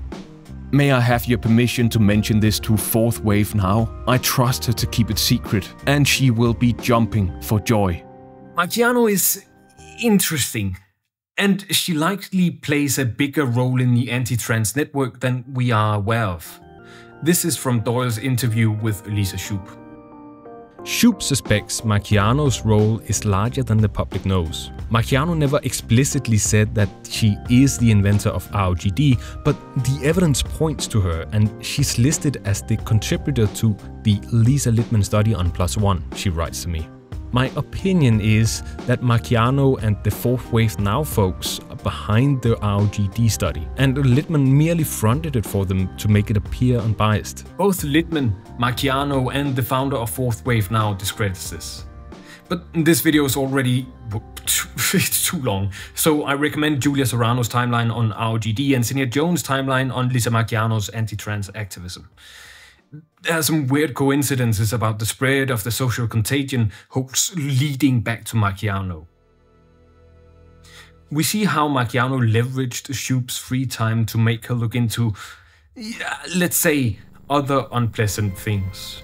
Hi Jamie, I'm hoping you can help us with a research project. Comparing notes, we are noticing that the only suicides of trans teens that we hear about are among those kids who are being supported and affirmed and are transitioning or have transitioned, Lila Alcorn being the only exception. Since there are no national statistics that would allow us to test the hypothesis that transition may increase suicidality, we want to try to mine news reports to see what they show. Are you able to put your hands on as many reports of trans teen suicide stories as possible? We can possibly have someone analyze them to see if there are any conclusions that can be drawn. The emails also allows us a glimpse of introductions to friendly faces. After Michael Laidlaw contacted Shoup through Twitter, he quickly introduced her to Michelle Cretella and Andra von Moll. Almost a year after the last correspondence, Marchiano again wants Shoup to look into kid suicides. Not only do we get glimpses of a network, we are also able to see how it evolves. Mike Laidlaw and Will Malone are active within it. I am less so. Let me find out if the group is out yet. This email marks the formation of Society for Evidence-Based Gender Medicine.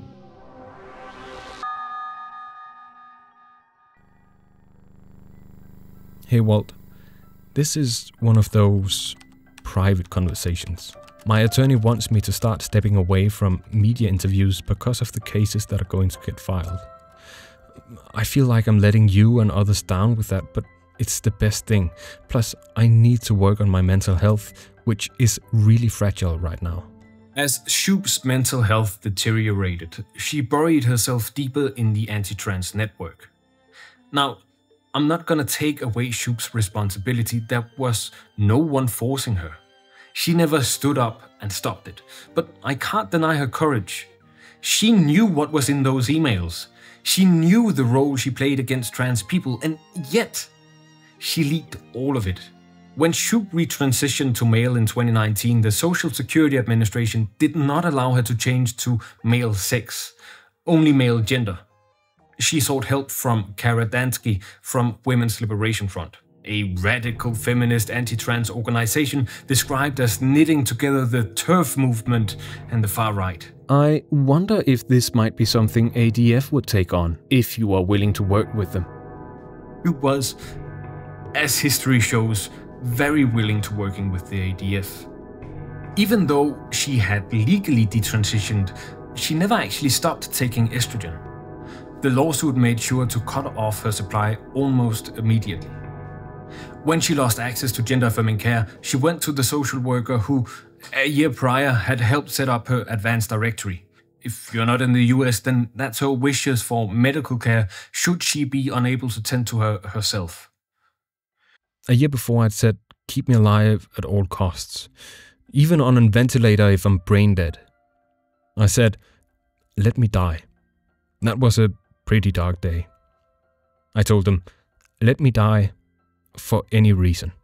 Shoop knows very well that HRT can be a matter of life and death, and still she collaborated with lawmakers all over the USA to ban gender-affirming care.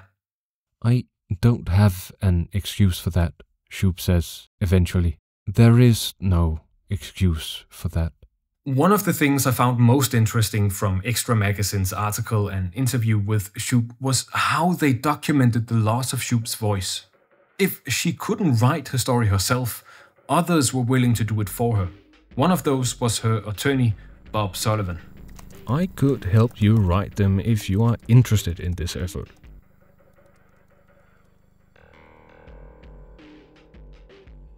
This is the draft Sullivan gave Shoop.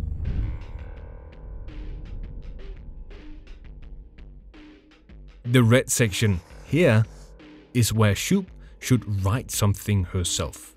The rest was done. The ADF also wanted to help her write her personal story. They only needed a very rough sketch and then their writers could do the rest. Her emails from December to Daniel from the Heritage Foundation shows us how she hadn't been able to write anything since her last op-ed was published in the Daily Signal in March. Honestly, my head isn't clear enough to write. I haven't successfully authored anything since the last op-ed. I'm in the weekly trauma therapy and the VA has me on an antidepressant and Valium. When Shoop finally did begin her next op-ed, she got help from both Daniel and I believe another reporter named Rachel Del Guidis, I can't pronounce it, who also writes for the Daily Signal. Shoop wanted to make sure that the ADF and her lawyer Herbert Gray was mentioned. It's important ADF gets credit. They paid for this. But the ADF wanted nothing to do with it. And her.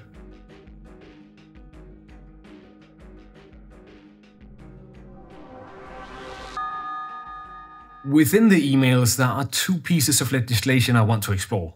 This is the smaller one, Bill H509 in Idaho, which disallows people to update their birth certificate should they change gender. And at this point, it wasn't just a private conversation between a couple of people. This email chain was comprised of 30 people, experts in the field you might say, including the founder of Kelsey Coalition, Michael Laidlaw, Paul Roos, Paul McHugh, William Malone, Michelle Cretella and others from the ADF, the Heritage Foundation, Child and Parental Rights Campaign, at least one homosexual conversion therapist, and a lot of Catholics. The goal was to let these experts comment on the bill before it was officially proposed.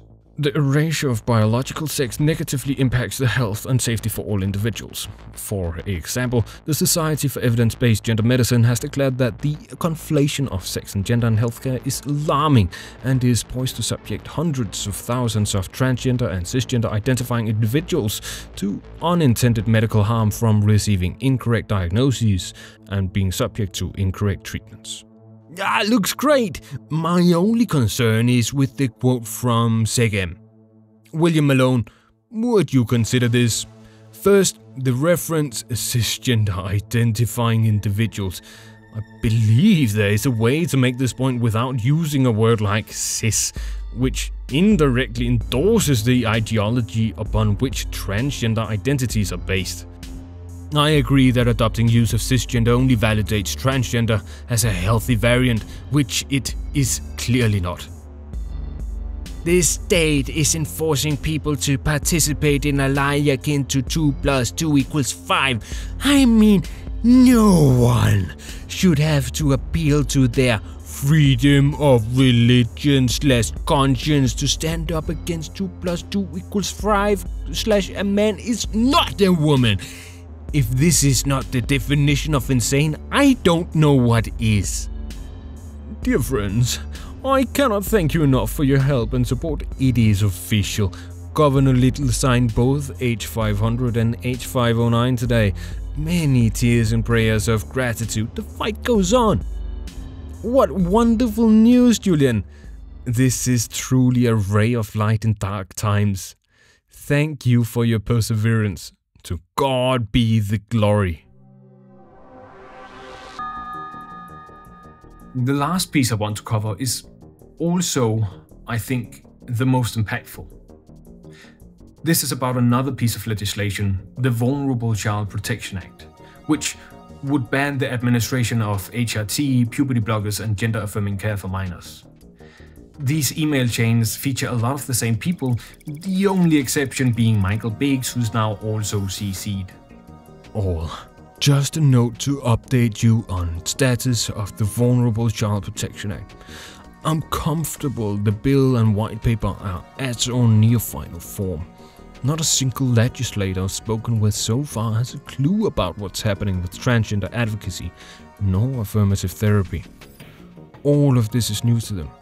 Casey from Celtic Coalition will be developing her suggested strategy for testimony that I'll bounce off our South Dakota team. As always, please do not share this with media. The longer we can fly under the radar, the better. Let's fast forward half a year to January of 2020.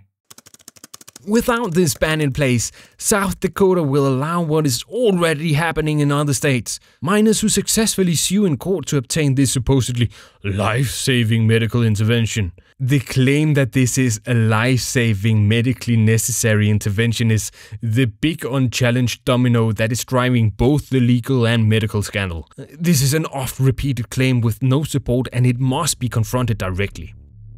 Let's memorize Catherine's response and repeat it ad nauseum, regardless the question or accusation. That is the bottom line here. We must be bulldogs on this fact and principle. Doctors who willfully harm patients are criminals. If a doctor drugs a patient unconscious and surgically removes her 14-year-old healthy breasts, this is a criminal act. Indeed, these are not physician-patient relationships at all, they're criminal victim relationships. The physician who does mastectomies of 14-year-old breasts or provides 11-year-olds puberty blockers has willfully caused harm to a child, notwithstanding the desires or knowledge of the parents or child. The physician is ultimately responsible for the harms, as he or she is the only one who can sign the prescriptions and use the scalpels and surgical tools in the operating room. The physician is criminal in these scenarios and must be prosecuted by the law. As usual, you guys are working above and beyond the call and putting out excellent work. Stepping back a bit though, philosophically we are trying to make something to be recognized as a crime by the legal system. But is a crime not a crime if it is not yet on the books? Today, we do battle in the South Dakota House floor. Thank you for all your work and your prayers. Fred, know that many have prayed and are praying for you this day. Do not back down, nor should you be afraid. Know that the Lord is with you. The children of South Dakota belong to him. He is jealous over them. Let his jealousies be spoken forth in the House of Representatives of South Dakota today, so that his children would be made safe. No, you are his representative today. The Vulnerable Child Protection Act didn't pass.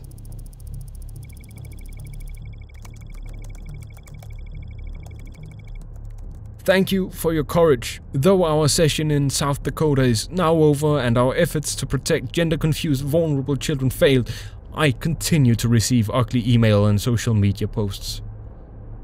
Dear Fred, please do not say that the South Dakota effort failed. You successfully inspired, encouraged, and counseled numerous recap efforts around the country, and most importantly, you connected us all to each other. This is just beginning. At least, it didn't pass in 2020. As of October 2024, I found bills eerily similar to the one from South Dakota, which have included the words vulnerable, child, and/or protection in 12 states. 26 states have now banned gender-affirming care for people under 18. The Department of Justice will investigate Big Pharma and the big hospital networks to determine whether they have deliberately covered up horrific long-term side effects of sex transitions in order to get rich at the expense of vulnerable patients, in this case, very vulnerable.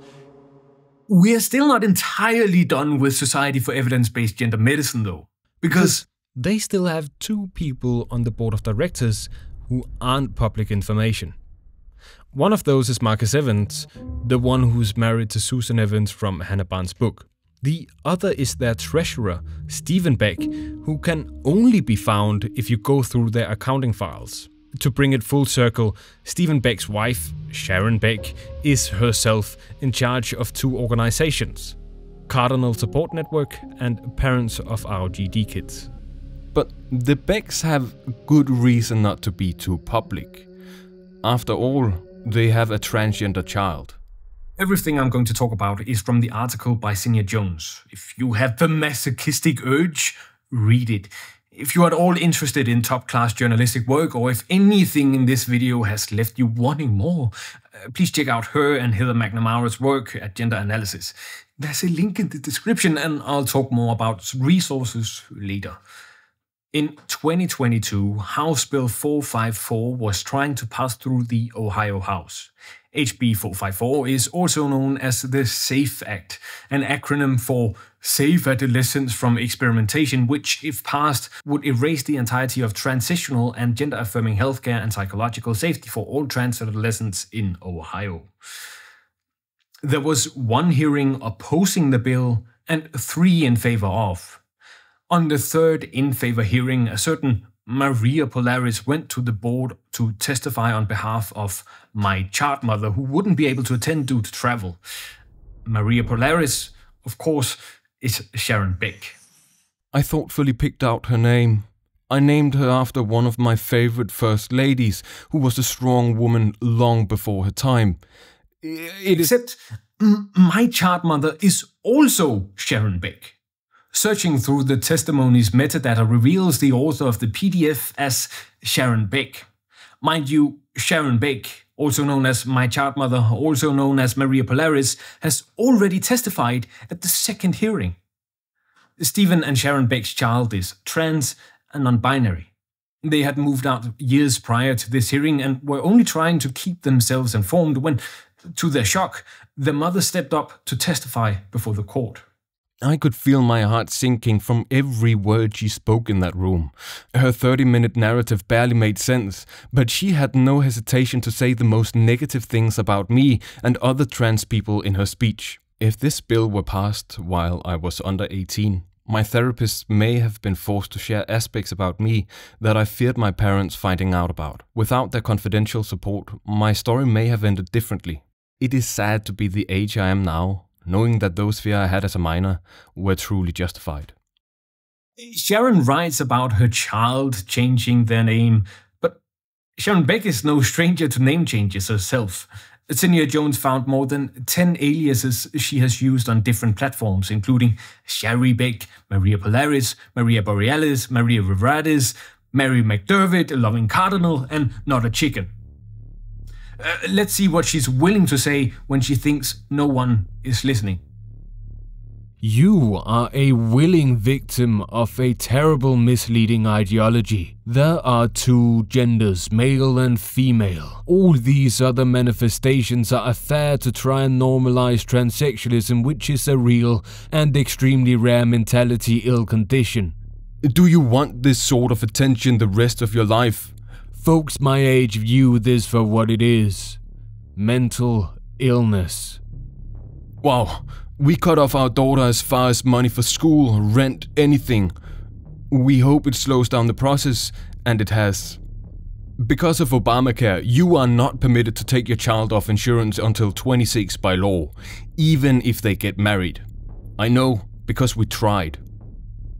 Lily, I believe the best way is to stay calm and take the Columbo approach and ask some open-ended questions. Who are her friends? In a way, try not to panic, but get to the bottom of it with the who, what, where, when questions. And inform her of the facts that this is a mental disorder. Does she want to be a medical patient? I would suggest trying to keep her really busy.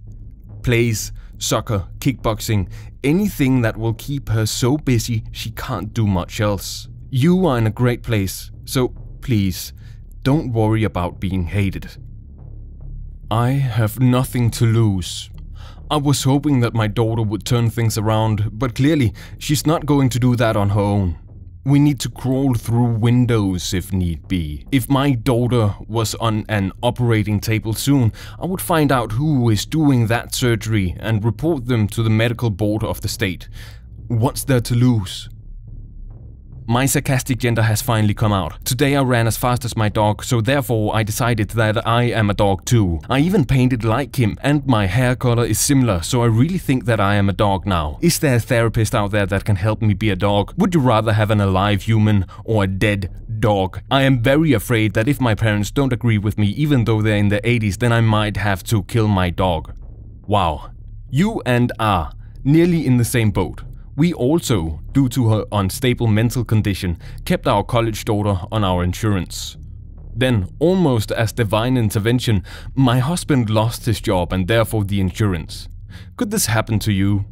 That way it would not be your fault, since you hardly see her, how is she to know? And then find a way to drop her. A suffering mom. I would say then disengage completely from therapists. It is fully within your right to have a therapist be on the same page. And if she still insists on therapy, then have her get a job so she can pay for it herself. Also, monitor her cell phone use. And don't make the mistake I made by completely unraveling and losing your temper. Also, ask your friends or local church for a therapist. They tend to know, and if they have anything regarding gender in their business card, this is a strong indication that they are activist-oriented and will work behind your back.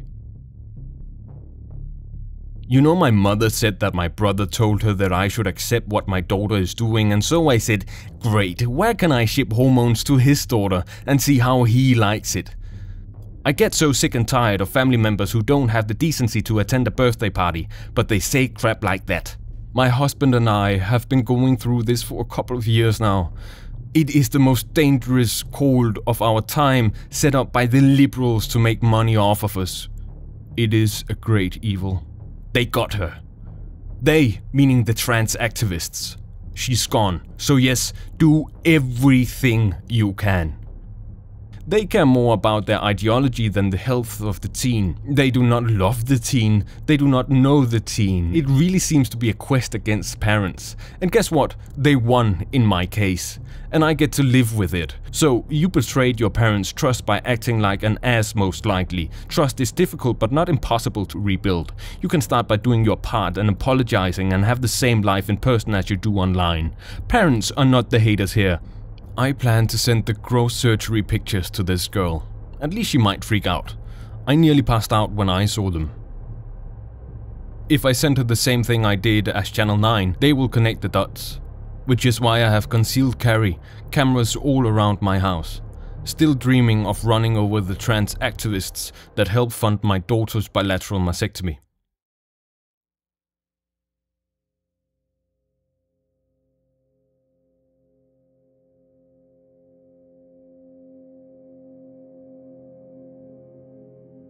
You know, as this project went on, it became more and more difficult to just answer working when people asked what was going on in my life.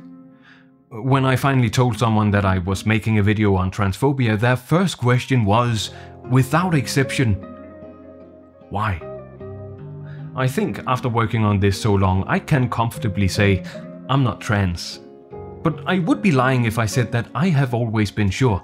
I think it's impossible for anyone who really tries to understand not to reflect it a bit back upon themselves. At least I think it should be impossible. Unethical even.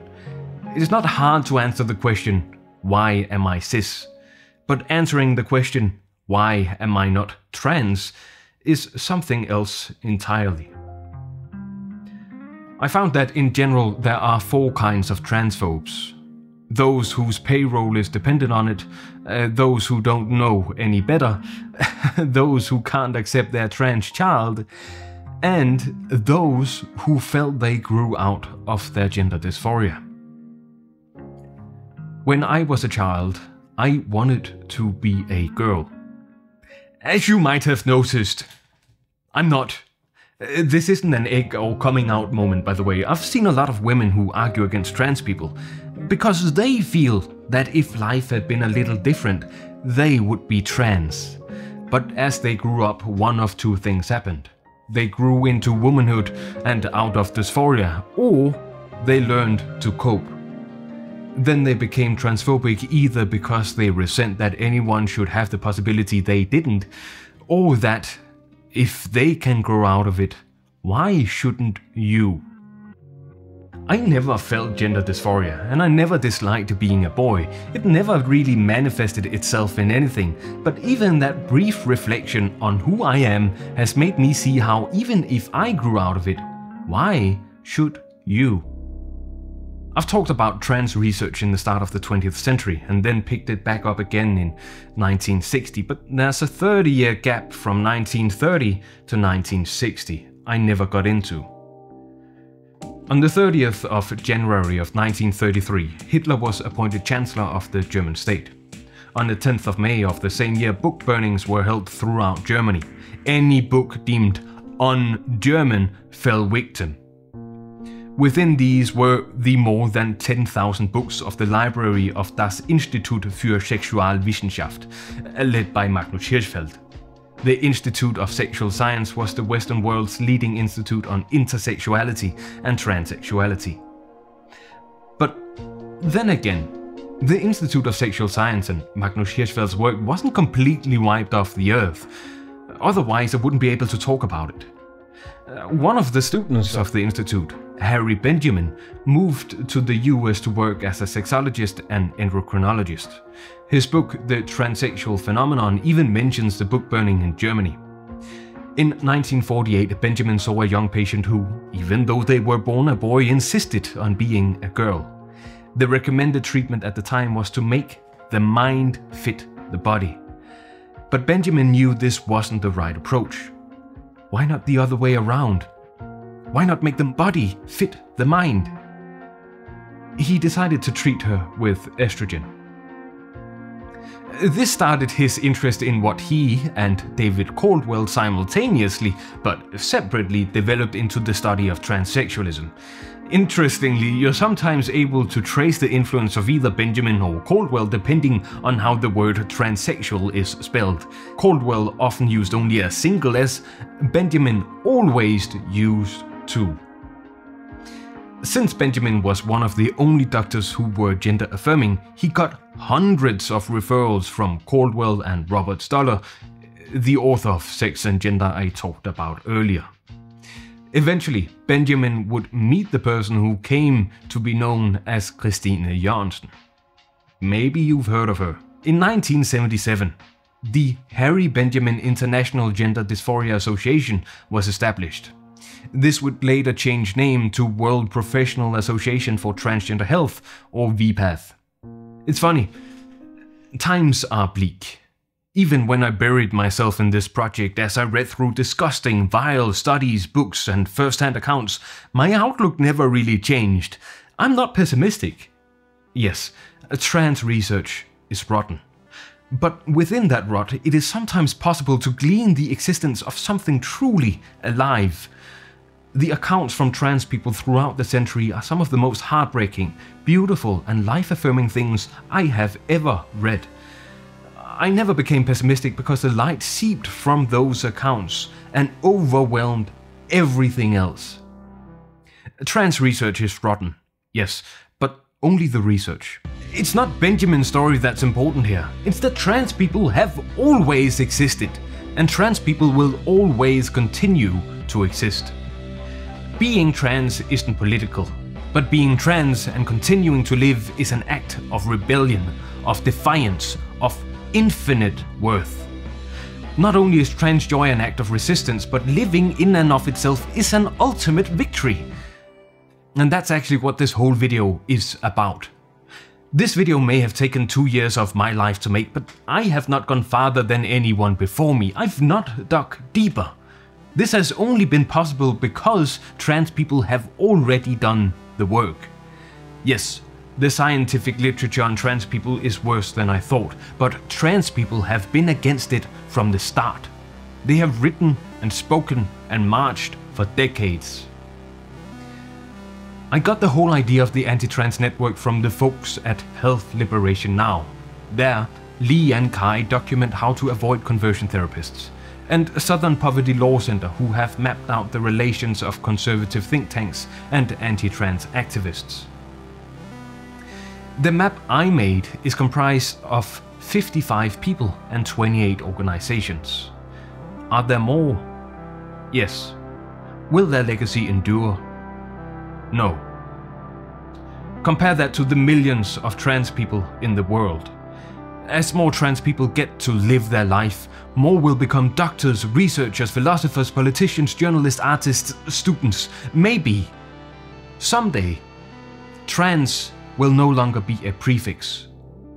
Someday, they will get to decide for themselves. Now, I would love to take your money. I really would, but I think it's better spent on the people who made this video possible. You'll find links in the description. Please, support them if you have the means. When I saw how Health Liberation Now mapped out the therapists and activists, all I could think was, that's it. This isn't as bad as I thought. It's the same people over and over and over again, but maybe you already picked up on that. Most anti-trans propaganda is made by just a small handful of people. Keep in mind, Harry Benjamin lived only 2 generations ago. The person who coined the term transsexual died in 1986. Transness is still in its infancy. The major problem with this video is, of course, that to debunk the anti-trans talking points, I've had to accept the premise of scientific transphobia and transmedicalism, at least as a leverage. I know. I have tried my best.